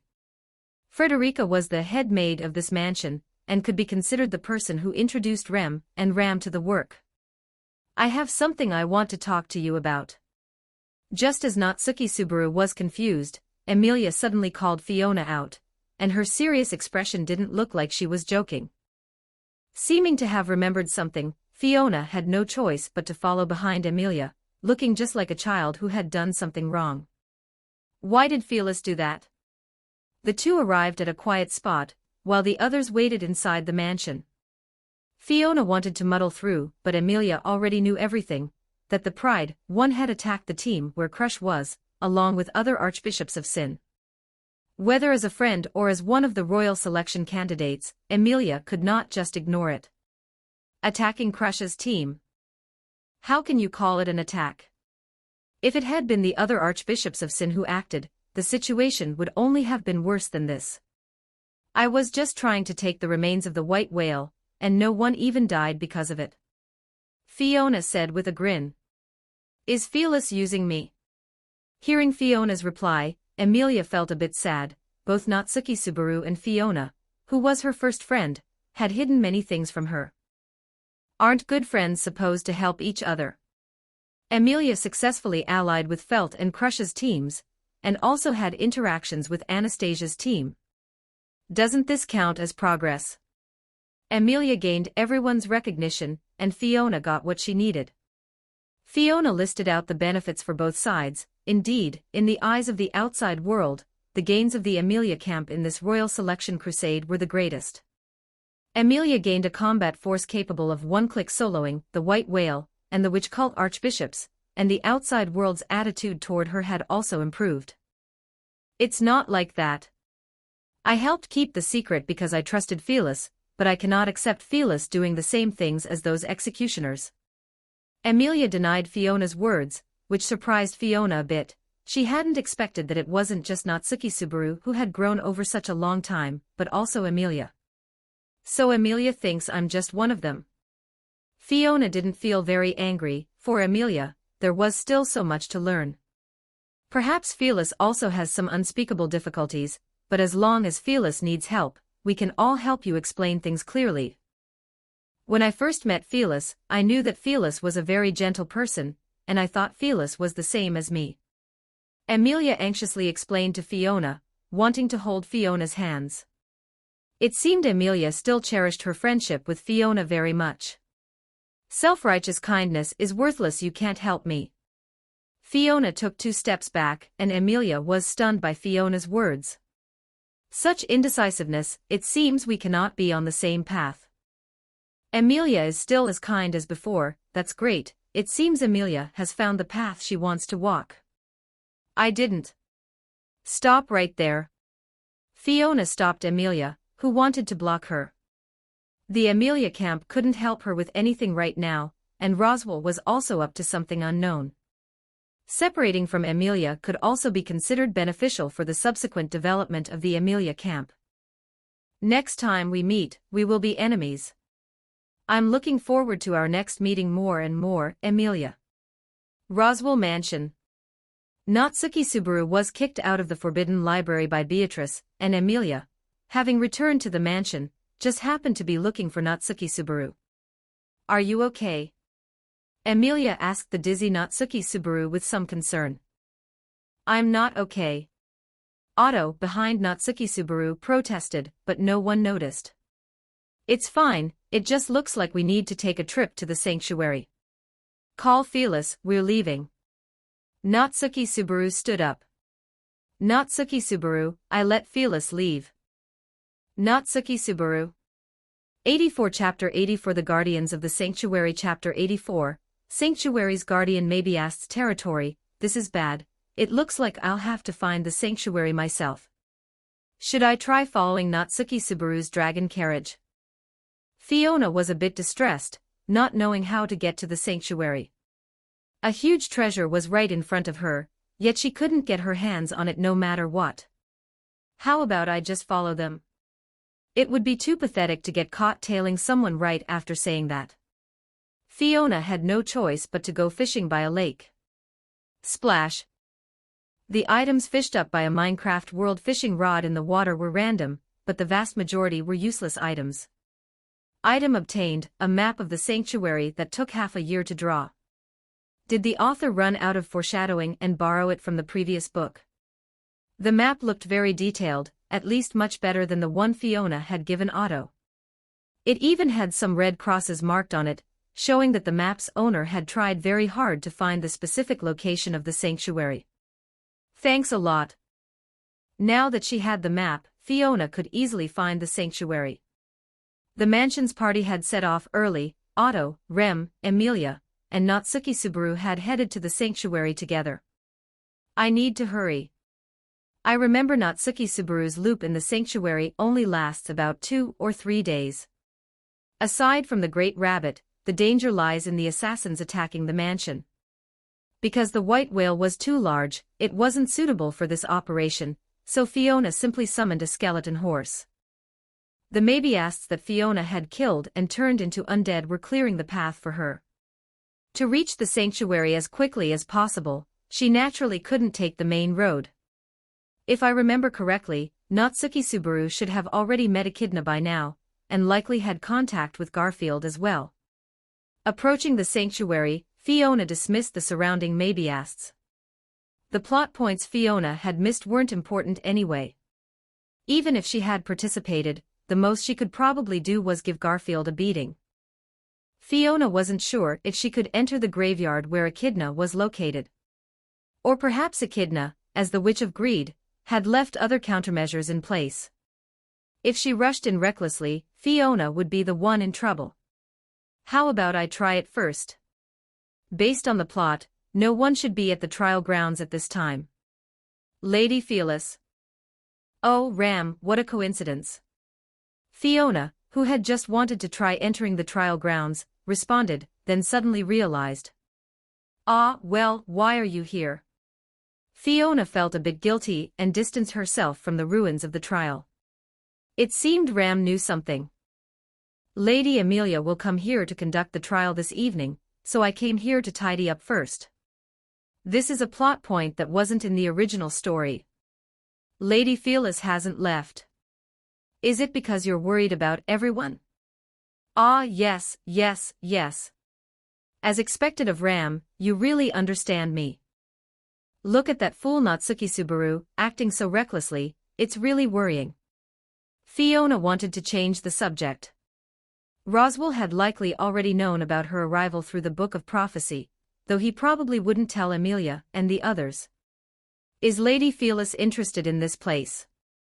Seemingly satisfied with Fiona's answer, Ram appeared happy.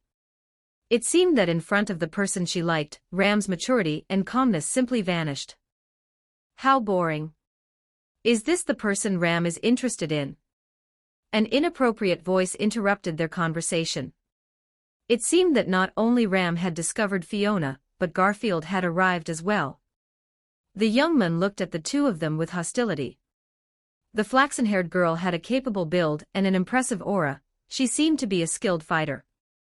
For Garfield, he rarely saw this type of person of the opposite sex. What made Garfield even more depressed was that this was the person Ram was secretly in love with. It's rare for the sanctuary to be this lively. So, what is your reason for sneaking into the sanctuary? If you can't give me a satisfactory answer, even if I get nagged by Ram, I'll still kick you out. What made Garfield strange, however, was that Ram was calm, and even had a trace of pity when looking at Garfield. You're called Garfield, right? How about we make a deal? Fiona didn't want to cause trouble, so she simply adopted a stance of negotiation. That calculating look on your face is annoying. You're like a cunning raccoon. It seemed Garfield wasn't interested in Fiona's proposal. Like a raccoon. Seriously, a lot of people have said I look like Felix. I wasn't complimenting you. Garfield said through gritted teeth, his tolerance for Fiona decreasing. As long as you don't tell anyone else about my existence. Of course, during my time in the sanctuary, I won't do anything to harm the demi-human villagers or Garfield. As for the bargaining chip, what does Garfield think of your mother? As long as Garfield is willing, I can tell you the whereabouts of your mother. Fiona's words stunned both Ram and Fiona. As a transmigrator, Fiona naturally knew the entire plot development very well. But in the eyes of Ram and Fiona, Fiona was a guest who had arrived here for the first time, and Garfield almost never mentioned his mother to outsiders. Garfield suddenly exploded into action, and the ground cracked instantly. Seeing Garfield charging, Fiona sighed helplessly. Fiona caught Garfield's blow directly. Do not underestimate Fiona's physical fitness. Although she had retreated covered in bruises in many battles, one had to know that back then, her opponent was Reinhardt attacking with full force with the dragon sword. Garfield looked at the girl in front of him in surprise, and Fiona's fist also struck toward Garfield. However, this strike from Fiona, who hadn't specifically trained in martial arts, was indeed a bit weak. Painless. Just as Garfield's words fell, Fiona had already left the spot by throwing an ender pearl. As she threw the punch, Fiona had also thrown an ender pearl. And as Garfield turned his head, a huge hammer had already appeared before his eyes. Garfield flew out directly. Chapter 85, Temporary Alliance. Oh my, what should I do? I can't exactly tie Garfield up, can I? The sanctuary was the territory of the demi-human villagers, Garfield, and the clones. If Garfield were to disappear at a time like this, Natsuki Subaru and the demi-human villagers would most likely end up in conflict. Just as Fiona was worrying, Ram offered her own opinion. If Felis requires it, Ram can buy time for Felis in front of everyone. Thank you, though it's not really a matter of extreme urgency. I think I'll still try to negotiate with Garfield. With the time for Amelia's trial approaching, Fiona didn't have enough time to scout for information about the tomb ruins. Garfield had collapsed amidst a pile of ruins, where several trees had been snapped in half, catching his fall. It had to be said that under the blessing of his divine protection, Garfield's combat ability and recovery were truly astonishing. Later on, he would become a key combatant in Natsuki Subaru's team. Garfield seemed to have recovered, and his form vaguely began to show signs of swelling and going berserk. Fiona wishes to speak with you. Ram walked up to Garfield. If Fiona were to step forward now, it would only make the situation worse, so having an intermediary would be much better. Whether it was because of Ram's persuasion, or because he heard Fiona's name, Garfield's aggressive aura suddenly subsided significantly.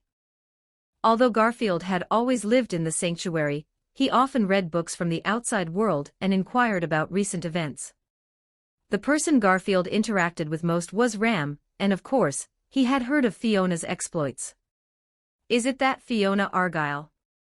If you think Ram is as reckless and careless as you, Garfield, you are more than welcome to let your head have another intimate encounter with an iron hammer. Ram rolled her eyes. It seemed she was quite bothered by Garfield's behavior. Revealing Fiona's real name now was something she had obtained Fiona's permission to do. Oh my, it seems the angry little kitten is willing to calm down and talk. After seeing that Garfield's emotions had calmed down somewhat, Fiona walked over from the side. Aren't you dead? You could think of it that way, but aren't I standing right in front of you now? In any case, it's a very complicated matter, and it can't be explained in just a few words. Fiona deliberately avoided some content that was difficult to explain. Garfield's mind was currently in a state of chaos. You are indeed strong, just like the rumors say, but you're supposed to be a sword user, aren't you? Garfield shook the pebbles off his body. This stubborn demi-human was not someone who could be persuaded so easily. That's correct, but I don't think we have reached the point where we must draw our swords against each other. An iron sword appeared out of thin air in Fiona's hand, and as if it had been infused with a soul, Fiona's aura instantly became sharp and intense. Day after day of practice and honing, the sword had almost become a part of Fiona, and she was nearing the state of unity between person and sword. Although Garfield was not a swordsman, his strength was still outstanding. Experts with strength like Fiona's were extremely rare throughout the entire world. To have a swordsman of such caliber impersonate someone who had long since died seemed a bit of an overkill. I get it. What is this? Garfield had essentially believed Fiona's words. Fortunately, Fiona had the reputation she had left behind, as well as Ram's guarantee. Garfield ultimately chose to concede, and Fiona, knowing when to stop, handed over a bottle of recovery potion to show goodwill. A potion to treat wounds. What is your purpose for coming here? Factional strife for the royal selection. Garfield sniffed the potion in the bottle, and after tasting a mouthful and confirming there were no issues, he drank it down in large gulps. No, I came for the sanctuary. The sanctuary. Besides some old, worn-out things, there's nothing left here but this. It seemed Garfield already knew Fiona's purpose. The tomb ruins beside the three of them were Fiona's target. There is no need for me to elaborate on the news that this is the tomb of the Witch of Greed, Echidna. I came here in pursuit of resurrection magic. Fiona lied. The clones here were the result of Echidna's attempts at resurrection, only that in the end, Echidna still had no way to achieve it. If Fiona had truly revealed her real purpose, it would naturally have conflicted with the Ryuza grandmother whom Garfield respected, and a clash would have been inevitable. If there was such a thing here, it wouldn't be your turn anyway, and besides. Fiona put the gospel she was holding into her space, and the aura of death on her body also spread out slightly under her control. The vegetation beside Fiona withered instantly. The aura of death. Garfield frowned. It seemed this aura made him very uncomfortable. It's much more complicated than what you see, isn't it? Fiona retracted her aura. Clearly, based on the information she had provided, what she said still had some credibility. If you fear me because of death, there's no need. I'm not the only one here who is constantly accompanied by death. The clones created to overcome death, the madman who achieved immortality by possessing his own descendants, the unlucky fellow who resets the world after death, and this girl who exists between life and death. In a sense, this place could be considered a gathering of heroes, and currently, Garfield didn't know the true background of these people very well. So why should I let you do these little tricks here? I don't care about that woman. Garfield flatly refused to discuss his mother's whereabouts. It seemed that until Natsuki Subaru resolved Garfield's inner knot, Garfield would continue to be this stubborn. According to your words, this is the territory he manages.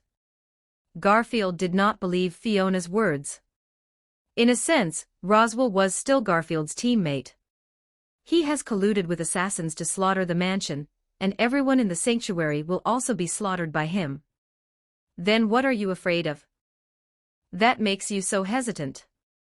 Fiona's strength was already enough to traverse the sanctuary. After thinking for a long time, Garfield still didn't understand the point of what Fiona was doing. The witch. Fiona smiled and answered Garfield's question. 86 Chapter 86 The Crusade Against the Witch Cult is not yet over.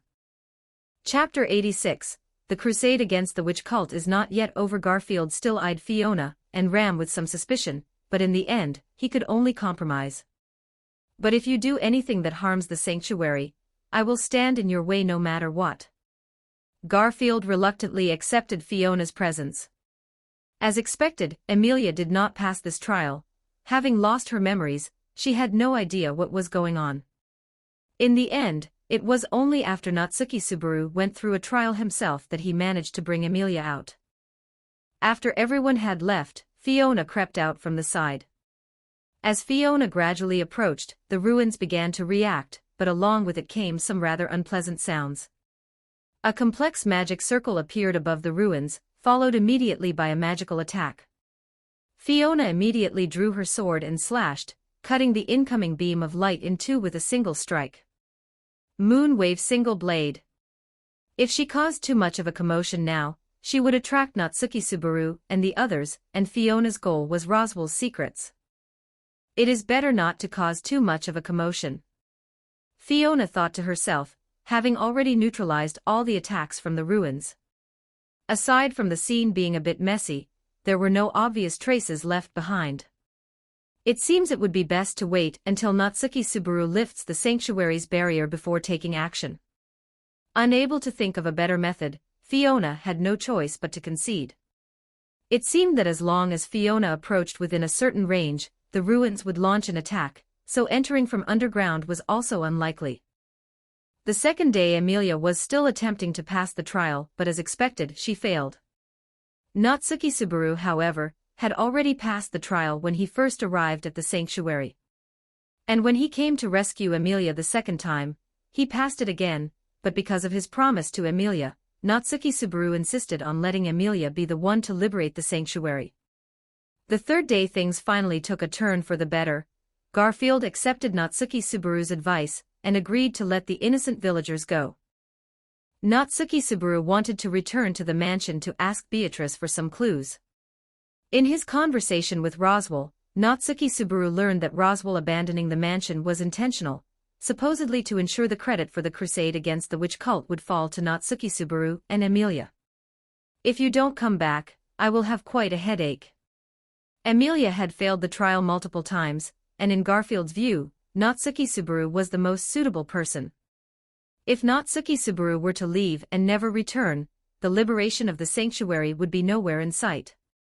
"I need to return to the mansion with Natsuki Subaru."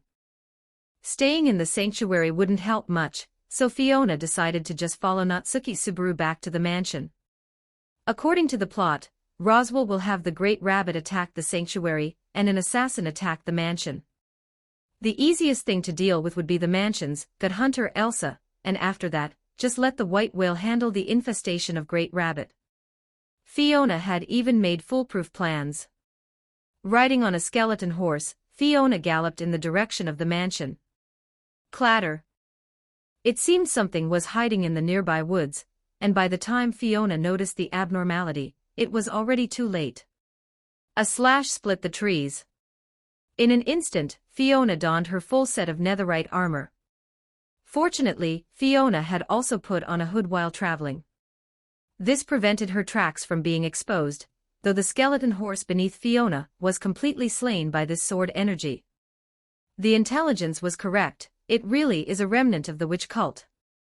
Fiona, who had been traveling while using the gospel, hadn't had time to put it away when she was ambushed. The gospel in her hand displayed an image of blades hidden in the grass. Wilhelm. The white-haired old man walked out from the grass, but the attacker was someone else. My information was leaked. Fiona identified the culprit in a second.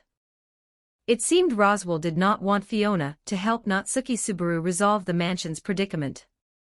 This place was still some distance from Roswell's mansion. Even if Fiona said she was going to save people, the Wilhelm and the knights before her would not believe it. While she was thinking, Wilhelm had already attacked. The man known as the Sword Demon, after receiving intelligence from Roswell, had rushed to the Mabiast's territory. Because the witch cult attack had just ended here, and the Pride Archbishop of Sin had disappeared, Wilhelm had returned after recovering.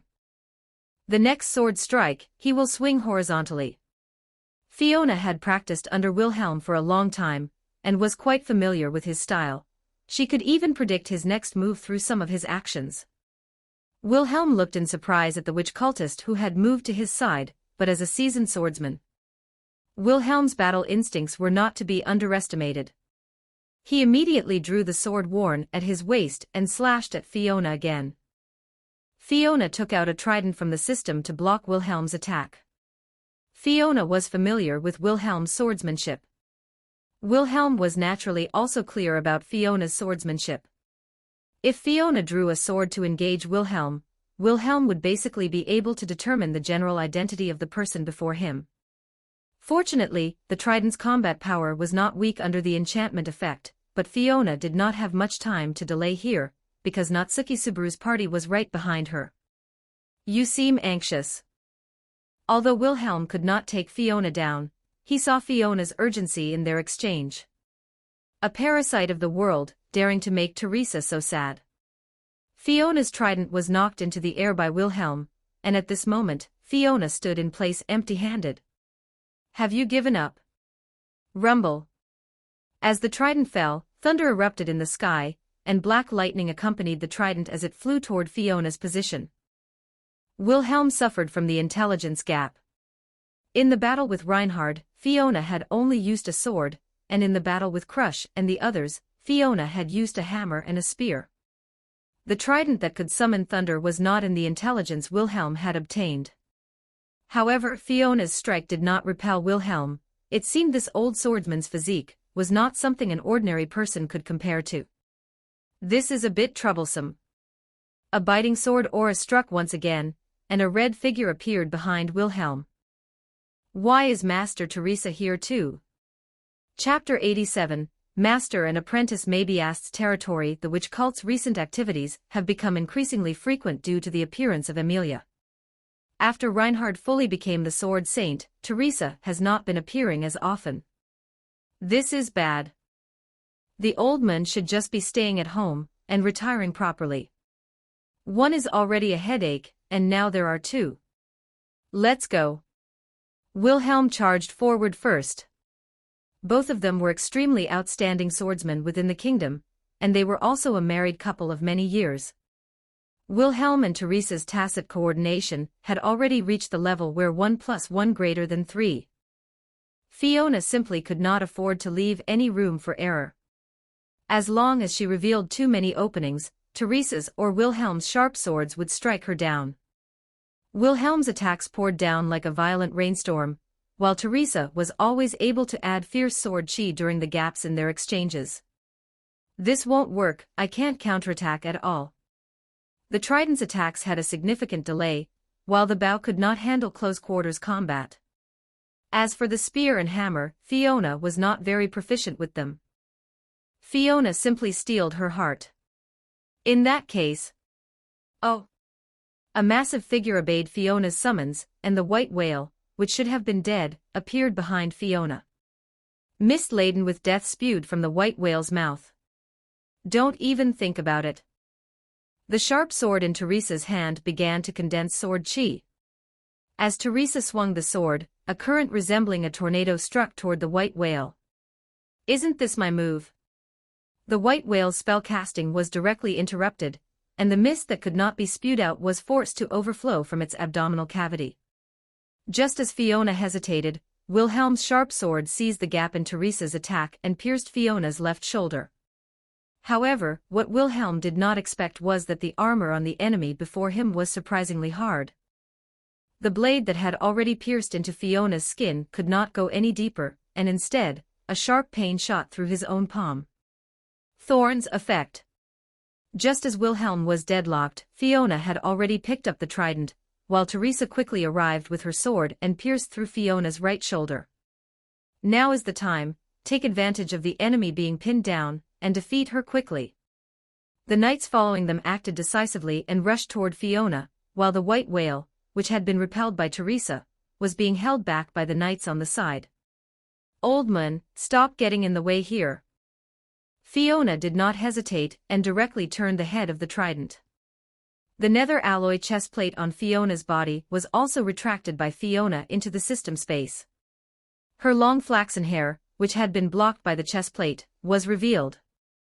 Perhaps it was because Teresa did not expect Fiona to actually choose self-mutilation, or perhaps it was because Fiona's voice and long hair just now had aroused her suspicions. As Teresa's movements stiffened, Fiona succeeded, and the tip of the trident pierced directly into Fiona's chest. Hum rumble. An explosion carrying the wither effect occurred in an instant, and Teresa, who was still hesitating, was pulled away by Wilhelm, who had reacted in time. Teresa, now is not the time for hesitation. The two of them could now completely confirm that the person before them was the witch cult Archbishop of Sin Pride who could hold back Reinhard. Teresa merely frowned and immediately launched an attack, a sword chi slashing toward the direction where the dust had risen. Fiona, who reappeared before everyone, simply blocked Teresa's sword chi with her arm and even deflected it away. An ability capable of blocking all long-range attacks. Fiona drew her sharp sword without hesitation. The time had already reached noon, and the fierce battle between the two sides had completely disrupted Fiona's plans. Natsuki Subaru had also likely arrived at the mansion. I can only wait until Natsuki Subaru dies. Fiona took off her damaged helmet, revealing her appearance without any obstruction to everyone present. How is this possible? That is... The Istria family knights recognized the person before them at a glance, and Wilhelm and Teresa were also filled with astonishment. Perhaps after the riot at the Argyle family, Teresa had already guessed something, but she had never dared to think about it. The familiar child before her completely lacked the aura that a living being should have. She was exactly like a corpse, and even that horrifying aura caused the surrounding vegetation to begin to wither. I am the witch cult Archbishop of Sin Pride Fiona Argyle. Fiona skillfully danced with the sharp sword in her hand, single-handedly facing the encirclement of the knights before her. OOOG, the white whale broke free from the knight's restraints and soared into the sky. The truth was laid out before everyone's eyes. The once proud genius had become their enemy. Why did it come to this? If this is the case, then everything makes sense. When battling Fiona, Wilhelm had already discovered something abnormal. The opponent was very familiar with his and Teresa's fighting style. She had even predicted their next actions through simple body movements. Fiona, wake up. Wilhelm seemed to still want to salvage something. The hairband behind the girl's forehead was one he had gifted her. Watch out. Teresa reacted faster than Wilhelm. As Fiona swung her sharp sword, endless crescent moons appeared in the sky, instantly transforming into deadly arrows. Fiona, no longer hiding her strength, saw her power surge, suppressing everyone with just a single strike. Teresa. Wilhelm was also inadvertently struck by the flying sword chi, while Teresa took advantage of the gap in Fiona's attack to nimbly weave through the intervals of the sword chi. The tip of the sharp sword in Teresa's hand even emitted bursts of sonic booms, and Wilhelm, having reacted, immediately followed up, actively blocking Fiona's slash. Wilhelm had just parried Fiona's sharp sword when Fiona directly abandoned the weapon in her hand and grabbed another sharp sword out of thin air. The blade narrowly grazed past Wilhelm's sword, cutting off a few strands of Wilhelm's hair. Teresa's sharp sword had just pierced into Fiona's chest, but it was directly grabbed by Fiona's hand, unable to advance any further. Master. The familiar voice made Teresa unable to bear it any longer, and tears streamed from the corners of Teresa's eyes. Teresa looked at the girl before her in disbelief, thinking that she had regained some of her sanity. Teresa. But what greeted Teresa was an even more violent attack.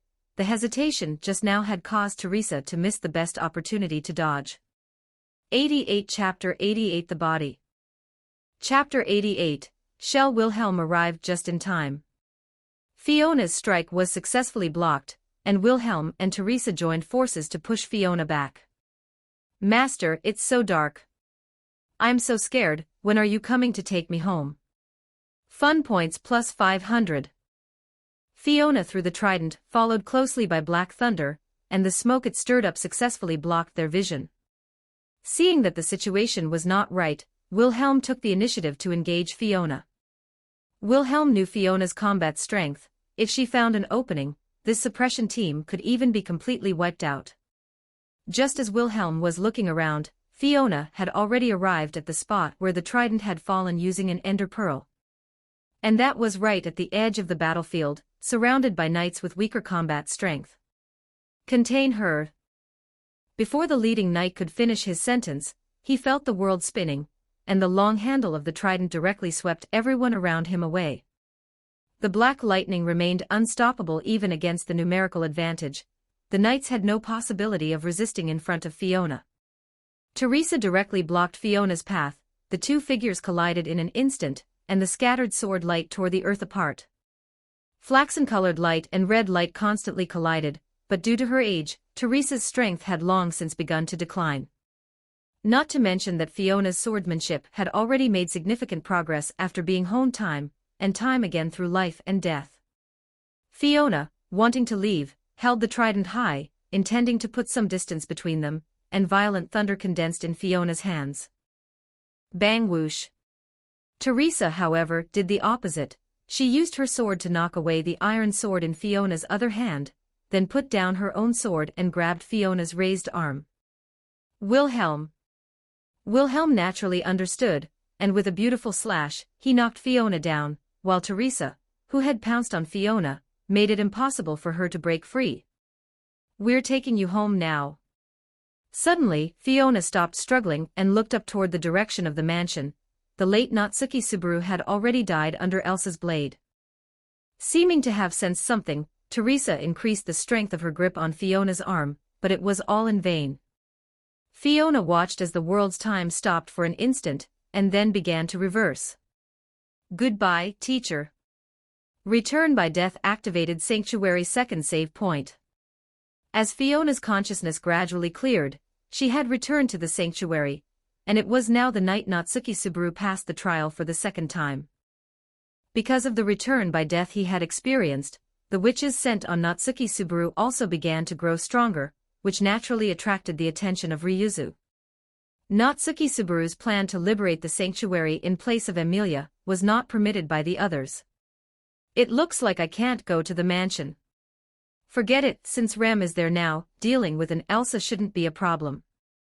Because Rem was in the mansion protecting Natsuki Subaru, this greatly extended the time of the battle between Fiona and Teresa.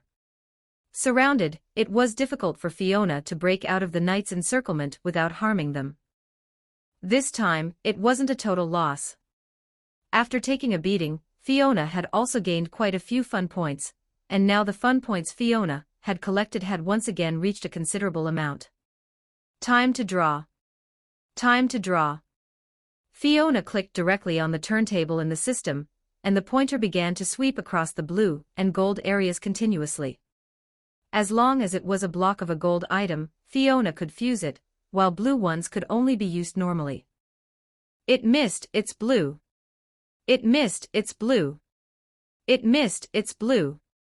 Just as Fiona was about to give up, the pointer of the last draw stopped in the gold area. With her skeleton skull, this fusion was faster than any other time.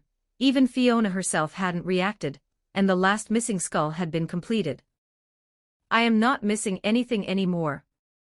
Fiona felt the power in her body, and her body began to float according to her own will, but Fiona wasn't too proud of it right now. Everyone was just a short distance away. If she were discovered, she didn't know what kind of trouble it would cause.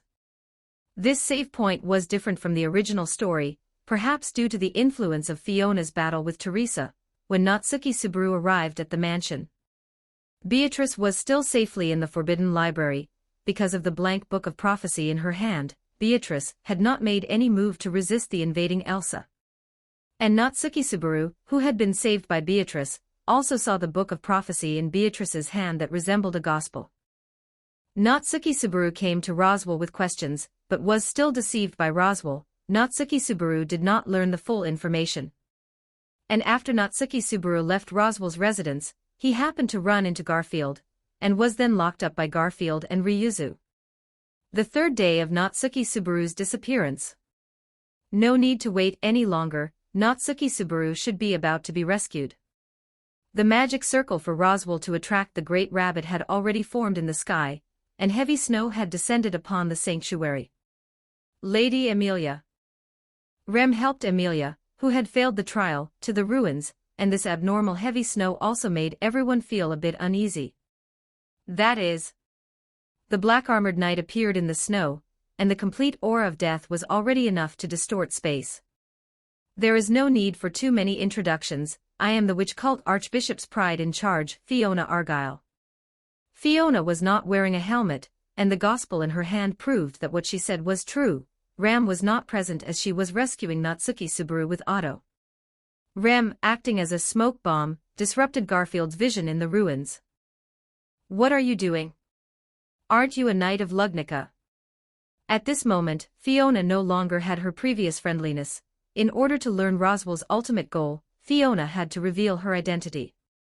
This also counted as a smoke bomb, making Roswell think that Fiona was already desperate, but Roswell did not expect that there was another person who would not be affected by Natsuki Subaru's ability. Roswell already knew of Natsuki Subaru's ability through the Book of Prophecy, but did not know the conditions for it to be triggered.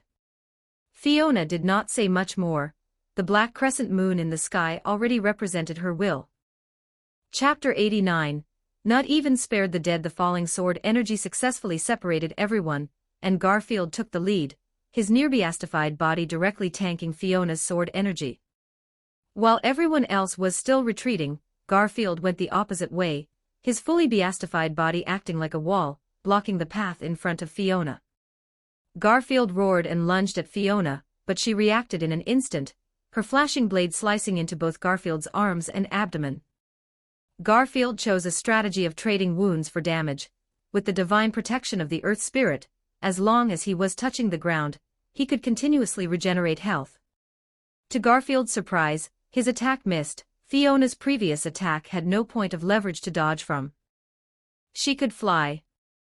Relying on her irregular flight path, Fiona dodged Garfield's attack, and the sharp sword in her hand transformed into a hammer, heading straight for Garfield's chin.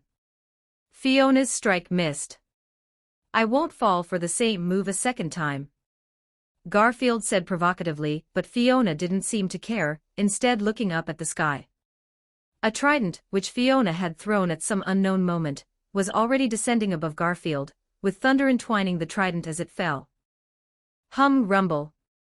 In less than 20 breaths of fighting Fiona, Garfield was taken down again, collapsing with charred black smoke rising from his body as he reverted from his beatified state. "It seems you are already impatient," Roswell walked out from behind the crowd, accompanied by a faint, lingering sense of oppression. "Is this why you lured me here? To make me look at your ugly face?" Fiona drew the netherite sword, and her aura of death was released without reservation. Such an excellent vessel is rare, and it is even incomplete, a death that transcends death, surpassing death itself. An extremely complex magic circle formed above the sanctuary, and the dense mana attracted the eternally hungry great rabbit. Possession magic. "I just didn't expect you to be interested in Subaru as well. Did you notice something?" Roswell seemed certain of his victory over Fiona. In the first save of the sanctuary, Fiona's wither fusion was incomplete. Fiona's state was that of death, yet it completely violated the laws of death in this world. Therefore, as long as he deprived Fiona of her physical shell, it would be no different from achieving resurrection. But what Roswell didn't know was, items Fiona obtained in the system in the previous save could still be retained in the next save, and the current Fiona was already a complete entity. A beam of light descended, and Fiona lost consciousness for an instant. "I didn't expect a dead person to visit here. But then again, everyone here is basically someone who has passed away." When Fiona regained her senses, she was already standing on a grassy field. The sunlight before her eyes felt somewhat fake to her. Witch's tea party. Echidna sat at the tea table on the highland. Although Echidna was already dead, she could still know everything happening in the outside world. Fiona instinctively wanted to swing her sword to attack, but it didn't go as she thought. No weapon appeared in her hand. "This is the world of souls. Things belonging to the living do not work here." Echidna seemed to have Fiona figured out, but Fiona suddenly grinned, as if she had thought of something. "You talk so nicely, but in reality, you are just a fugitive hiding from death. I don't really care about labels like that anymore." Seeming not to see what she wanted in Fiona, Echidna felt a bit disappointed. Crack! Just like shattering glass, the space around Fiona began to fragment, and flames started to seep out from the bottom. A burning world, with the bottom filled with lava, and ghasts in the sky emitting bursts of shrill cries. "The Nether welcomes you." Unlike the resting place in the Re-world, the Nether in the Minecraft world is a true hell, where souls trapped here will never find peace or reincarnation. The glass under Fiona's feet completely shattered, and her whole figure plummeted toward the Nether, while Echidna looked at the world Fiona was departing from with a serious expression. That was Fiona's home field. As long as she needed to, she could mass-produce withers, not to mention that she carried the aura of another witch on her. Sanctuary. After Roswell's beam of light descended, Fiona suddenly fell silent, but just a moment later, she began to move again. Roswell had waited for this day for too long, even going so far as to possess his own descendants. The aura of death on Fiona made it impossible for him to determine who exactly had returned. In the previous save, because the magic circle hadn't formed yet, Fiona had left, so the possession had come to nothing. But this time, Fiona chose to stay, so Roswell's plan could naturally be completed. Teacher. Roswell slowly walked toward Fiona. The magic circle had been fully activated, and Roswell had laid out his plans according to the contents of the Book of Prophecy. The awakened Fiona also began to walk toward Roswell, but her expression made Roswell feel that something was not quite right. "Your teacher told me to make you go to bed early." Fiona punched Roswell in the face, the movement so fast it created a sonic boom, and Roswell flew off like a kite with a broken string. Along the way, trees snapped and the earth cracked. Roswell, whose front teeth had been knocked out, fell into a deep sleep under Fiona's gentle actions. Roswell's magic circle accelerated the infestation of the great rabbit. The great rabbits that had been hiding around the sanctuary had already flooded into the sanctuary during the clash between Fiona and Roswell. Subaru had just left the ruins where he was imprisoned when he saw the great rabbits and flying snow covering the mountains and plains. I didn't expect Roswell to want to possess my body, no wonder he specifically found Teresa to stop me. Roswell's actions were akin to lifting a rock only to drop it on his own feet. The subjugation squad that was originally intended to besiege Fiona unexpectedly became the key to Fiona's unintentional breaking of the situation. It seems everything is clear now. It would be great if this white mass in front of me also disappeared. This experience seemed to allow Fiona to see some strange things. 90 Chapter 90 Let's go with Fiona Chapter 90. Let's follow Fiona. Natsuki Subaru was ultimately surrounded by the great rabbit and devoured until nothing remained. Without sufficient combat strength, it was impossible for Natsuki Subaru to defeat the great rabbit, one of the three great demon beasts, which shared the same name as the white whale. Return by Death activated the Witch's Tea Party. This was the place where the Witch of Greed kept the souls of the various witches, and it was also the waiting place where she placed her hopes for resurrection. The death inflicted by the great rabbit was long and painful. Unlike previous endings, this experience had greatly tormented Natsuki Subaru's mind. You have regained the qualification. You are invited to join the Witch's Tea Party once again. Why am I here? Echidna kindly suppressed the despair and distortion within Natsuki Subaru's heart, allowing him to attain a brief moment of peace. At this moment, Natsuki Subaru had reached the most desperate stage yet. Roswell, Garfield, Echidna, and Fiona were all Natsuki Subaru's enemies. Besides that, Natsuki Subaru still had to deal with the attackers in the mansion and the great rabbit in the sanctuary. The tea party rarely invites the same guest consecutively. You should feel proud. This inexplicably gained peace makes one feel. Although Natsuki Subaru was in agony from the great rabbit and the despair in his heart, Echidna forcibly calmed the emotions in Natsuki Subaru's heart through her own ability. If I return to the real world, will it still be the same as before? Natsuki Subaru asked with lingering fear. Time was tight now, and the now calm Natsuki Subaru absolutely did not want to see everyone's miserable state again. Natsuki Subaru made a contract with Echidna. Once he left this place, Natsuki Subaru would forget everything that had happened. Without his only mental support, Natsuki Subaru would fall back into madness upon returning to the real world.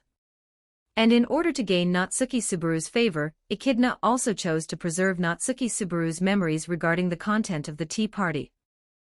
Do you know something? Natsuki Subaru seemed to have sensed something unusual. If it were through return by death, Echidna should have noticed the anomaly. Why don't you try it? Echidna began her strategy of manipulation. The completely oblivious Natsuki Subaru was about to become Echidna's plaything. Will I use return by death? Natsuki Subaru tentatively said these words, but the heart-wrenching pain from his memories and the death of the person before him did not descend. After his emotions stabilized, Natsuki Subaru also began to exchange information with Echidna, because he lacked the support of powerful combat strength. Natsuki Subaru had no way to deal with the great rabbit blocking his path, and inviting other royal selection forces was also unlikely. After Natsuki Subaru decided to meet the originator of the great rabbit, the Witch of Gluttony, the person before Natsuki Subaru began to change, but the first witch to see Natsuki Subaru was not the Witch of Gluttony. I didn't expect to see you here. Natsuki Subaru was just wondering why there was no one in front of him, and immediately after, a familiar sound rang out from behind him. You are. Why are you here? Natsuki Subaru saw a knight wearing black armor appear not far away, with a world burning fiercely behind him. It's hard to explain in simple words. In short, you can understand it as a kind of attachment that even makes me jealous. Echidna's motives were also impure. She coveted Natsuki Subaru's return by death, and wanted to use his ability to see more possibilities to satisfy her own desires. And Natsuki Subaru would become a tool for her to use. Typhon didn't know there would be so many guests here. The impatient witch of pride appeared first. The girl wearing a flower crown stood between Natsuki Subaru and Fiona. "Our witch, right? That doesn't matter anymore. I have very urgent matters." Natsuki Subaru. "Don't touch her." Natsuki Subaru had just wanted to continue his conversation with Fiona. Although the witches here might have formidable strength, they were already the deceased. In Natsuki Subaru's view, the only person who could truly help him was Fiona, who was before him, but Fiona directly stopped Natsuki Subaru's attempt to bypass Typhon. What a very arrogant person, actually giving orders to this child. Don't you think you are a sinner? Even though you've killed so many people. Without knowing when, Typhon had directly grabbed Fiona's right hand. By the time Fiona regained her senses, Typhon had already come to her side. "I only punish the guilty." Fiona's soul, blessed by the nether, was extremely tough. Even under Typhon's authority, she did not show weakness. "That's great, Typhon likes you very much." The girl's figure flashed in an instant, and immediately after, another figure appeared in the sky. The Witch of Wrath descends. Don't be deceived by them. As the Witch of Wrath, Minerva, I will not stand idly by. The third witch descended, preventing the contact between Natsuki Subaru and Fiona. Under Minerva's blessing, Natsuki Subaru also seemed to see something. But immediately after, it was the Witch of Gluttony that Natsuki Subaru wanted to see. The young girl confined in a mobile coffin spoke in an unfriendly tone. "I smell the scent of a familiar child, but I can't see it. It's you, isn't it?" The Witch of Gluttony Daphne shifted her focus onto Fiona, but Fiona did not show any fear. She still stood leisurely not far away. She only needed to step back slightly to return to her own territory. Very abundant vitality, it really makes one unable to stop. Subarashi. Thanks for the treat. Natsuki Subaru clearly saw Fiona's eyes being covered by a pair of hands from an unseen source, and the voice speaking did not come from Fiona's mouth. Because Fiona had not opened her mouth at all to answer Daphne's question, this answering voice came from another place. "Hey, Natsuki Subaru. Come with me. There are too many things that haven't been completed yet. I didn't expect that I would have to advance the plan. This is really hard to accept." Echidna still had a small combo that would make Natsuki Subaru despair, which she hadn't brought out yet. She didn't expect that Fiona, having only entered the tea party once, could already infiltrate this place. If Echidna didn't act now, Natsuki Subaru would most likely be snatched away by Fiona. What is this situation? Natsuki Subaru was clearly somewhat surprised by Fiona's situation, and everything that had just happened left Natsuki Subaru somewhat confused. Person trapped in the fog, can you still not see clearly what is happening right now? Echidna sat on the chair, and she still had a trump card regarding Fiona in her hand that she hadn't played yet. Chapter 91, Apostle of Pride, The Witch's Tea Party. Then let's end this for now. Echidna knew that Natsuki Subaru was not yet under her control, and there was also Fiona right in front of her. "You will forget my appearance." Just as the surrounding space twisted, Fiona also spoke to evade. Waking up alone, Natsuki Subaru found the outside world empty, with only an endless black tide spreading across the world.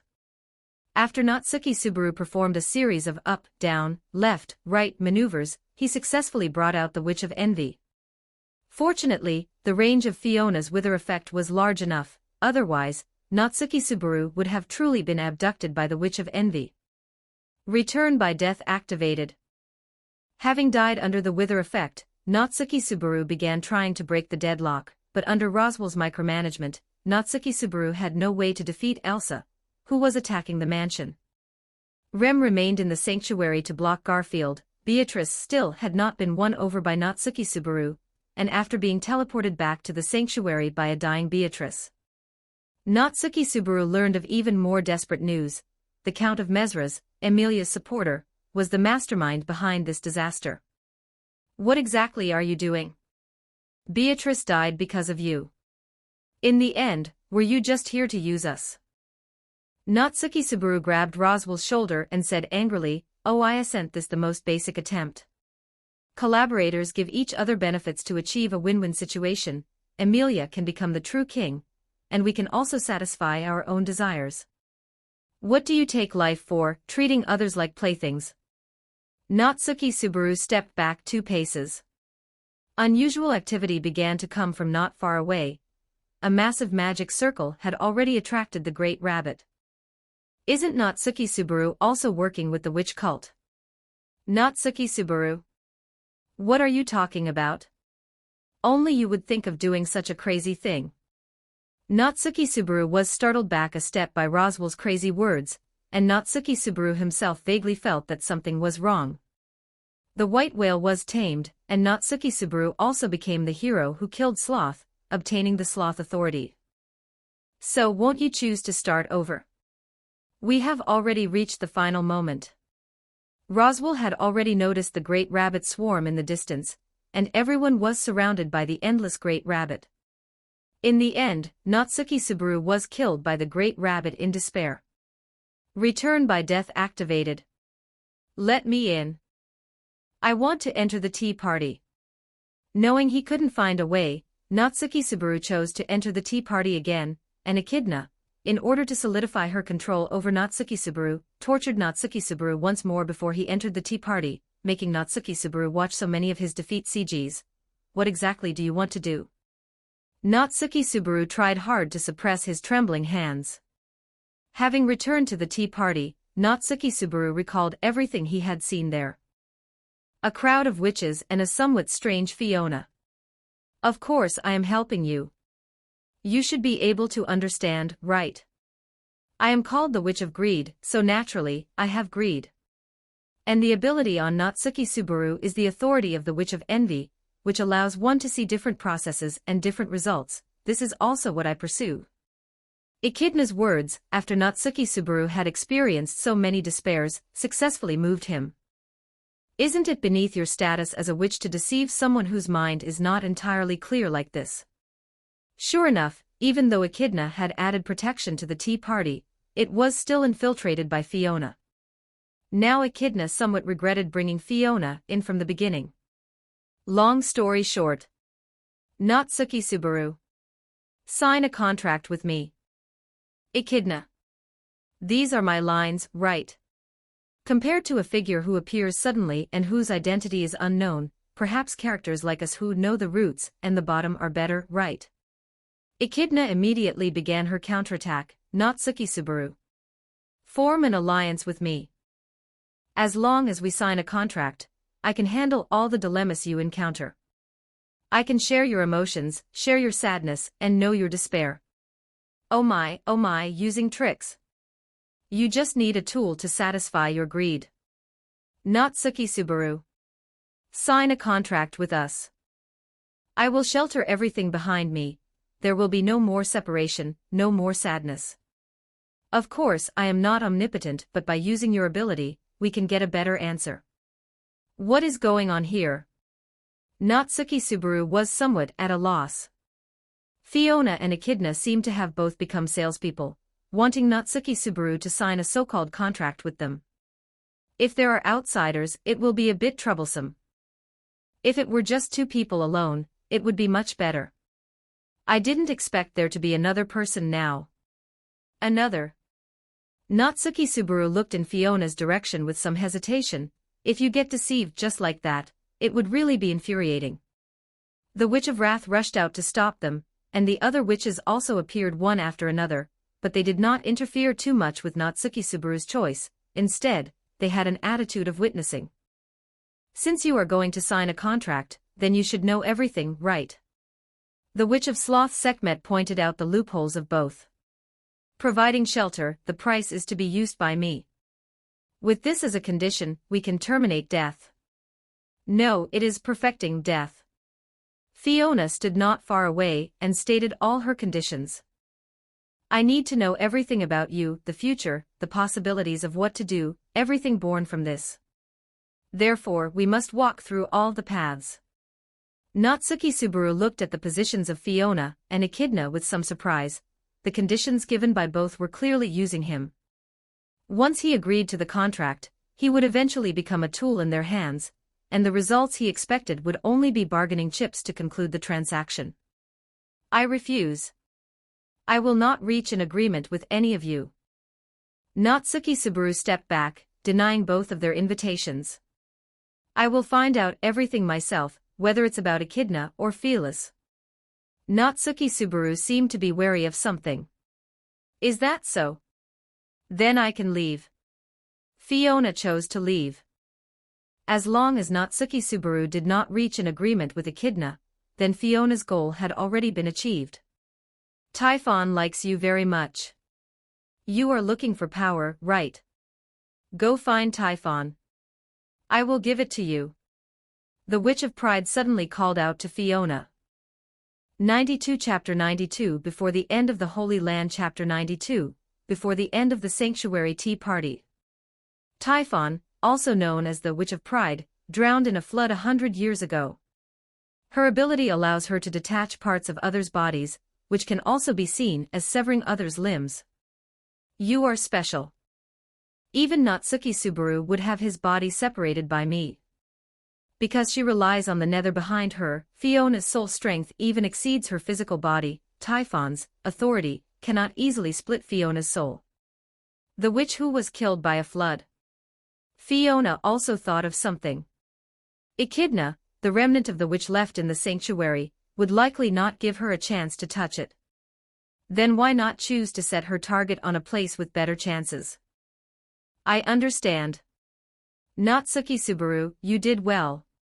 Immediately after, Fiona's figure disappeared from the witch's tea party. There was nothing left for Fiona to do in the sanctuary. Natsuki Subaru basically already knew about the Great Rabbit and Beatrice. Sanctuary. The second day of the trial. A clear-headed Natsuki Subaru successfully conquered Garfield and brought sufficient combat power to subjugate Elsa, who was attacking the mansion. So how much longer are you going to act here? The sanctuary was unusually quiet.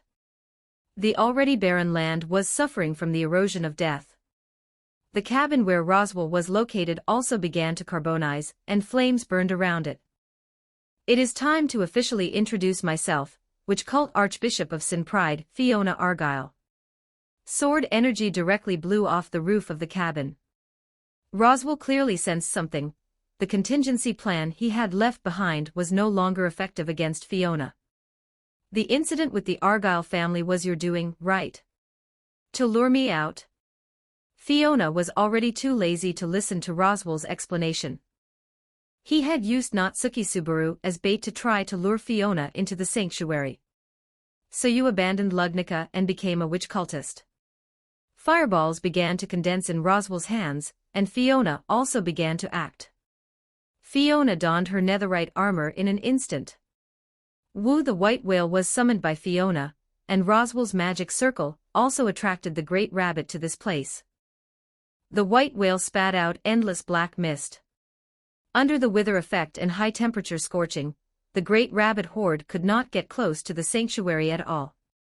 The white whale was originally a beast with area of effect attacks. With the addition of the wither effect, its combat power was significantly enhanced, although its diffusion speed remained a fatal flaw. It could not truly kill all the Great Rabbits, but blocking the Great Rabbit's path forward was not a problem. A wave of sword energy slashed toward Roswell's position, followed immediately by Fiona's even more violent attacks. Kesaku Calamity of 10,000 Woes. A hurricane filled with sword energy rose from the ground, accompanied by endless wither mist. At this moment, the sanctuary was in a complete state of disaster. Fortunately, Natsuki Subaru had already had Emilia take the demi-human villagers in the sanctuary to the ruins beforehand. So Fiona basically didn't need to worry about hurting any innocents, at most scaring a few mindless clones. The battlefield between Fiona and Roswell also began to expand. Roswell seemed to realize that he was no match for Fiona. So he also began to retreat toward the outside. The trident wrapped in thunder was thrown by Fiona. The flashing thunder approached Roswell, and Roswell also left the range of the sanctuary through his flight ability. The trident thrown by Fiona was blocked by a wave of sword energy, and the thunder also terminated in midair. Lord Roswell. Are you all right? Teresa arrived first. It was hard not to notice the white whale flying in midair, and the battle range between Fiona and Roswell was also very large. Teresa, acting on Roswell's message, had rushed to the Mabiast's territory. She hadn't expected to encounter the Gut Hunter, but instead ran into Fiona. Who are you? Wilhelm stood vigilantly between the two sides. Although he and Roswell were not from the same royal selection faction, they were both important combat forces for Lugnica, and infighting would not bring any benefits to Lugnica, and the black-armored knight in front of him didn't look like a good person either. It's the witch cult's pride Archbishop of Sin. Seeing that he had succeeded, Roswell stopped retreating. Fiona was not Natsuki Subaru, even Roswell would not underestimate her combat power. Once Roswell's body-snatching plan could not be achieved, Roswell would be hunted down by Fiona. Fiona drew her netherite sword. The combat team composed of Roswell and the Teresa couple could definitely stall Fiona. Plus, Natsuki Subaru was not far away saving the mansion from crisis. Natsuki Subaru now even had Rem with him. If Natsuki Subaru brought the battle back here later, then it would be Fiona who would have a hard time. As Knights of Lugnica, we will not hand over the kingdom's Margrave to the enemy just like that. Wilhelm naturally refused Fiona's request. Then there is no other way. This is going to be somewhat difficult. Try your best to survive. Moon plunder myriad calamity fangs. Fiona's indiscriminate attack came head-on. Roswell, as a mage, was protected behind Wilhelm and Teresa. Although Teresa and Roswell did not have much interaction, the combat tacit understanding between them was exceptionally high. The rain of sword energy was blocked by most of Roswell's magic, and Fiona was also forced to engage Teresa. A black skull appeared in Fiona's hand, and then Fiona threw it toward her feet. The violent explosion widened the distance between Fiona and Teresa, and Fiona also arrived at Roswell's side through an ender pearl. The black sword stabbed toward Roswell without hesitation, but Wilhelm had just arrived. If a warrior were lost in the current situation, it would tilt the battle in Fiona's favor, but Fiona's flight ability also played a role at this moment. Wilhelm didn't have time to block Fiona's thrust, but he still stabbed Fiona's sword-wielding arm. The sword that was originally aimed at Roswell's heart deviated and pierced into Roswell's shoulder. Magic shimmering with light came from the sky. Natsuki Subaru's support speed clearly exceeded Fiona's expectations. Natsuki Subaru brought Beatrice and launched an attack directly at Fiona. Although under Pandora's ability, Natsuki Subaru no longer remembered his meeting with Fiona. But he still started to have doubts because of the previous information. Chapter 93, Watergate. A fierce sword aura was swung out, blocking all of Beatrice's attacks, as the white whale's interception and Amelia, with Natsuki Subaru's help, had regained her memories and successfully passed the trial. The magic circle left by Roswell was finally broken. Corruption. Fiona tore open her wound, black blood flowing from it, causing the ground it touched to undergo a mutation. What is happening? My movements have become sluggish. Wilhelm felt his feet sink, the originally hard ground began to become soft and unstable, and the sand and gravel began to cling to everyone's feet, as if they had a life of their own.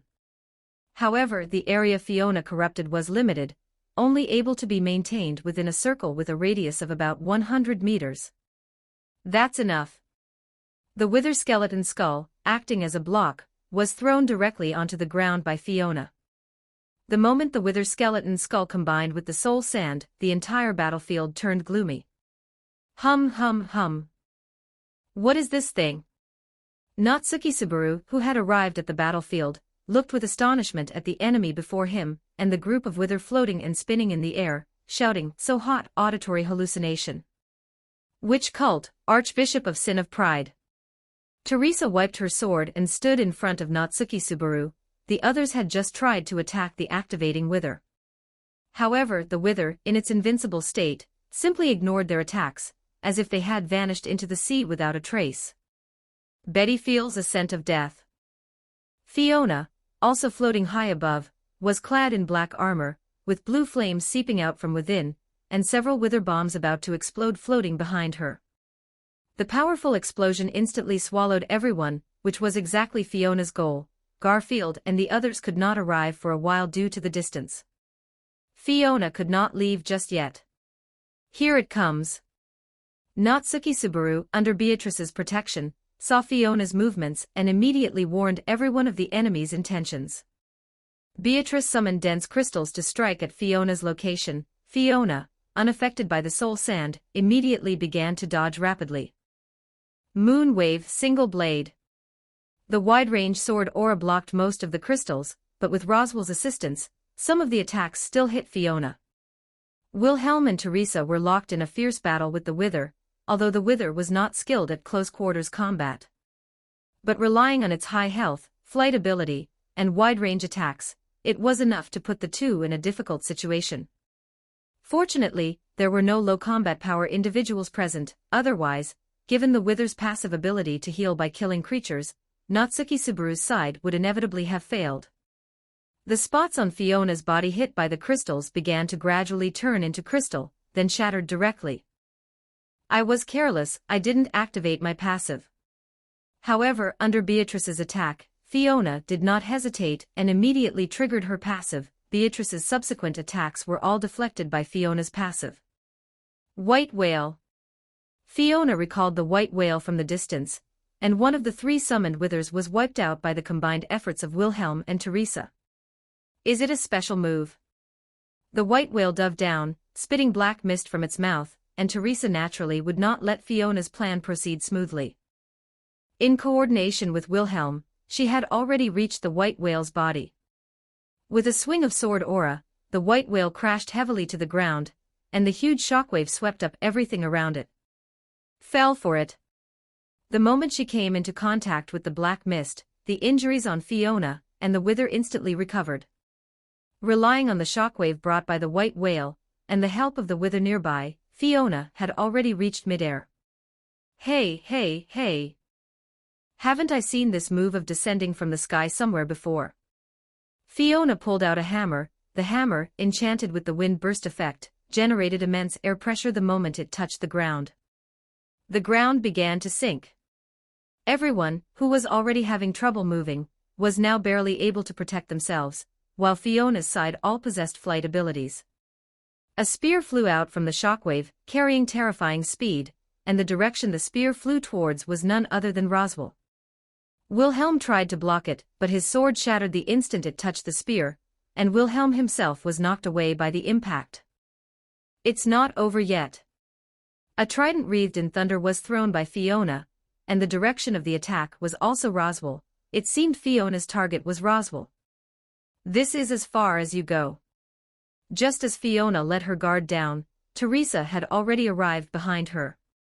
The Wither on the ground had already been trapped through the cooperation of Teresa and Beatrice. The sword could not pierce the netherite armor. Encountering resistance from the netherite armor, it deflected to the position of Fiona's arm. Why is everyone aiming for my arm?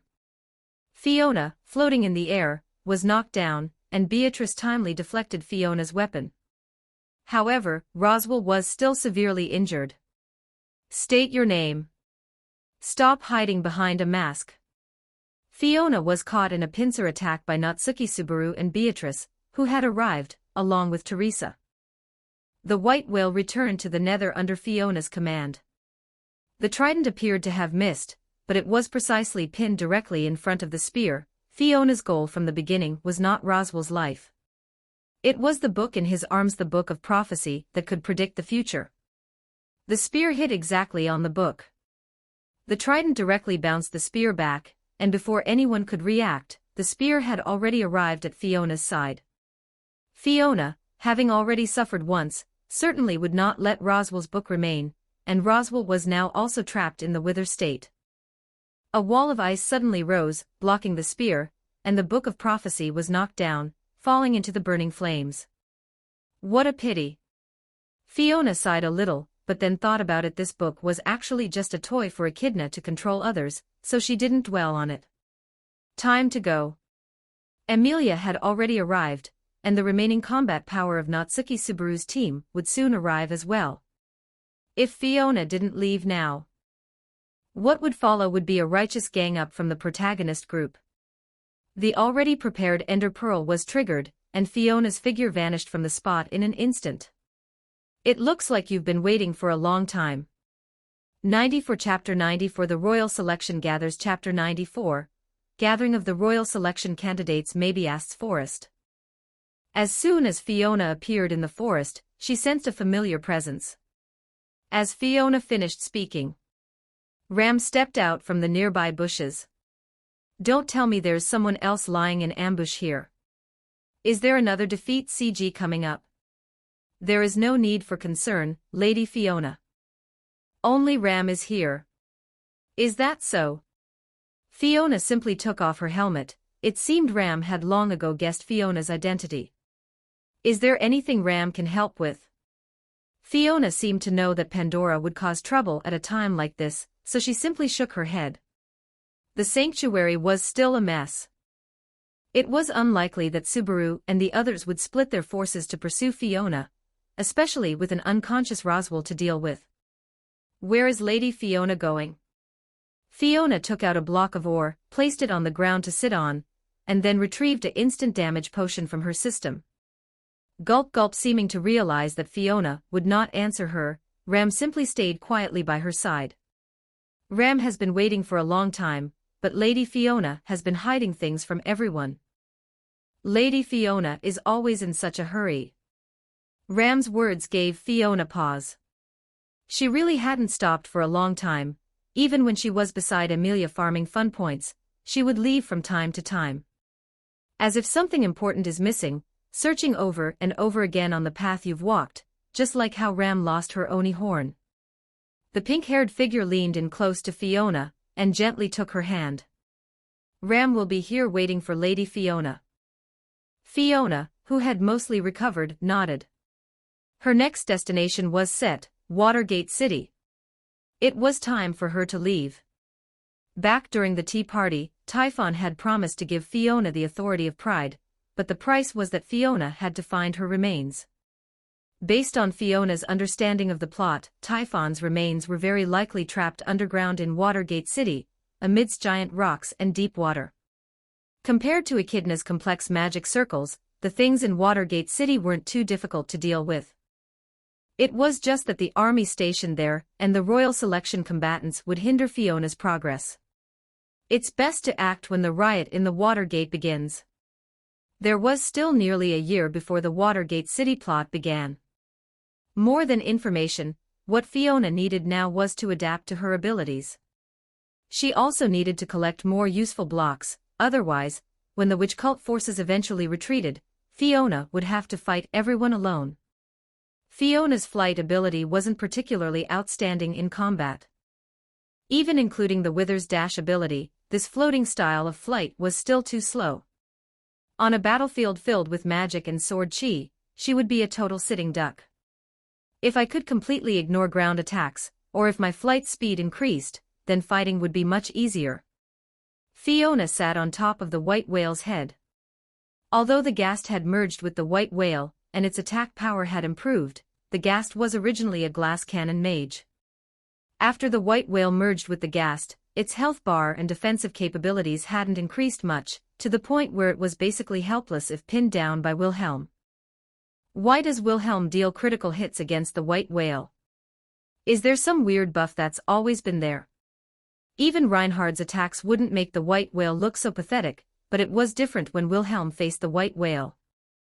It was like when Subaru met Regulus. No matter how many abilities one had, they were like a joke, and one would be directly suppressed and beaten by Wilhelm.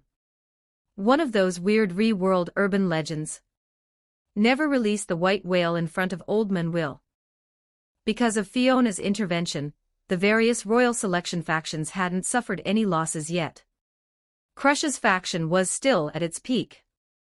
At most, Roswell had been beaten by her to the point where he probably couldn't get out of bed for half a year, the wither effect would be quite a lot for him to handle. 1 year later. Outskirts of Watergate City, Fiona emerged from underwater. Underwater in the Re world was different from the MC underwater world due to the influence of undercurrents and visibility. Coupled with Fiona's inability to conduct a large-scale search, she had made little progress in finding the remains.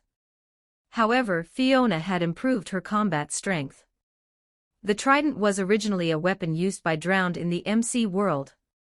By training underwater, she had improved not only her trident skills, but also her swordsmanship significantly.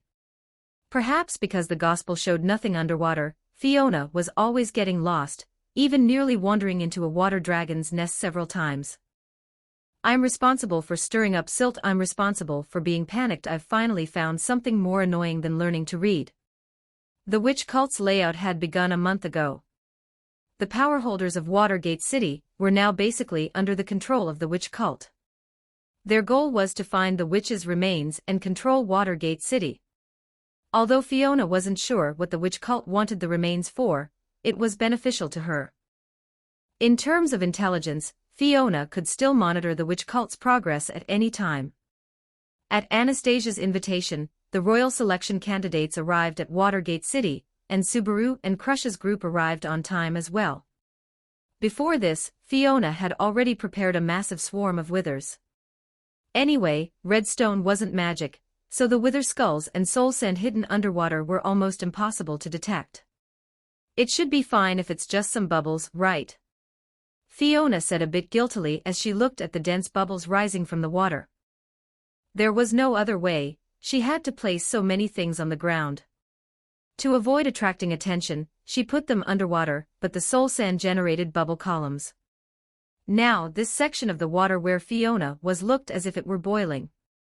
Forget it, they'll have plenty of other things to deal with later, they won't care about this. What are you doing here? A songstress who would randomly spawn in Watergate City suddenly appeared beside Fiona. Such dense bubbles. But there's clearly no heat, so how are they forming? Liliana didn't jump to any terrible conclusions about Fiona. Although the situation was serious, it hadn't reached the point of jumping at every shadow yet. By the way, you look a lot like the Thousand-Sword Princess. The ballad about Fiona had been composed by Liliana. Chapter 95, We Will Meet Eventually. Watergate City, Thousand-Sword Princess. I didn't expect anyone to still remember that name. Besides, she should have been dead for some time now. Fiona struck up a conversation with Liliana, as if they were old friends. It seemed Liliana often wandered near Watergate City in search of inspiration. I also find it such a pity. To be able to contend with the white whale at only a few years old. If she hadn't lacked the bloodline of the Astrea family, she should have been the Sword Saint. The layout of the surroundings was almost complete, and Fiona also intended to enter Watergate City. Dead is dead. No matter how you put it, it was just her own incompetence. That's a harsh assessment. She was one of the legendary figures of Lugnica, after all. Liliana followed behind Fiona, with her musical instrument on her back. The city gate guards couldn't find anything on Fiona. Because Fiona had a system inventory, weapons and such had already been stored away, and Liliana was a well-known figure in Watergate City, so they entered easily. It was sung, wasn't it? That should have a lot to do with you.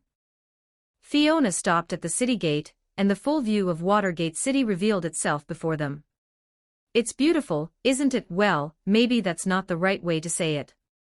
Aren't music and stories things that everyone loves? Liliana took out her instrument and began to pluck the strings. As her singing voice rang out, passers-by stopped in their tracks, while Fiona silently pulled up her hood.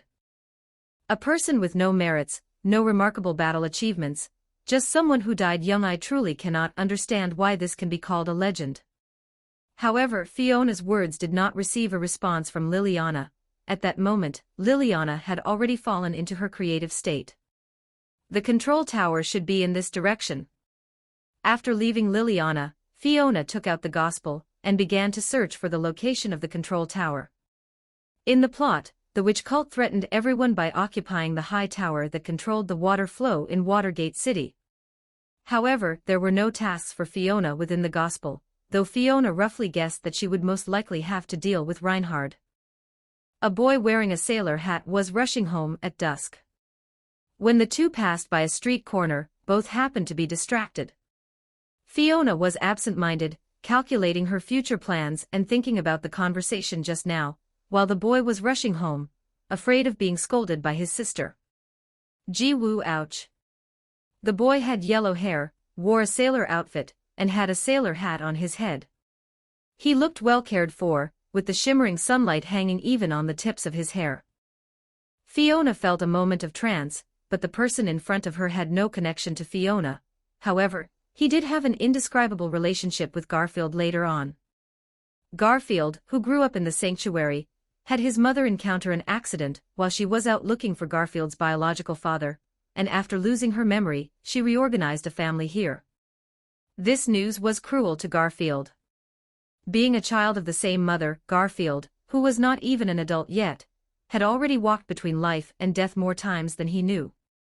"I'm not Felix, I'm Fred. Is this yours?" Fred picked up the gospel that Fiona had dropped. In reality, even if Fiona ignored the book, it would have found its way back to her hands on its own. But for some reason, Fiona's emotions suddenly became agitated, and she snatched the gospel from Fred's hand. "This is not something you should be touching." Having regained her composure, Fiona was a bit surprised by her own actions. Under normal circumstances, her emotions were relatively stable. "Have I been with that group of lunatics for so long that I've become erratic myself? Sorry, did I scare you? This book records some dangerous magic and isn't suitable for a child to touch." Fiona was someone who had raised a younger brother. After all, dealing with a small child was no problem at all. Like performing magic, she took a piece of pumpkin pie out of her sleeve and handed it to Fred. "Are you a mage, big sister?" It seemed that because he felt Fiona's kindness, Fred quickly forgot the previous unpleasantness, and that was indeed the case. "You could say that. Where is your home?" "It's getting late, let me take you back." Perhaps curious about Garfield's experience, and since Fiona happened to be free, she decided to take advantage of the time before the main cast arrived. Fiona decided to wander around a bit more, otherwise, Watergate City wouldn't look like this later on. Over there.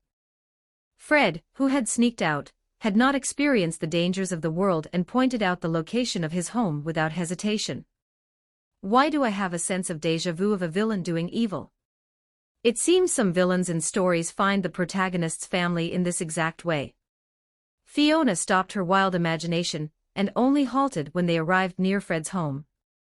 However, the reason she stopped was that Fred's sister had come out looking for him. This scene felt familiar to Fiona, though more often it was Felix who came out looking for her. "Where did you run off to? Didn't I tell you to stay nearby?" A girl not much older than Fred walked out and angrily tugged at Fred's ear. "It's fine. This child is late coming back because of me, so there's no need to scold him too much." Fiona managed to save Fred's ear, and the girl, acting as Fred's sister, let go after hearing Fiona's explanation. Fred, with his bright red ears, hid behind Fiona's legs. "All right, don't make your sister and mother worry in the future, and don't randomly bring strangers you don't know home. By the way, don't go running out these next few days." Fiona ruffled Fred's hair, and seeing signs of reconciliation between the siblings, she decided to leave. "What's your name, big sister?" the boy suddenly asked. "Next time you see me, don't come so close." "Is it because you can cast cool magic, big sister?" "Haha, I didn't expect to hear such words from you. You can understand it that way too." Fiona was amused by Fred's words, and after saying goodbye to the siblings, she began to walk toward the center of the city. Luxurious dragon carriages had already appeared on the streets. It looked like the royal selection candidates had entered the city, and the witch cult had also begun to act. It wouldn't be long before this place turned into ruins. 96 Chapter 96 The City to be Destroyed Chapter 96 the city destined for destruction. Watergate City. Chiritaka, what have you considered? Fiona Argyle, wearing a black robe, sat before Chiritaka, the person in charge of the Muse Trading Company. At this moment, the witch cult had already begun to act. If there were no accidents, the other leaders of Watergate City had likely already met with misfortune, and Chiritaka was their final target. I will take away an unimportant relic from the city. On this condition, both sides will form an alliance, and I will protect the city when necessary. Chiritaka looked astonished, for he had no idea when Fiona had entered his office. Neither the guards nor he himself had sensed any unusual movement. Chiritaka had only lowered his head for a moment, and Fiona was already sitting before him. Since this is a negotiation, shouldn't we first know the background of the other party? Chiritaka cautiously began to probe into Fiona's background. It was impossible that the person before him was not dangerous. Compared to a negotiation, Chiritaka felt the situation before him was more like a kidnapping. Is that so? Fiona removed her hood. Chiritaka was not Natsuki Subaru. Although he might not have met Fiona, he had probably heard of her general appearance. Moreover, there was no point in deceiving him now. Once the witch cult fully invaded, everything would be revealed. The witch cult archbishop representing Pride. Fiona Argyle. A drop of cold sweat trickled down Chiritaka's forehead. In this world, no one would be bored enough to impersonate the witch cult, let alone specifically impersonate a deceased noble in such a situation. Chiritaka suddenly recalled an unpleasant rumor. The songs Liliana composed for Fiona were considered a spin-off of the Sword Demon love ballad. And among them were some of Fiona's experiences. On the day of Fiona's 19th birthday, death and the witch cult's gospel arrived simultaneously. Are you? Fiona naturally understood what Chiritaka wanted to ask. There is no need to worry too much. I will not harm you. It is just as I stated. I am here to determine the fate of Watergate City with you. What do you mean by the relic? The remains of a certain witch trapped beneath Watergate City. That is impossible. Once the remains are taken, the entire Watergate City will be destroyed. Your negotiation is fundamentally invalid. Whether we reach an agreement or not, Watergate City will become the final victim. Chiritaka excitedly rejected Fiona's proposal, but Fiona still patiently explained to him. You don't need to worry about that. I have a way to take the remains without causing harm. If that fails, as long as I can make contact with the remains, that will suffice. Before Fiona could finish her sentence, Chiritaka suddenly lashed out. It seemed the witch cult's reputation preceded them. As long as Fiona stated her name, basically no normal person would try to converse with her. Chiritaka took out a crystal containing violent mana, while simultaneously trying to trigger the city hall's security system. But this was futile before Fiona. Fiona was one step ahead, directly grabbing Chiritaka's wrist, then twisting his arm and pinning him to the ground. A nice attempt, and your courage is indeed commendable, but there is too great a gap in strength between us. I will still keep my promise. You just need to take a nap, and you will wake up at the appropriate time. After giving him a dose of weakness potion, Fiona knocked Chiritaka unconscious with an elbow strike. Peaceful methods are completely unviable, so all that remains is to wait quietly. By the time dawn broke, Natsuki Subaru and the others had already arrived outside Watergate City. Because by this time, most of the people in power in Watergate City had met with misfortune due to the witch cult. And because of Fiona's involvement, Chiritaka had also enjoyed this treatment in advance. Emilia should come to negotiate with Chiritaka first, wanting to obtain the crystal in his possession to resummon Puck. Fiona glanced at Chiritaka, who was still unconscious on the floor, and a pile of guards who had wanted to find Chiritaka, and were also unconscious. There's probably no hope of dealing with Emilia and the others like this, but anyway, I don't need to stall them for too long. By tomorrow, it will be fine.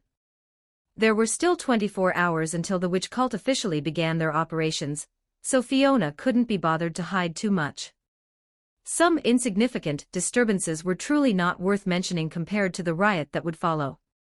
What should I do? Forget it, I'd better find a way to disrupt their schedule. If Amelia and the others discovered the situation here, I fear the entire plot would go off course. A street corner in Watergate City. Big Sister Fiona. As expected, Fiona found Fred again, but Fred was unwilling to approach Fiona. Big Sister Fiona told me not to approach strangers casually, and not to casually approach Big Sister Fiona. Era, that's because I was worried that some unknown stranger might hurt you. Now, doesn't Fred know me? Fiona took the opportunity to bring out some sweets to lure Fred, and the innocent Fred naturally fell into Fiona's trap. Does Fred want to have another big brother? Garfield was Fred's half-brother, although it was too cruel for Garfield, that was reality.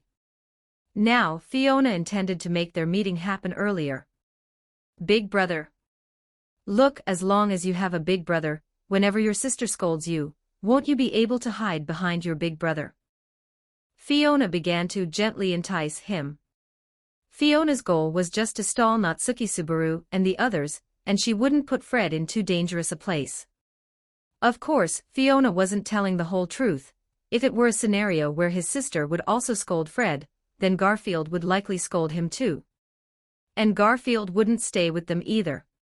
Thus, the plan to stall Natsuki Subaru and the others was put into action, and Fiona casually summoned a witch cultist to tail Fred.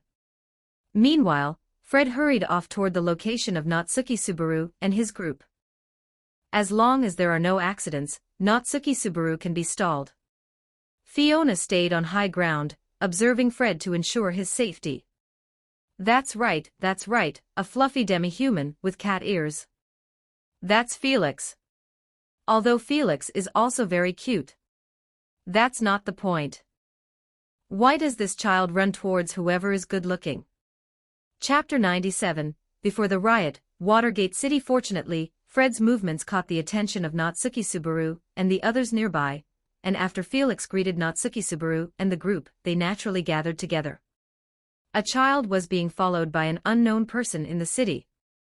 Although Fred didn't say anything, in fact, he didn't know anything himself. He simply followed Fiona's instructions and walked up to the group. The rest was left to Natsuki Subaru and the others to fill in the blanks. I didn't expect to run into something like this the moment I arrived, meow. Unfortunately, I don't have any reliable combat strength, so I'll have to trouble you to escort them. Felix naturally understood his own position.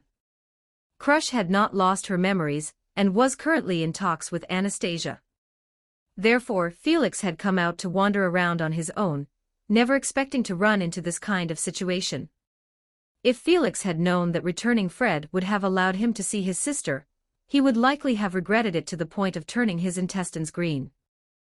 Because this was the only method Fiona could think of, and she wasn't in a position to appear directly before Natsuki Subaru and the others. Therefore, she had to inconvenience Felix, who Fred had mistaken for someone else, and have him sit with the group. No problem, leave it to us. Natsuki Subaru and Crush's previous cooperation had been quite successful. Although the white whale had been intercepted halfway, at least merchants could now travel safely.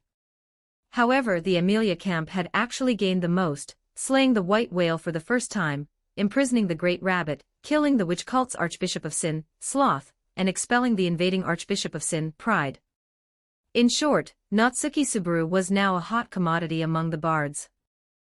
Just as Fiona had predicted, Natsuki Subaru accepted Felix's request without hesitation, and Amelia and the others headed to Anastasia's location along with Felix. Seeing that her plan had succeeded, Fiona shifted her gaze away. Under the protection of Natsuki Subaru, Garfield, and Beatrice, Fred's safety was guaranteed. Miss Swordsman. Liliana, who had just been about to sing on the street, saw Fiona leaping down from a high vantage point. Perhaps it was the intuition of a bard, but Liliana wanted to draw some inspiration from Fiona. Liliana. You're certainly relaxed for a kept bard. It was common knowledge that Shirataka, the young master of the Muse Trading Company, was madly infatuated with Liliana, even going so far as to keep her in the cage that was Watergate City. You have the vibe of a big villain lurking in the shadows, the kind of final boss that bards sing about. Are you plotting some earth-shattering secret? The sudden silence caught the thick-headed Liliana off guard, though she never imagined she had actually hit the nail on the head. She simply assumed Fiona wasn't used to her enthusiasm, so she changed her tone and continued to ask. "You know I'm a bard, songs and such require inspiration and stories. You're quite skilled, miss, you must have some untold stories, right? You want to hear my story?" Fiona hesitated. "Can't you already sing it out? Why come and ask me? I only know the upcoming plot about 2 hours earlier than you do." Of course, Fiona chose to refuse. Not to mention that Pandora was causing trouble on her end. Even if she really could say it, the resulting commotion would bring the guards down on her. "No can do. I'm just a senile dragon with no stories who likes to stay cooped up in a desert tower. I can't tell any stories. You even got the species wrong." After being rebuffed, Liliana didn't press the issue and simply went to the side of the street to start singing. With nothing better to do, Fiona decided to put on her hood and listen to the song from the sidelines. Time passed quickly. By noon, Garfield had already learned the news that his mother was still alive. The withdrawn Garfield then encountered Mimi, who was looking for something. The two of them arrived together at the area where Liliana was singing, but the place was crowded, and Garfield was lost in his own inner turmoil. He did not notice Fiona not far away. Mimi really likes listening to songs here. If Garfield listens to the music, maybe you'll feel a bit better. That's not the same thing at all. By the way, why was Fred so certain about calling me brother? Garfield was still replaying the earlier scene in his mind. It was clearly his birth mother, yet she hadn't recognized him upon seeing him. Garfield had roughly guessed at something, but Fred's reaction struck him as strange. Why, out of so many people, had this child Fred latched onto him without hesitation? Just a year ago, Fiona had mentioned matters regarding his mother in front of Garfield. Although it hadn't been verified, Fiona's identity had been roughly confirmed in Garfield's mind. It has to do with the witch cult. Garfield, however, did not know that the culprit was nearby, watching everyone leisurely. As the crowd dispersed, time reached dusk, and Shirataka's disappearance caused a commotion within the city. Fiona had never intended to hide it for long, and her methods were very crude. As long as people searched carefully, they would find the group, bundled up like a zombie, inside some unknown man-made underground cave. Garfield, who had originally intended to look for clues, was urgently called over by Natsuki Subaru and the others. However, Anastasia, considering her own arrangements and the need for stability within the city, did not disclose the situation too widely. Such a disturbance occurring after she had invited the various royal selection candidates to her territory was tantamount to telling everyone that she was incompetent. Her rivals would also use this incident to suppress Anastasia during the royal selection. It is not an important issue, everyone need not worry. But Anastasia had not yet realized the severity of the situation. After easily finding the kidnapped Shirataka, Anastasia lifted the alert status. Because of the witch cult's deep concealment, aside from the trouble Fiona had caused, the others had not noticed anything unusual. Garfield asked, hands on his hips. However, he wasn't in a rush to ask about Fred, it was already late at night. Visiting someone's home at this hour would seem a bit impolite. Why do I have such a bad feeling? Because Otto's presence was too low, he didn't notice his thoughts. The next day, the witch cult began to act. You want to tell me your story? On this day, Fiona actually took the initiative to come before Liliana. 98 Chapter 98 The Return of the Dead. Chapter 98 Return of the Dead. Waiting is always tiresome. Since Fiona intended to show her hand anyway, she sat directly beside Liliana. What's going on over there? Liliana looked at the commotion in the distance, hesitating. It was clear that the riot had begun, and the entrance to Watergate City had also been attacked by gluttony. An attack by the witch cult. The witch cult will soon take control of this city. Fiona removed her robe, revealing a suit of black armor, and calmly uttered words that left Liliana in shock. The witch cult. Shouldn't we notify the guards first? In the re-world, no one would joke about the witch cult, and looking at Fiona, it didn't seem like she was speaking nonsense. That won't work. This attack is unusual. The city has already fallen, we can only wait and see when the royal selection candidates can reclaim it. Fiona stood up. The authority of the Archbishop of Sin of Wrath allows her to transmit the damage suffered by others to those she controls, with the same result. It is equivalent to binding their lives to others. If Wrath dies, the hostages around her will die as well. In that case, shouldn't we go seek shelter? Could it be that you are one of those wandering rangers? Here to help Watergate City. Liliana looked at the completely unruffled Fiona, seemingly having a sudden realization, and then stood beside Fiona with a look of someone trying to cling to a powerful ally. Strictly speaking, that's not correct, but I don't want to see innocent people get hurt. In any case, I need your help, Liliana. Liliana can neutralize the authority of the Archbishop of Sin of Wrath, allowing everyone to break free from her mental control. I still don't know your name. You knew from the very beginning. What does that mean? Liliana followed behind Fiona with a look of astonishment, while Natsuki Subaru encountered the bandage-covered Archbishop of Sin of Wrath in the plaza. As Sirius threw the hostage in her hand from the clock tower, the onlookers on the ground all suffered fatal injuries simultaneously. Natsuki Subaru died just like that in the hands of Wrath, without even knowing why. It was clear that Natsuki Subaru did not yet understand the opponent's specific abilities, and had underestimated her strength, actually trying to go save people alone during his second save point. Third save point. Natsuki Subaru brought in Reinhard, and Sirius, the Archbishop of Sin of Wrath, died at Reinhard's hands without any surprises. But along with her, the people around her who were under control, as well as Natsuki Subaru, were buried with her. Fourth save point. In the end, Natsuki Subaru told Beatrice, and Emilia also heard the gist of the matter during their conversation.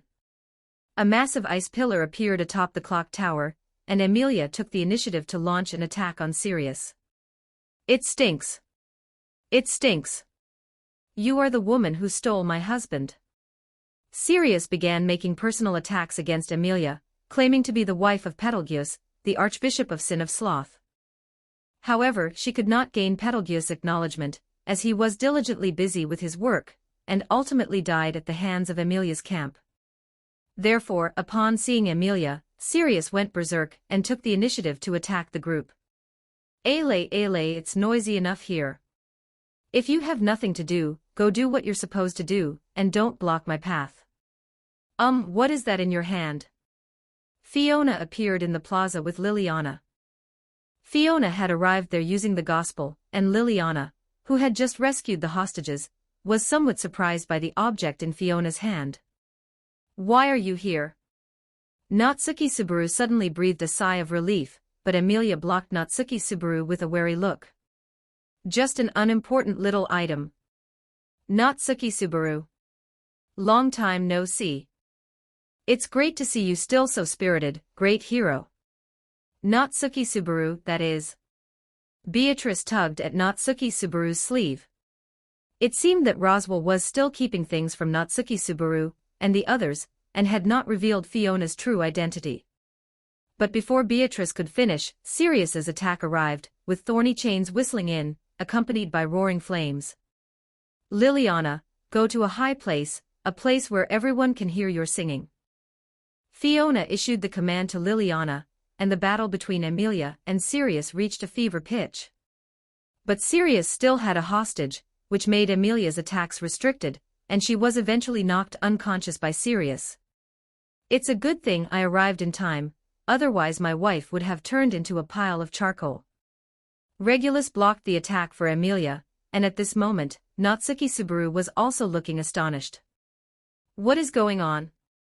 Natsuki Subaru still didn't know the purpose of the suddenly appearing Fiona, and the white-haired men before him. Beatrice's expression made it very clear, none of the people in front of them were allies. Which cult Archbishop of Sin of Wrath Sirius Romani Conti? Which cult Archbishop of Sin of Greed Regulus Corneas? Witch cult Archbishop of Sin of Pride Fiona Argyle. What is going on? Aren't you called Fearless? No, shouldn't we be friends? What Natsuki Subaru cared about most was Fiona's self-introduction. Does being friends have anything to do with my identity? Besides, aren't you a hero? The knight who could easily kill the white whale and sloth. The Pandora brand translator began to work. Natsuki Subaru. You are different from the others, so try to stop me. I acknowledge you as my opponent. Hey, I'm talking here. Isn't it a bit too rude to ignore the person standing right here? Regulus launched an attack at Fiona, seemingly in retaliation for previous events, but Fiona had already triggered her passive ability before arriving. Stones accelerated to terrifying speeds flew toward Fiona. Fiona just raised her hand slightly, and a barrier with the effect of immunity to projectiles directly deflected the incoming stones. The high-speed stones directly demolished a nearby house. White whale. Fiona called out softly, and a massive silhouette suddenly appeared in midair. The deceased white whale had turned into an undead being, hovering over Watergate City. White whale. Are you using me? With his mind in chaos, Natsuki Subaru could only reach this conclusion. Joy points plus 500 Chapter 99, Fierce Battle Watergate City, Plaza. Liliana began to sing, and her divine protection of heart-to-heart effectively interrupted the control effect of Sirius. It was originally used to threaten Natsuki Subaru and the others, but Regulus was a step faster, seemingly because Natsuki Subaru and the others ignored him directly. Regulus turned the spearhead of his attack directly toward Natsuki Subaru, who was to the side, while Fiona's attention was still on Sirius at that moment. Fiona wanted to take advantage of the gap while the control was dispelled to directly inflict heavy damage on Sirius, but a biting sword aura blocked Fiona's path. Everyone on the street had been inflicted with the same injury as Natsuki Subaru, with a large chunk of flesh stripped from their feet. Fiona, who had soared into the air, was struck by Reinhard's sword aura, although the sword aura was categorized as a projectile and could not harm Fiona. It still altered Fiona's trajectory. And this was exactly what Fiona wanted, allowing her to leave this place immediately, otherwise Fiona would have had to clash directly with Reinhard.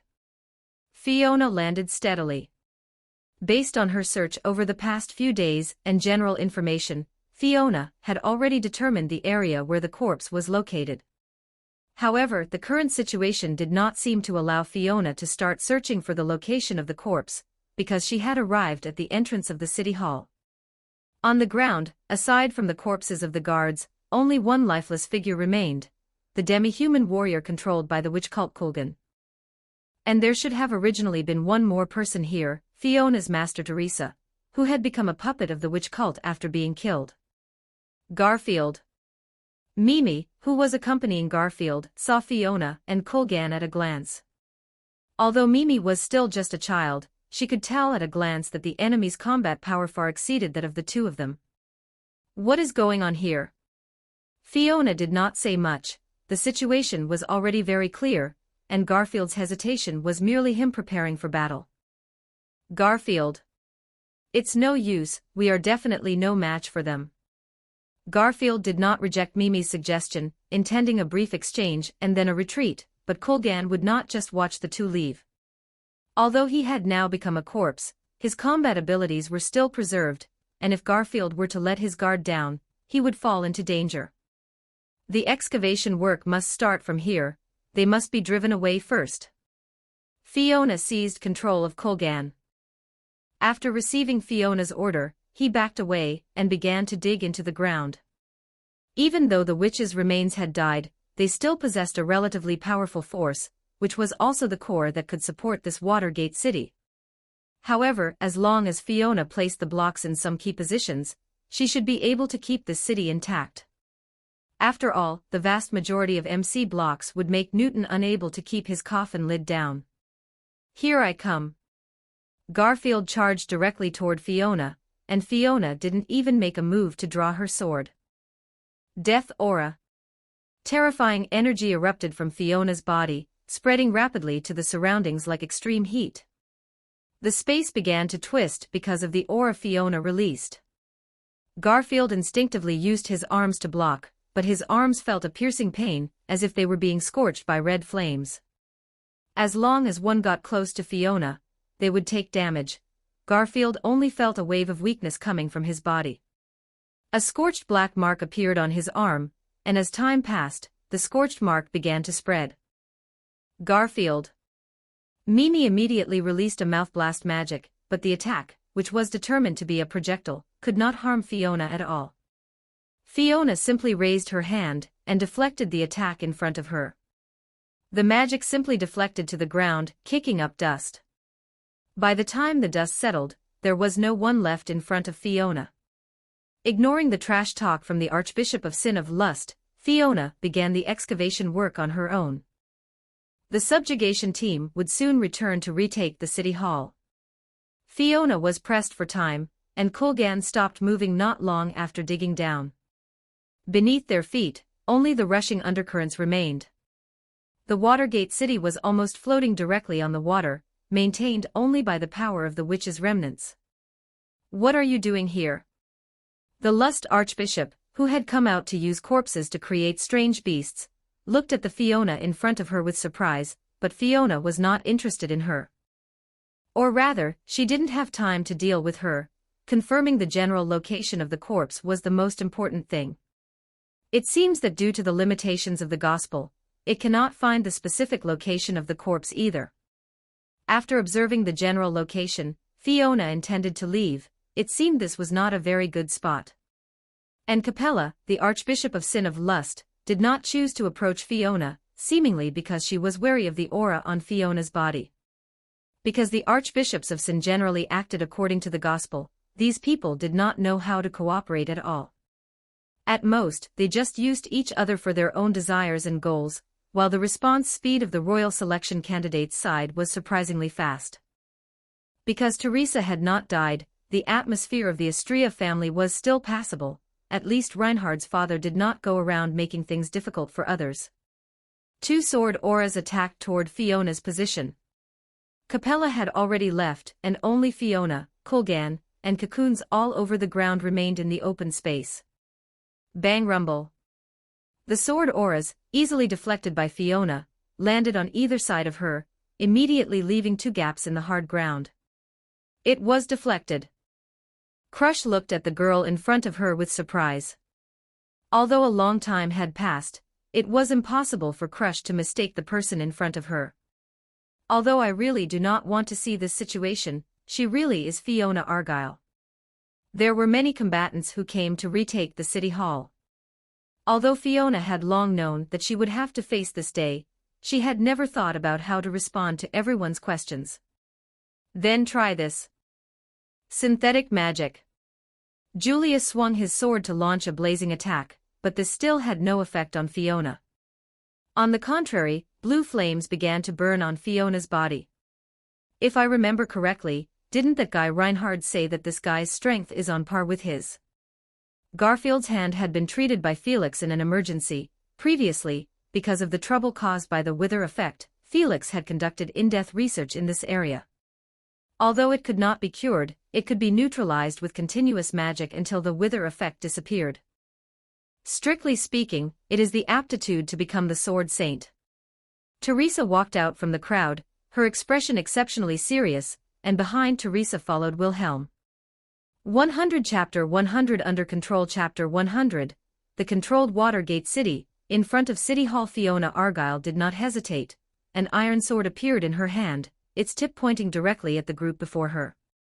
Wilhelm, Teresa, Garfield, Julius, Ricardo, Crush, and the three Mimi siblings.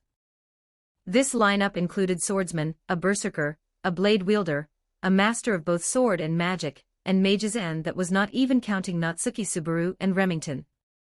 If it were any other Archbishop of Sin, they would likely have been suppressed, but thankfully, Reinhard was being held back by the white whale summoned by Fiona Argyle. If the white whale's wide-range attack effects were used in Watergate City, it would be no different from a massacre. All of you come at me together. Upon receiving Fiona Argyle's order, Kulgan stopped and retreated a few steps, as Fiona Argyle happened to want to see what level her own strength had reached. How arrogant. Let me see what you're capable of. Ricardo took the lead, but his attack was merely a feint, the moment Fiona Argyle caught Ricardo's slash.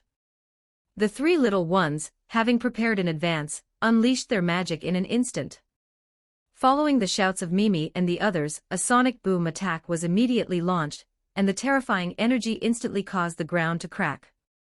It failed.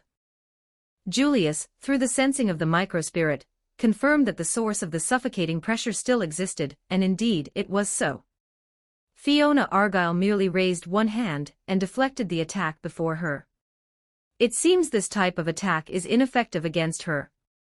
Engage in close combat, Wilhelm, and I will hold Fiona Argyle back. The coordination between the sword saint couple was nearly perfect, but Fiona Argyle's movements were extremely bizarre. She dodged all their attacks with completely unpredictable movement trajectories. How about this?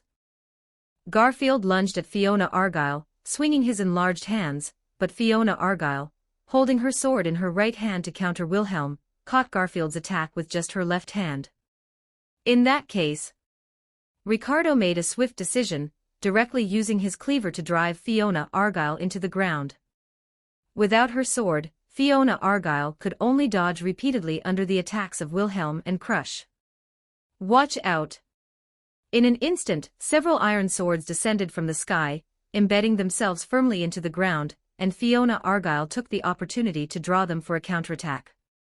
To maximize her speed during the assault, she would even abandon the sword in her hand, only to summon it again once her slashing motion reached the intended position. Is this Fiona Argyle's ability? Natsuki Subaru and Rem did not rush in, and Mimi and the others, discovering their attacks were useless, also chose to observe. Because Lust and the nearby Colgan had not yet made a move. Thousand Sword Princess, that was Lady Fiona Argyle's title back then. No one is clear about what kind of divine protection Lady Fiona Argyle actually has, but judging by the situation, as long as Lady Fiona Argyle is willing, she should be able to summon an endless supply of swords. Rem was explaining information about Fiona Argyle to Natsuki Subaru, and Fiona Argyle's ability was indeed giving everyone a massive headache. Fiona Argyle's sword energy was not like everyone else's. Crush and the others needed to concentrate and charge up to unleash sword energy. But for Fiona Argyle, unleashing sword energy was as simple as breathing, and a single wave of sword energy often required two people to barely block it. Fiona Argyle's left hand was slashed by Teresa. Under the effect of the divine protection of the death god, Fiona Argyle's wound could not heal at all, which was equivalent to deducting Fiona Argyle's maximum health. And it was almost impossible to drink milk to remove the negative buff, because under the dense attacks from everyone, Fiona Argyle simply could not complete the action of drinking milk. Fiona Argyle chose to stab a sword into her own body, a move that actually took Teresa by surprise. Fiona Argyle's expression of being accustomed to this made Teresa feel exceptionally heartbroken, and a momentary hesitation nearly caused Teresa to face the triggered explosion head-on. Teresa. In an instant, dust was kicked up. The few people near Fiona Argyle were almost all injured to varying degrees, and an inexplicable pain appeared on them. The perpetrator had already levitated into midair, and several black skulls were also heading towards the group. Ha-ya! Mimi was the first to react, and her air cannon immediately blocked the attack from Fiona Argyle for everyone. After one round of attacks, we are the ones falling into a disadvantageous position. Natsuki Subaru knew they couldn't drag this out any longer. Lust was still controlling important locations in Watergate City, and the longer it dragged on, the more dangerous it would be for all the city's residents. Natsuki Subaru immediately called over Crush and Julius, explaining his plan to them. They had to drive away the yet-to-appear Lust first, otherwise, the Fiona Argyle before them would be enough to hold everyone back. Fiona Argyle. What on earth happened? Why are you doing this? Teresa looked at the figure floating in midair, but the only response was the sudden appearance of swords, one after another, manifesting in the air. Then they plummeted toward the ground. While the swords disrupted the group's formation, they also provided weapons for Wilhelm and the others, and Fiona Argyle's flight speed was not fast. If she didn't land, she would become a living target for everyone. Am I your pride? Fiona Argyle spoke the first words of communication since seeing Teresa, but the content left Teresa stunned. You have always been my pride, both in the past and now. Teresa barely blocked Fiona Argyle's slash, and the two faces were reflected on the cold iron sword. Due to age, Teresa was long past her prime, and having lost the divine protection of the Sword Saint, her strength had been greatly diminished. Kesaku calamity of 10,000 woes. The surging sword energy from the dragon sword instantly divided the battlefield, and the violent tornado of sword energy forced Ricardo and the others to stop in their tracks. Then where were you? Fiona Argyle asked a fatal question. Because I was just a candidate. Just a temporary substitute. A useless person who could disappear after Reinhard. Fiona Argyle's words pierced into Teresa's heart like sharp thorns, and under Fiona Argyle's relentless attacks, Teresa's hands began to tremble from exhaustion. If I had become the Sword Saint. If I could have possessed the dragon sword. Such favoritism, is it because of bloodlines? Am I ultimately just an outsider? Suddenly, Teresa was no longer affected by Fiona Argyle's words. Who are you? Don't forget to like and subscribe to Novels Wonderland.